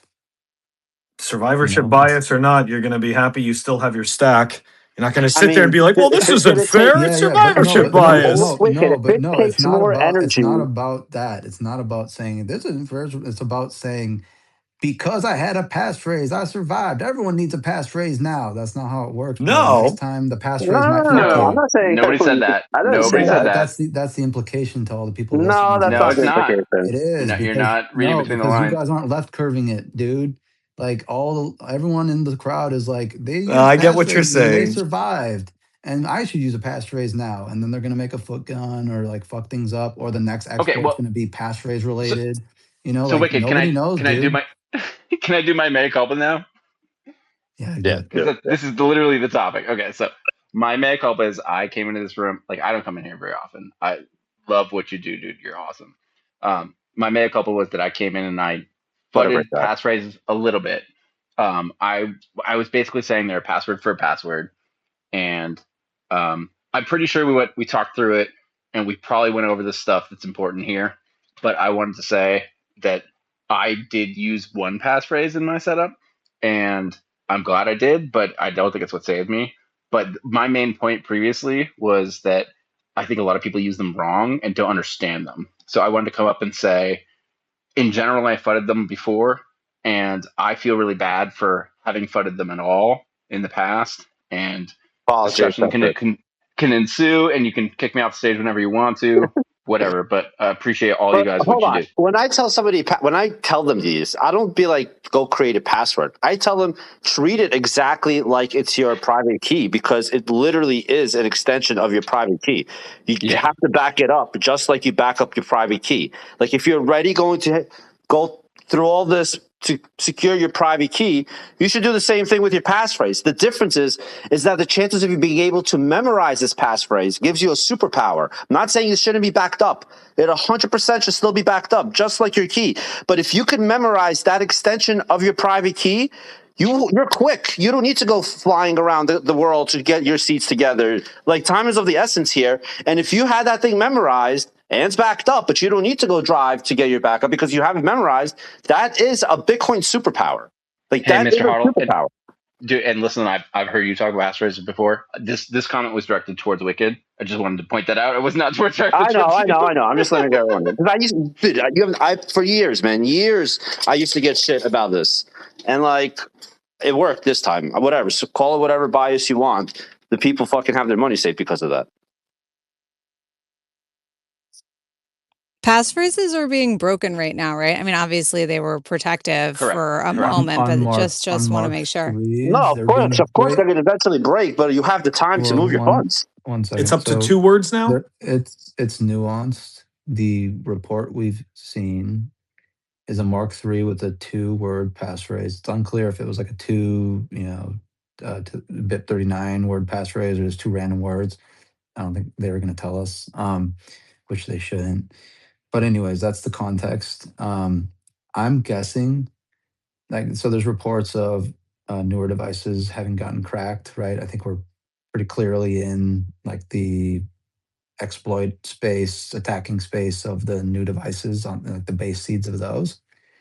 But I think a sophisticated attacker, if they're trying to find newer devices with Bitcoin, if they find one that has any history or that has some like decoy amount, like a small amount, it would be smart of them to just start grinding passphrases on top of that one, because, if it's a small amount, there might be bigger treasure underneath. And so it's a little bit different type of attack than what we've seen prior, because the Mark III exploration space was so small that you could just quickly get all the keys there, like after, maybe a day of grinding. And then you start exploring the passphrases on top. Here with the larger space, you're just taking anything you can get, and you kind of want to if you find one, then it's only a matter of time before someone else finds that same one. So you might as well, you found one that someone used, you might as well see if they have a passphrase on top, check the BIP 85, child seeds, do all the things, check the accounts. Like, you found one that someone used, and now just fully explore that single one. So I think we're going to start seeing in the newer generation devices much deeper, more complicated ruggings, but primarily because the base seed was found first, and then the attackers are more sophisticated and just looking in the corners, every corner of that particular. Once the seed gets exposed, you got to move funds right away. It doesn't matter after Well, but that the thing point. is, a sophisticated attacker is not going to move the base until they explore the Yeah, top. yeah. If he doesn't move anything, So they're not going to then give you won't that. know. They're not going to give you that Yeah. decoy warning if they're smart. I mean, Well, then you got to make it big enough. but Then you got to make the decoy wallet big enough where it's believable. maybe, That's but it. even, I mean, that's kind of what I think you're did right. with the This is the first one. nuance. If This it's is the nuance. if it's a whole Bitcoin, like, they're probably gonna rug it right away because they don't want to risk it, and then they might explore on top, right? So that's a good point. There's some asymmetry here for people with large stacks that they could probably maybe protect the even larger amounts. Anyways, go ahead. Talking about protecting, I just want to jump in quickly, Wicked. One thing, I added Ant's tweet to the nest. I checked Unchained and Swan. There's no red banner at the top of their website saying that something's an update needs to happen. Even me in Canada, I got an email from my exchange says if you're a Cold Card user, the advice right now is to move your I've funds gotten a from bunch Cold of Card emails. back to the exchange. Yeah. So I mean, their website would reach That's people kind of that's crazy. I not mean, on. Swan. Well, maybe it's just because Swan's been doing so much Only because I say, outreach. hold on, Yeah, just go one second, ahead. because they recommend it in their security setups. So it's like you Mm, recommended it right away, put the banner up quick, at least reach out to your advisor, yeah. something They might. You know, Twitter. I wonder if it's It's a also legal long weekend thing. in some I don't know. places. Like, you know. So I think Yeah. it's Anyways, complicated. good luck. Oh yeah, I mean that's a good point. I think Ant put for it on his website, so good job, Ant. yeah, I think it's like for okay, there might be some legality complications for businesses that specifically shield um device like shield cold card, just to be explicit here, right? So I don't know, like if their lawyers are telling them not to say shit, I'm just speculating. I don't know, but like Strike never said, get a cold Well, if they're card, tweeting about it, right? but if they tweet about it, then in logic they should put it on their That's true. website That's a too, good right? point. Yeah. Good counterpoint. I'm just being retarded. So yeah, they That's should all. they should That's put it on all their I had. website. Anyways, I mean, I'm guessing some of the Swan guys are in here, and if you are in here, Yeah, they heard me sorry. say it, so No, there no, you go. that's not it. Tell Corey what's Sorry for up. speculating there out loud and being retarded. You know me. I'm sure Anyways, they're if fine. you Don't are worry. here, maybe it's a good idea to put that banner on your website. Alrighty. Got a couple of people that came up. 23 Skidoo came back up, and then who else here? Real Grumpy Tech. But Real Grumpy Tech is from before. He was, I think he kept cutting out and was trying to ask questions. I might be mixing them up with somebody else. No, it was me. Is it my turn? Yeah, go ahead.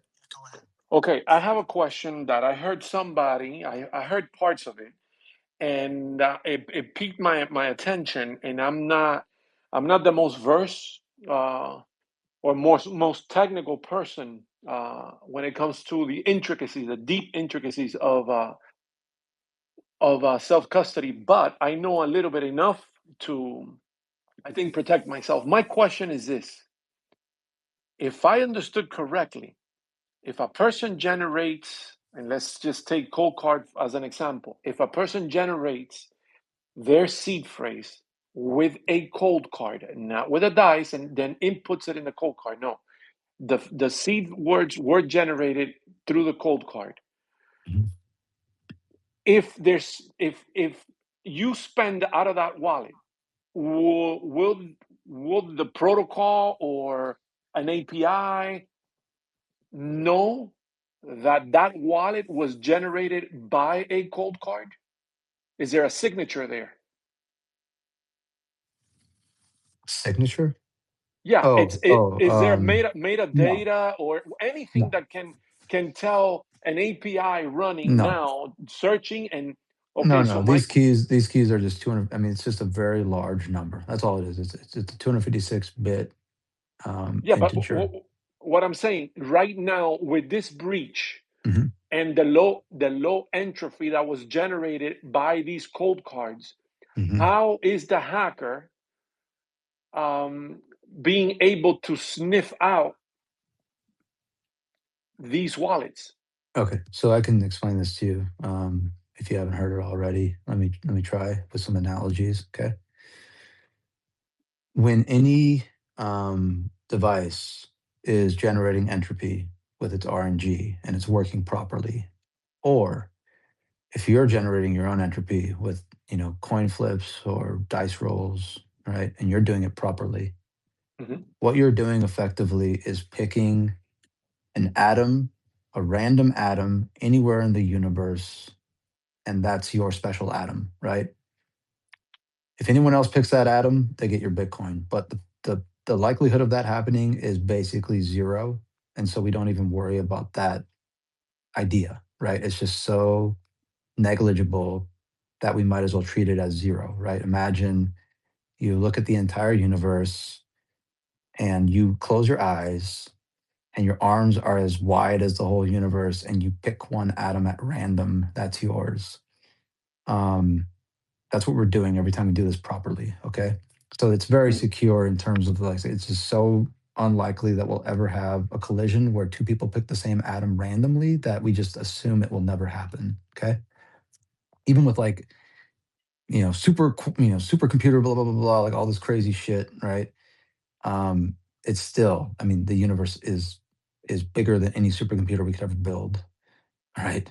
It's the universe. It would take literally the universe to break this, like a computer the size of the universe to break this. So in our current understanding of physics, it just isn't possible. So that's what we're doing now when we do it correctly. an atom in the universe, randomly choosing it. What happened with Cold Card is when they were choosing this seed phrase, the inputs going into it that they were hashing to get the 256-bit seed phrase, okay? Because every seed phrase is, every seed phrase we're talking about right now is 24 words derived from 256 bits, okay? 256 ones and zeros. So the data that they were putting into it wasn't random. It wasn't random enough. It's a little random, but not very random. So effectively what you had in the analogy of the universe of atoms is you had a drop of water. And Cold Card was literally like, it had deterministically coalesced 4 billion atoms of water molecules and formed a little well-constrained droplet and said, all the seeds I'm generating on this device will be in this droplet. So now the universe has shrunk from the entire universe, which spreads as far as we know, from one end to the other, to a Cold Card universe the size of a water droplet. You understand how we've now constrained the local universe of the Cold Card down. Once attackers realized that Cold Cards were doing this, it was trivial to reproduce that water droplet. It was well constrained and deterministic. They could literally just say, "Oh, the Cold Card's using that water droplet," and now they just start grinding through all those water molecules, which are equivalent to seeds in this metaphor, until they find them all. Right, until they find all the balances with any on them. Right, there's only 4 billion for a computer. It's trivial to grind through 4 billion, so they do it in a few days. Does that analogy make sense? Does it make it a little bit more Yes, clear? it makes sense. Now, if you don't mind me following up, I did completely understand what you said. Now, based on what you said, they must be running some type of API based on their computing power to sniff this out. No. So how are they doing it? Well, okay. So actually, you're right in that part of their script, which is rugging these funds, is using APIs, but you don't need to use an API. They're just doing it because they're retarded. So what are they using? AI? I mean, they got to be using. Well, no. Listen to what I'm saying. They're looking through these water molecules, right? There's 4 billion of them in this drop of water. And with each one, you get a seed phrase. And with each seed phrase, you get the associated addresses, right? All these things can just be derived mathematically. But then with each address, you need to check if there's a balance. This is the part that they're using the API because they're not running their own Bitcoin node that's indexed. So like they can't quickly check if the address has a balance. They don't have access to the blockchain. So this is the part where the retarded Kimi K3 AI, which honestly, I'm kind of surprised it didn't just spin up a node. But at the same time, time was of the essence for it. So maybe a longer IBD saved, well, not saved, but fucked him, fucked the attacker. But anyways, Kimi K3, for whatever reason, decided It didn't even need IBD. It didn't even need to just. Yeah, they did. They needed to reconstitute the entire UTXO set. Yeah, but why just go on use one of the public nodes from Sparrow? That's what I'm saying. I mean, that's exactly what I'm getting at. Those are using APIs, right? Those are literally making calls to other people's nodes. Okay, yeah. And because they ended up doing that, it might actually lead to signatures that get them arrested. Like they've probably logged their IPs, and I bet the FBI is circling at the moment, right? And this guy's freaking the fuck out. So Kimi K3 might have fucked him by taking that shortcut. And I don't know why Kimi K3 did it. Probably just because, maybe the guy prompted and said find as many as you can and rug them as much as, rug it as soon as you get to 500. And then Kimi K3 is like, oh, okay, I got to do this quickly. How can I do this? Oh, and it knows that running a Bitcoin node and indexing it is the way to do it. It's possible to do it that way if you have enough resources and time. But because the guy prompted and said, do this quickly, Kimi K3 cut the corner and was just like, well, I can just do an API call to mempool because they didn't realize the severity of giving away this dude's IP address, right? Kimmy K3 didn't realize that this was like, a fucking like real world attack. It probably just treated this as an academic exercise and like just built the script and then fucked this guy by, by these public APIs potentially logging his IP. So anyways, that's the API end of things. I mean, that probably isn't what you're asking about, but it is important, contextually for the overall functioning of like the stack that was used to conduct this attack. By the way, total speculation. This is my intuition of like what happened, right? I'm just speculating here. It makes sense to me. I'm trying to connect the dots in my own brain. I haven't seen the script that the attacker used.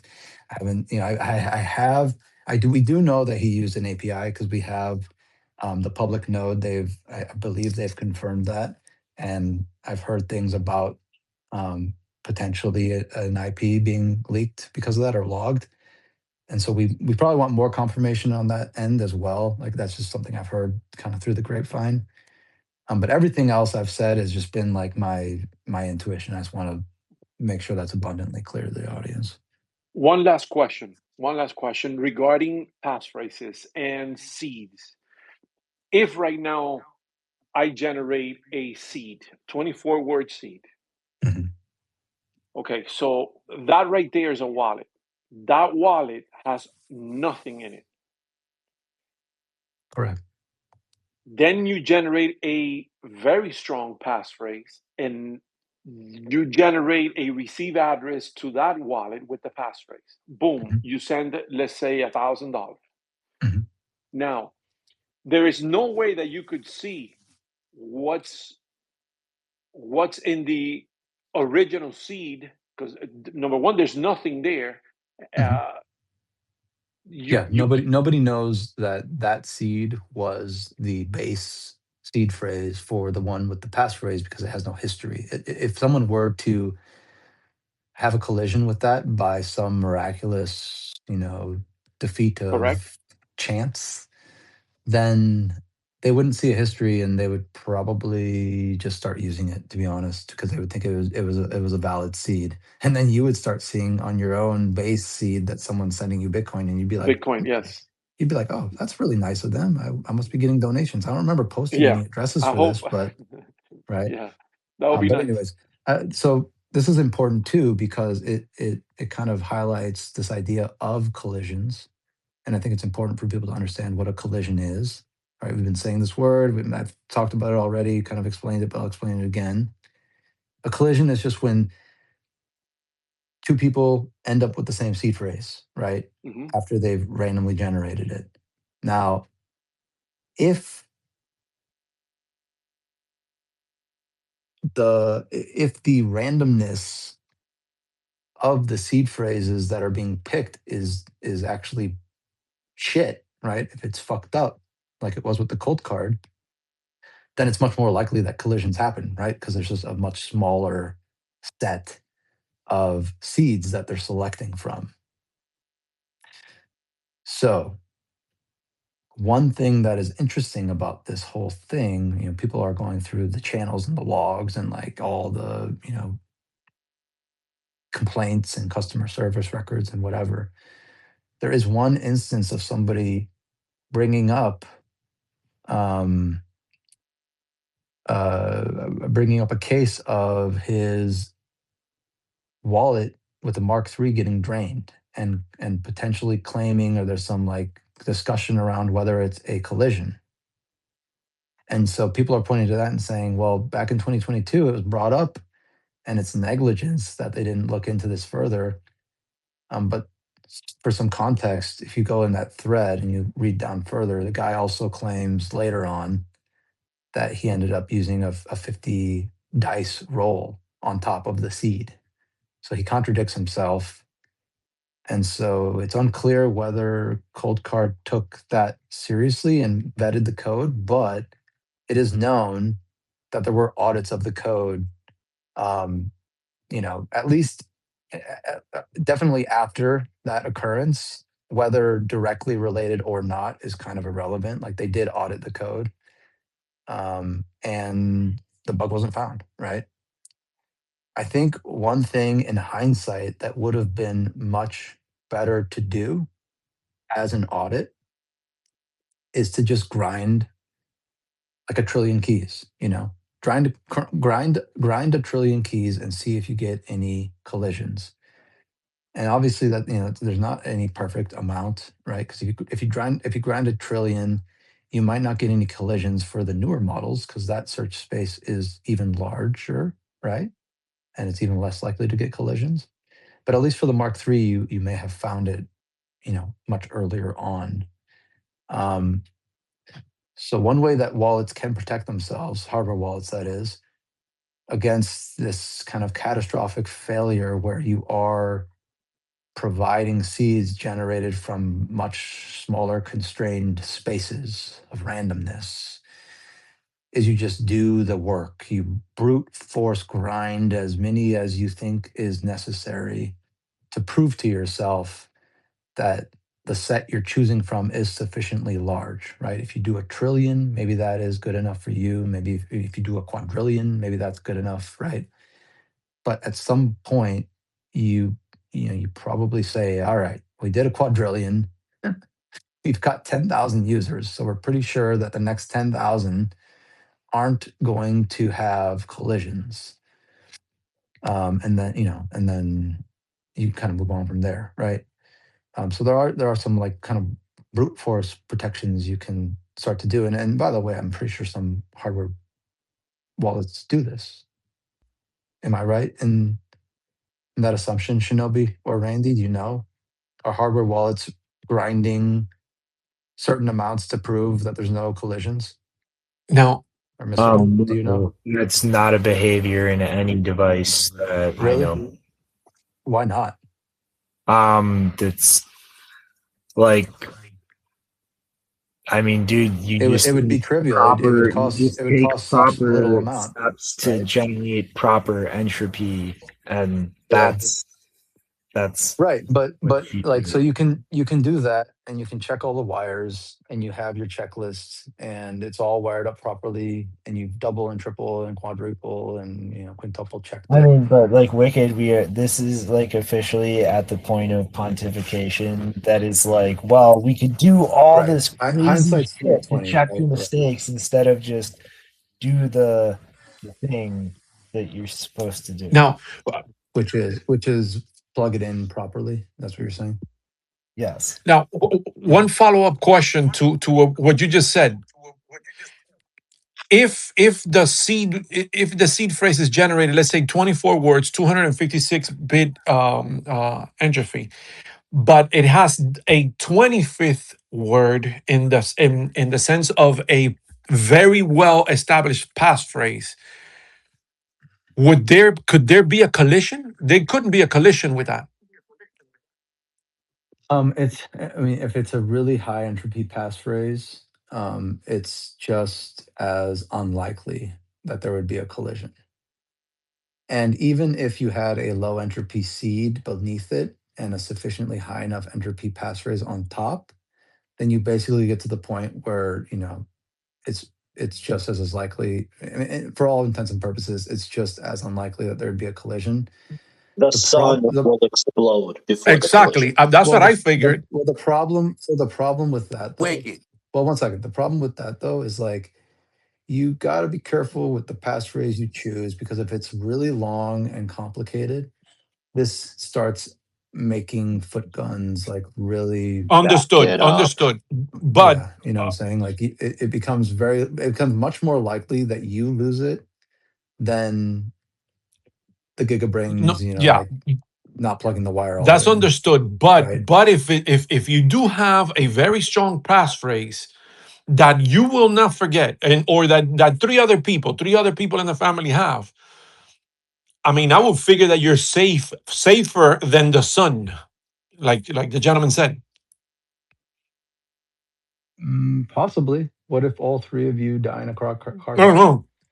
If my That'll kill grandmother, you hold even up, more but so. if my grandmother had three wheels, she wouldn't be my grandmother. She would be a tricycle. Well, I'm just saying, entire families die all the time in car crashes. So I mean, it's not foolproof, but yeah, sure. I think it's probably good enough, right? It's all about being good enough. Thank you, guys. Really appreciate the information. Hey, Wicked. Before we move on, so there's a couple of people that have their hands up, but I also I need to take off. So I don't know if somebody else wants to volunteer as co-host to help Wicked out here. Yeah, no, I can't. I go in and out too much. Yeah, it's all good. And also, yeah, thanks, Coinkite. I'll be back later. Much No, thank appreciated. you. Are you kidding me? No, yeah, I appreciate you guys. Yeah, and no worries if I think everyone else up here is fucking Android maxi, so they can't co-host anymore. That's fine. I can hold down the fort for a bit here. But that being said, so what we got here? We got some people waiting in the queue. Probably would be a good idea for me to like take a break. B++ and drink some is here. water Bring her up. Oh, one sec. She'll co-host. She's just looking. No, I know she would. That's actually a good point. I think I want to take a break though, to be honest. I've been running it since like 9 or 10 a.m. Not to mention the past like 70 out of the maybe like 80 out of the last 90 hours of my life. So probably go drink some water. Wicked, let me try to explain something. All right, so real quick, I'll try to make it real quick, right? Because this is important because this ties into this whole discussion, right? Is how do we know the elliptic curve is secure? Water. Because you can't brute force. Okay, Randy. If you could brute please force 2 stop to the trying 256 number. Nope. Okay, so here's what we are going to do though. I'm going to eventually unmute you all. And Randy, I love you. You're very smart. I like talking about these things with you all the time. But in the interest of time, I'm going to go to hands.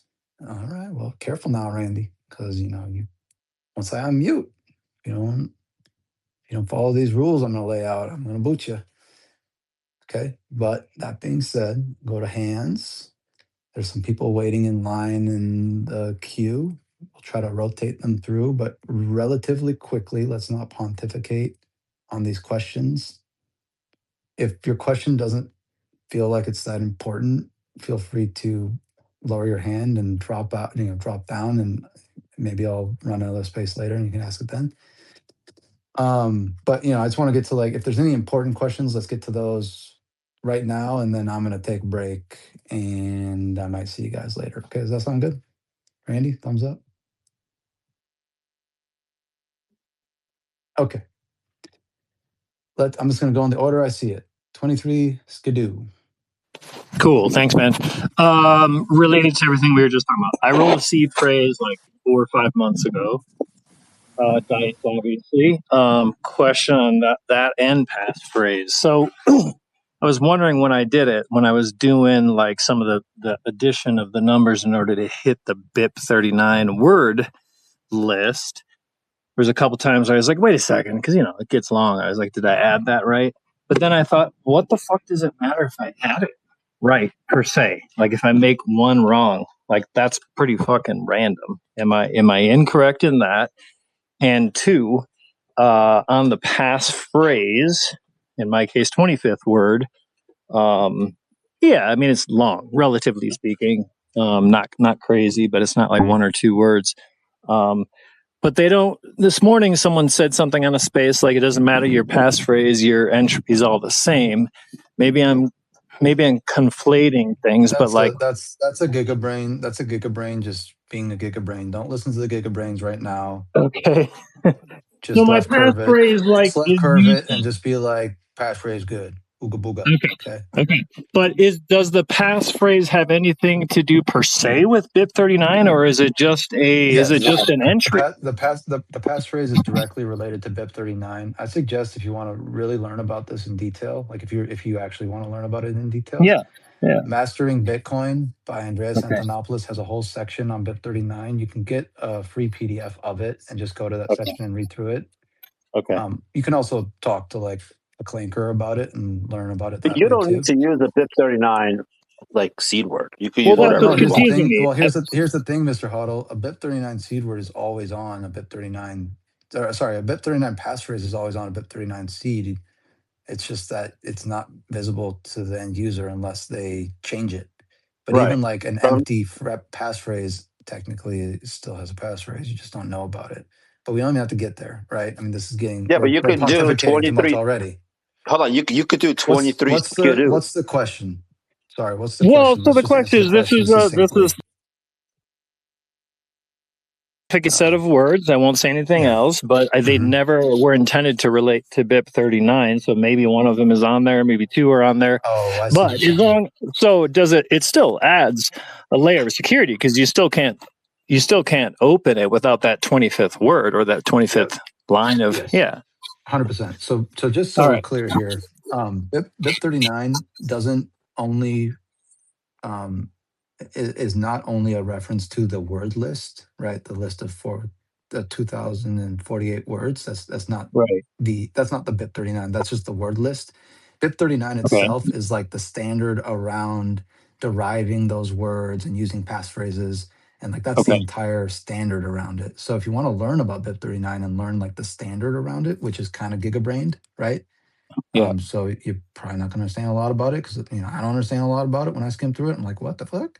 But if you want to look at it, you can, and just you'll sift through that information, and you might, some of it might be ingested in your brain, so you have a better framing of it.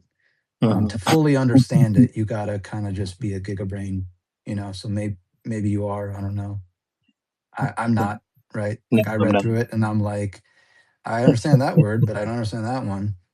So I have like a framing, but not a full understanding. First question, when you're rolling the dice and you're writing everything down, you're going through all the steps like you said. If you screw some mathematics and somehow end up with a different number, hence a different word off the word list, I mean, that's still random. Yeah, sure. I mean, Yeah, like right. you can. So I think, I mean, and for the context of all this, like in this particular exploit, if you had a passphrase, it bought you time, and you may have been able to move your Bitcoin before it got swept up, right? So a passphrase seems like goated right now, right? Because everyone who had a passphrase fucking got out alive. But the truth is, like the next exploit, passphrases might not protect you, or like maybe you'll put a passphrase on there that you'll forget, and then you'll get locked out, and then you lost because you rushed into passphrases before you understood them. So like it's not a silver bullet, right? It was in this case, but right now thinking passphrases are goated is just survivorship bias. So like don't be doing things you don't understand just because people who had this shit survived in the past. I've had a passphrase since 2017. People used to, well, yeah, so you're good, but people used to survive with fucking chainmail, right? And so it doesn't make sense to walk around in chainmail today. Right. Just because people survived in chainmail a couple thousand years ago? Probably not. Sure. Yeah. Okay. Right on. Thanks, man. Yep. Thanks for the question. Next hand. Do you want to talk, Dr. Detroit? Go ahead. I was wondering, you know how you can make a wallet and not have a passphrase? Can you add a passphrase? If like you try to create a wallet, put your normal seed in without a passphrase, and then if the wallet has an option like to add a passphrase or whatever, is that anything? Does anybody know about that?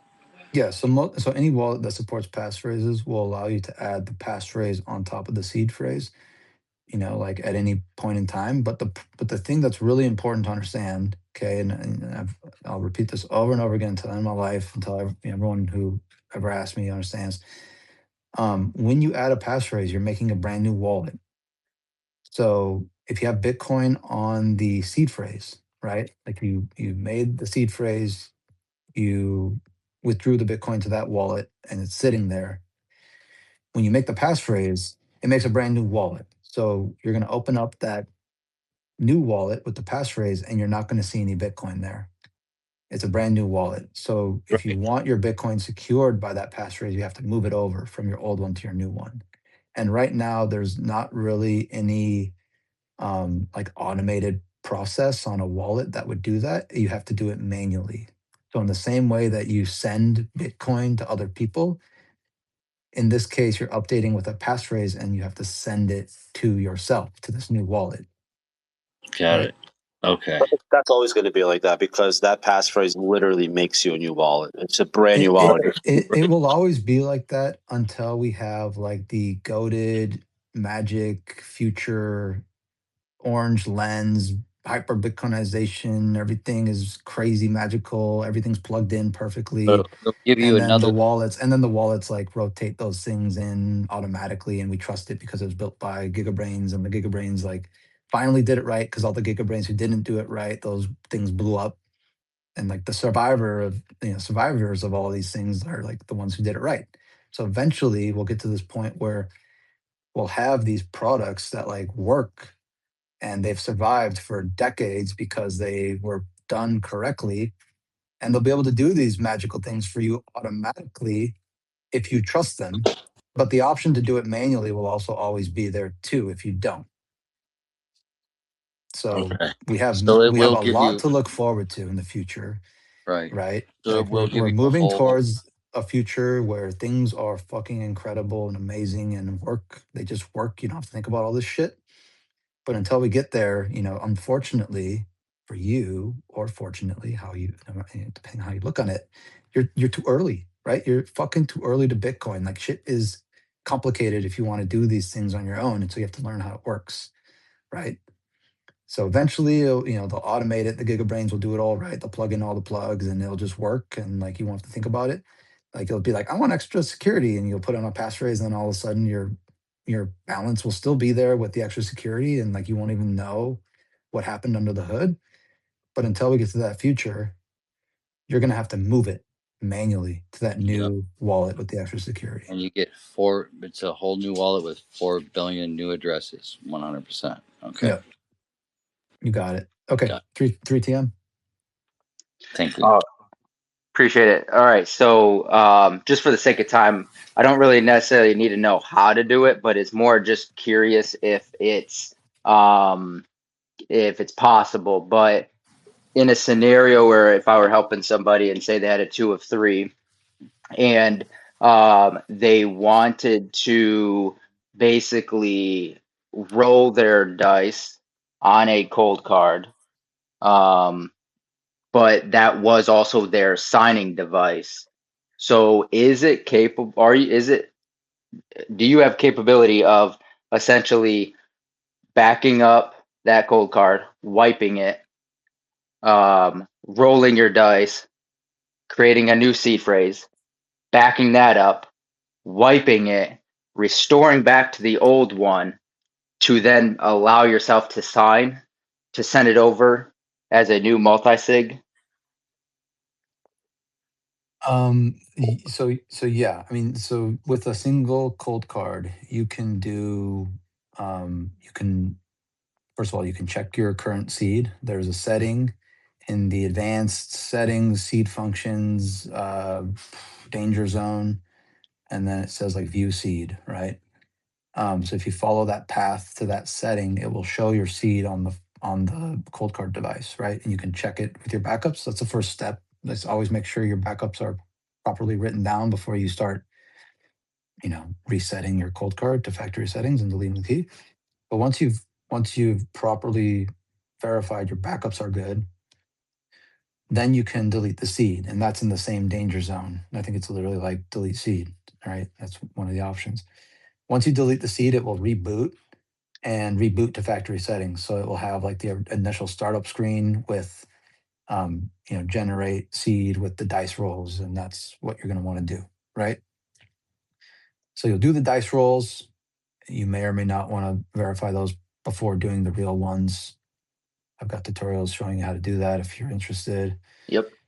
But once you've done the real ones, right, and you can do, again, you can go through the whole process as many times as you need for as many solid seed phrases as you need, right? But you can generate a real one, verify the backup, delete it, generate another, really good entropy one with dice, verify the backup, delete it, right? And do that for as many as you need. And now you've got a bunch of like high entropy, solid 24-word seed phrases, you can recover those in whatever devices you want to use in your multisig. And those, and then every device will now have like sufficiently random seed phrases that you yourself have kind of created in a way that you are comfortable knowing that they are sufficiently random. And then, so the caveat that I'm looking at then is the fact that I only got 2 of those 3, let's just say, and one of those 2 is that original seed. So then I'd have to go back and then restore one more time after generating the roll, and then I can still use that to technically sign. Yep. And you can use it to sign to move over. There's also a feature on Cold Card, which is pretty useful for this type of thing, called temporary seeds. And so if you can you can literally just recover your older seed as a temporary seed and save it. And then you have quick access to flip to that temporary seed for the signing when you want to, when you want to move it over to your new wallet, right? But then you can switch back and forth more easily. You want your main seed to be like the primary one loaded on the device, because that's the one that's going to be stored in the secure element and is locked down. I'm not entirely sure if the temporary seed is also in the secure element, but I would just assume it's not. So that's the one that the one that you don't care as much about, like the old wallet that you're just going to be using to temporarily sign over your funds, move them to the new wallet. Does that make sense? Yep. If the temporary seed option doesn't make sense to you, or if you're running an old firmware that doesn't have it, then what we said earlier also works. You just you check your backups, you wipe it, you load the older seed, you sign, and then you can temporary seed. I didn't know that was even a thing. So thank you very much. Appreciate you. No problem. Kobe? And then Satya, do you have another question, or can I drop you? No, I only came up to offer to co-host if you wanted one, but I think you need a rest probably.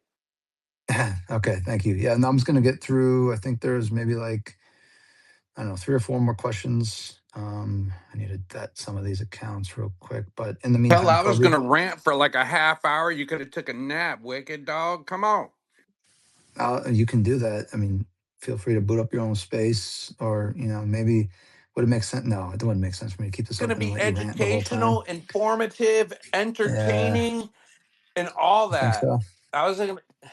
I bet you could. I bet you could start your own space and get a good amount of this crowd over there if you wanted. Anyways, Kobe, what's up? Hey, Wicked, I appreciate you Yep. hosting all these spaces and everyone just, dedicating their time to helping everybody out during this. But I had a question. It kind of goes back to your analogy this morning with the drop of water in the seed. So when you add a passphrase, especially with the cold cards, so if you're adding a passphrase on top, you've created a whole new wallet there. It has its own entropy. Does the entropy generated with the new passphrase added on top, does cold card, does any of that bug go into that? So, I mean, whether you use their seed originally to make your wallet, or you rolled your own dice and then you add a passphrase on top, does kind of the cold card secure element go back into that to create entropy for your passphrase? Nope. So the only thing that affects is that base seed. If you had created it using the just like the default seed creation. So any passphrase you put on top is just going to have whatever complexity you give that passphrase, and what that passphrase is giving you protection against in this particular attack is basically just the amount of time it takes for an attacker to grind it out, right? So if it's long enough, the attacker is, it won't necessarily grind it out very quickly, so you're getting a little extra time to move. But if it's short, then they might grind it out before you realize it, and still sweep your funds. So there is an example already of a Mark III with a 2-word passphrase, which has been swept. So it didn't protect everybody, right? It's got to be at least a little long if you want to have a little extra time in this kind of narrowly scoped Yeah, attack but Well, surface. even and that guy. that's because they could figure out base seed first. So they grinded out the base Correct. seed, then they And say, Mr. hey, Hoddle's going to let's say do these even other that guy passphrases. got a little extra time, and that's true. He got a little extra. He got a day extra time or so, but it wasn't enough because it was only 2 words. Right. So again, survivorship bias. I'm not saying longer passphrases are better. I think in some scenarios, like in some scenarios, like a smaller passphrase might be better. Maybe like you just can't manage typing in more than 2 words or can't remember it, or Well, then like you should then self custody is well, important. maybe. If But you anyways, can't okay. do that, if you can if there's no way you could practice memorizing a passphrase and backing it up, if you can't take a little effort in doing that, If you can't do more than 2 words, then you're yeah, cooked. you probably might want to stay Yeah, from I don't this. know. Well, anyways, okay. So does that answer your question? You have any follow-ups? Yeah, no, I think that answers it. Mostly it was just like if you were I think well importing your own the seed main into question Cold Card, was you right. wouldn't lose entropy, No, or you wouldn't have a worse entropy kind of generated within their little bubble by adding passphrase onto seeds that you imported into a Cold Card. correct. Yeah, the little the little drop of water analogy was only relevant to the initial seed creation that was being done incorrectly by the cold cards, right? So if you had a Mark III, you were pulling a water molecule out of a little drop of water, and everyone knew that drop of water. So it's like it's pretty easy just to check all of the water molecules in that drop of water because it's so small. If you're using a Mark IV and newer, like it might have been more akin to like a bucket of water, but it's still pretty small. So like people are checking all the water molecules in the bucket, right? Like it's a lot, but it's worth it because there might be a lot of Bitcoin in some of those water molecules. So they're just checking every one.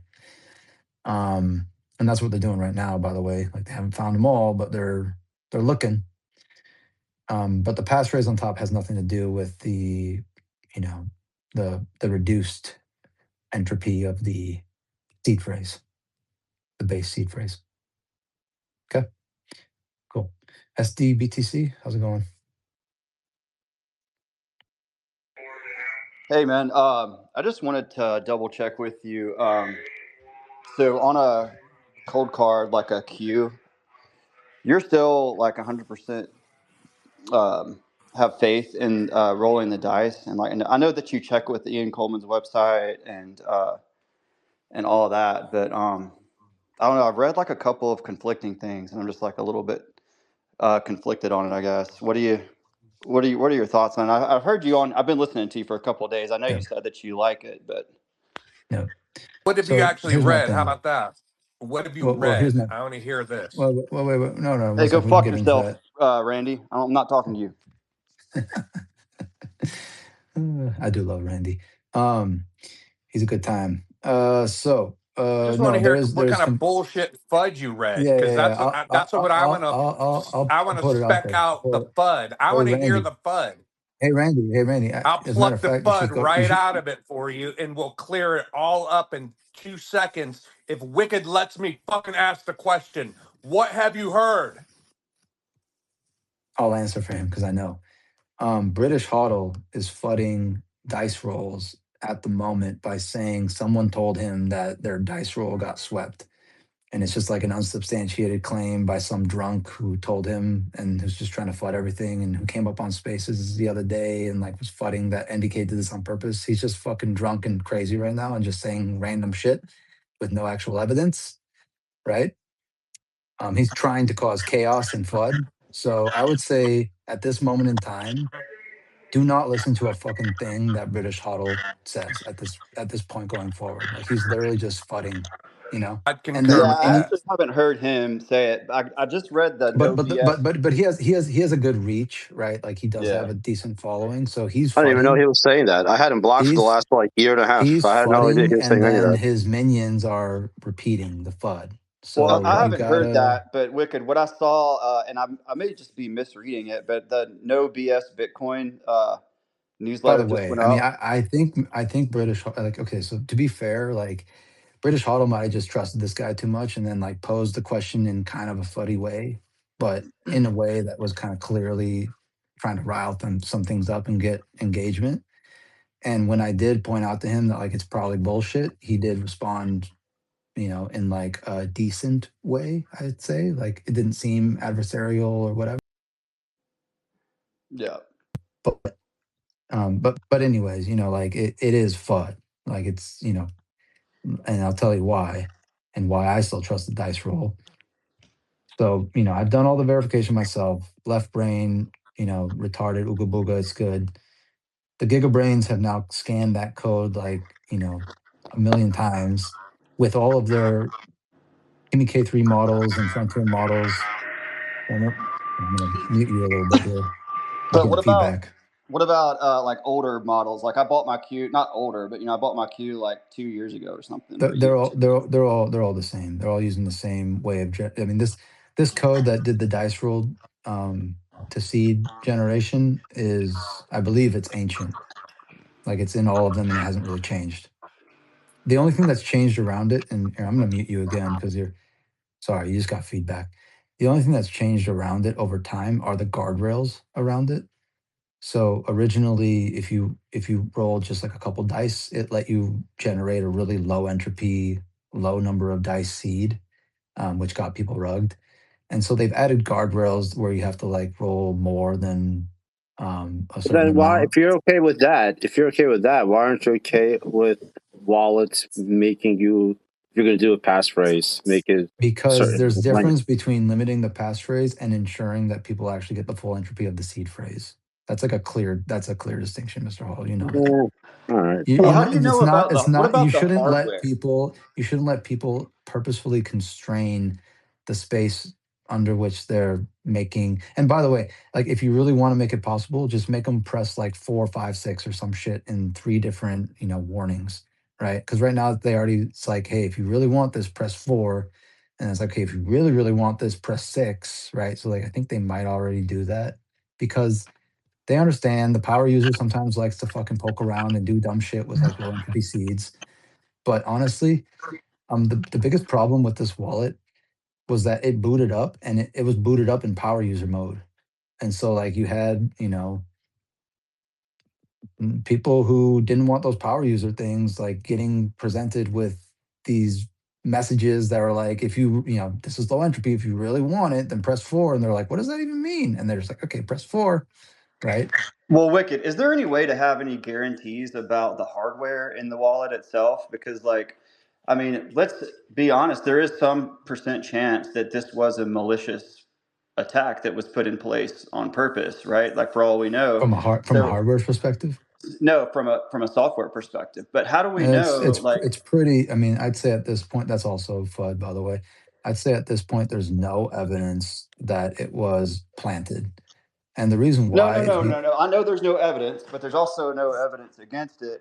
All I'm saying is, there is evidence against it. Actually, there is evidence against it. So but just hear me out. Even if there's no. I'm just gonna like quickly give you the evidence because you can't say there's no evidence against it and then just paper that over and then be like it's equivalent, right? You're saying fine, whatever. that I don't maybe care there if it's is, malicious right? or not. But what I'm saying but it is, seems like you did. So you can't Are you make that affected insinuation. or are you just fucking? Listen. I mean, everybody, you can't. So here's my problem right now. There's a lot of confusion. There's a lot of people upset and emotional. And I understand that like people want to point fingers. But when you come up on a space with 400 people listening and you say like, it might have been malicious. And then I say, well, there's no evidence against that. And then you say, well, there's no evidence for it. And I'm like, well, sorry, other way around. There's no evidence for that. And then you say, well, there's no evidence against that. And then it's like, actually, there is evidence against that. So I'm going to tell you now because you fucking brought it up. Okay. The evidence against it is that this was a fucking like crazy roundabout way that the failure path happened. It happened in a piece of code they didn't even write. It was a library that they were importing. It was like way down in a exit failure path. And it didn't have like an error out mode, which it should have. But it was such a obscure bug that many eyeballs that looked through it didn't find it. Many other companies who reviewed that code didn't find it. Other models, frontier models from months ago, didn't find it. They didn't have context to find it. And it wasn't found until you had a brand new, super powerful no guardrail Chinese model with a huge context window that was able to reverse that entire exit path found it. It was like, holy shit, there's a bug there, bro. Like you traverse down the whole thing and you figure out all these convoluted things that happen, and then all of a sudden, boom, it's a bug, right? That didn't happen until we had this fucking crazy Chinese model do that shit. And then you have people saying, well, the earlier models could have done it. Like I checked it now and it finds it. And it's like, dude, it's already found. It's on the internet. There's a million people talking about it. We're posting about it. Like it's out there. The context is there. Any model looking at it now, even if it's like a Ooga Booga model, like found it knows that it's there. So it's able to find it now. That's how that works. Humans are able to find it now, right? We're the dumbest of all these models. And we can still find it now because obviously the model found it first. Right. So, anyways, there's tons of evidence as to why it's probably not maliciously injected. Like for it to have been maliciously injected, it would have had to be such a ultra giga brain, like 10D chess moves ahead type of thing to do. That you're basically what you're saying is that the Coinkite devs were like incredible, like they were so incredibly competent in wargaming out like the best possible bug to insert that they figured it out and then did it and then never got caught for 5 years. That's fucking crazy, bro. Okay, with Can I that, sorry. speak? Okay. And if you know NVK, you know he's not going to abscond to India with his wife and kids and all this shit. It's Right. so He's got a ridiculous. family. He's built his Like, it's entire so career and ego ridiculous. around this shit. Like, why would he fucking ripcord his Yeah. entire fucking life for no reason? I mean, Yeah. It's so here's the reason why, ridiculous. right? Here's the reason why in fucking like conspiratorial retarded land. The reason why is because, oh, he wanted 600 Bitcoin. Dude, the person who stole the shit isn't going to get that 600 Bitcoin. They fucked up. They fucked up in such a trivial way that they are never going to get that Bitcoin. So do you really think MBK did this and fucked up? Like, first of all, it was so No, gigabrained. I don't think he did Okay, it. I just think there's a some other small dev, percent chance right? that Some he other did. dev did it and was so gigabrained that they were able to figure out this bug and keep it dormant for 5 years and build up all the balances. But then we're so retarded that the way they rugged it is going to result in them getting caught and arrested and they're not going to get fucking shit. That is like, dude, that's just the most retarded conspiracy theory ever. So just, I think it's probably not a good idea to spread that kind of FUD that's unsubstantiated, right? Unless you have evidence, in which case I'd love to Comes hear it. from people that don't even understand basic Git version control because you can see the entire commit history and code changes. And so like this FUD is coming from people that have no fucking idea what they're talking about at Okay. all. All right. That's enough At piling all. on. That's enough piling on. SDBTC, I like you, dude, and I'm sorry. Right. But you know, it's emotionally charged and I No, don't you're like right. I shouldn't have said that. I shouldn't have implicated him in it. What I'm saying is I think there's a very small percent chance that it happened. And if that's the case, then shouldn't we be at least weary of the hardware?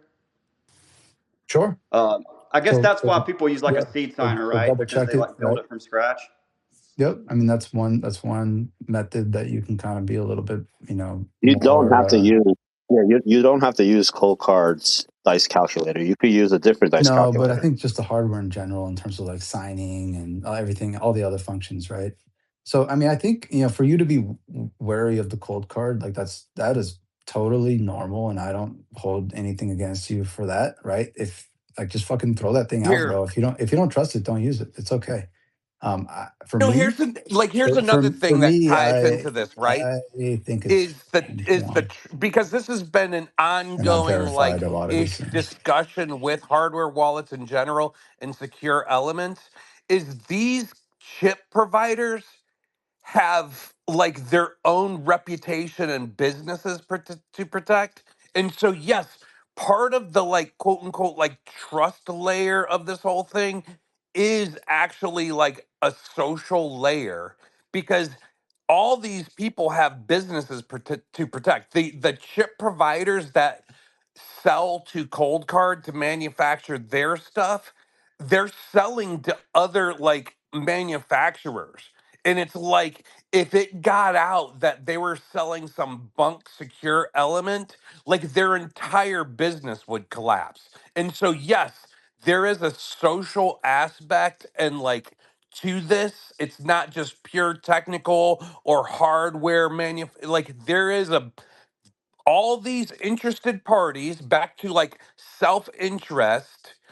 The chip manufacturers have their own self-interest to provide the best product they can, and therefore Coinkite can manufacture the best product they can, etc. And so like you really have to like think about like some of these questions because they're actually the same questions we've been dealing with when it comes to hardware wallets from forever.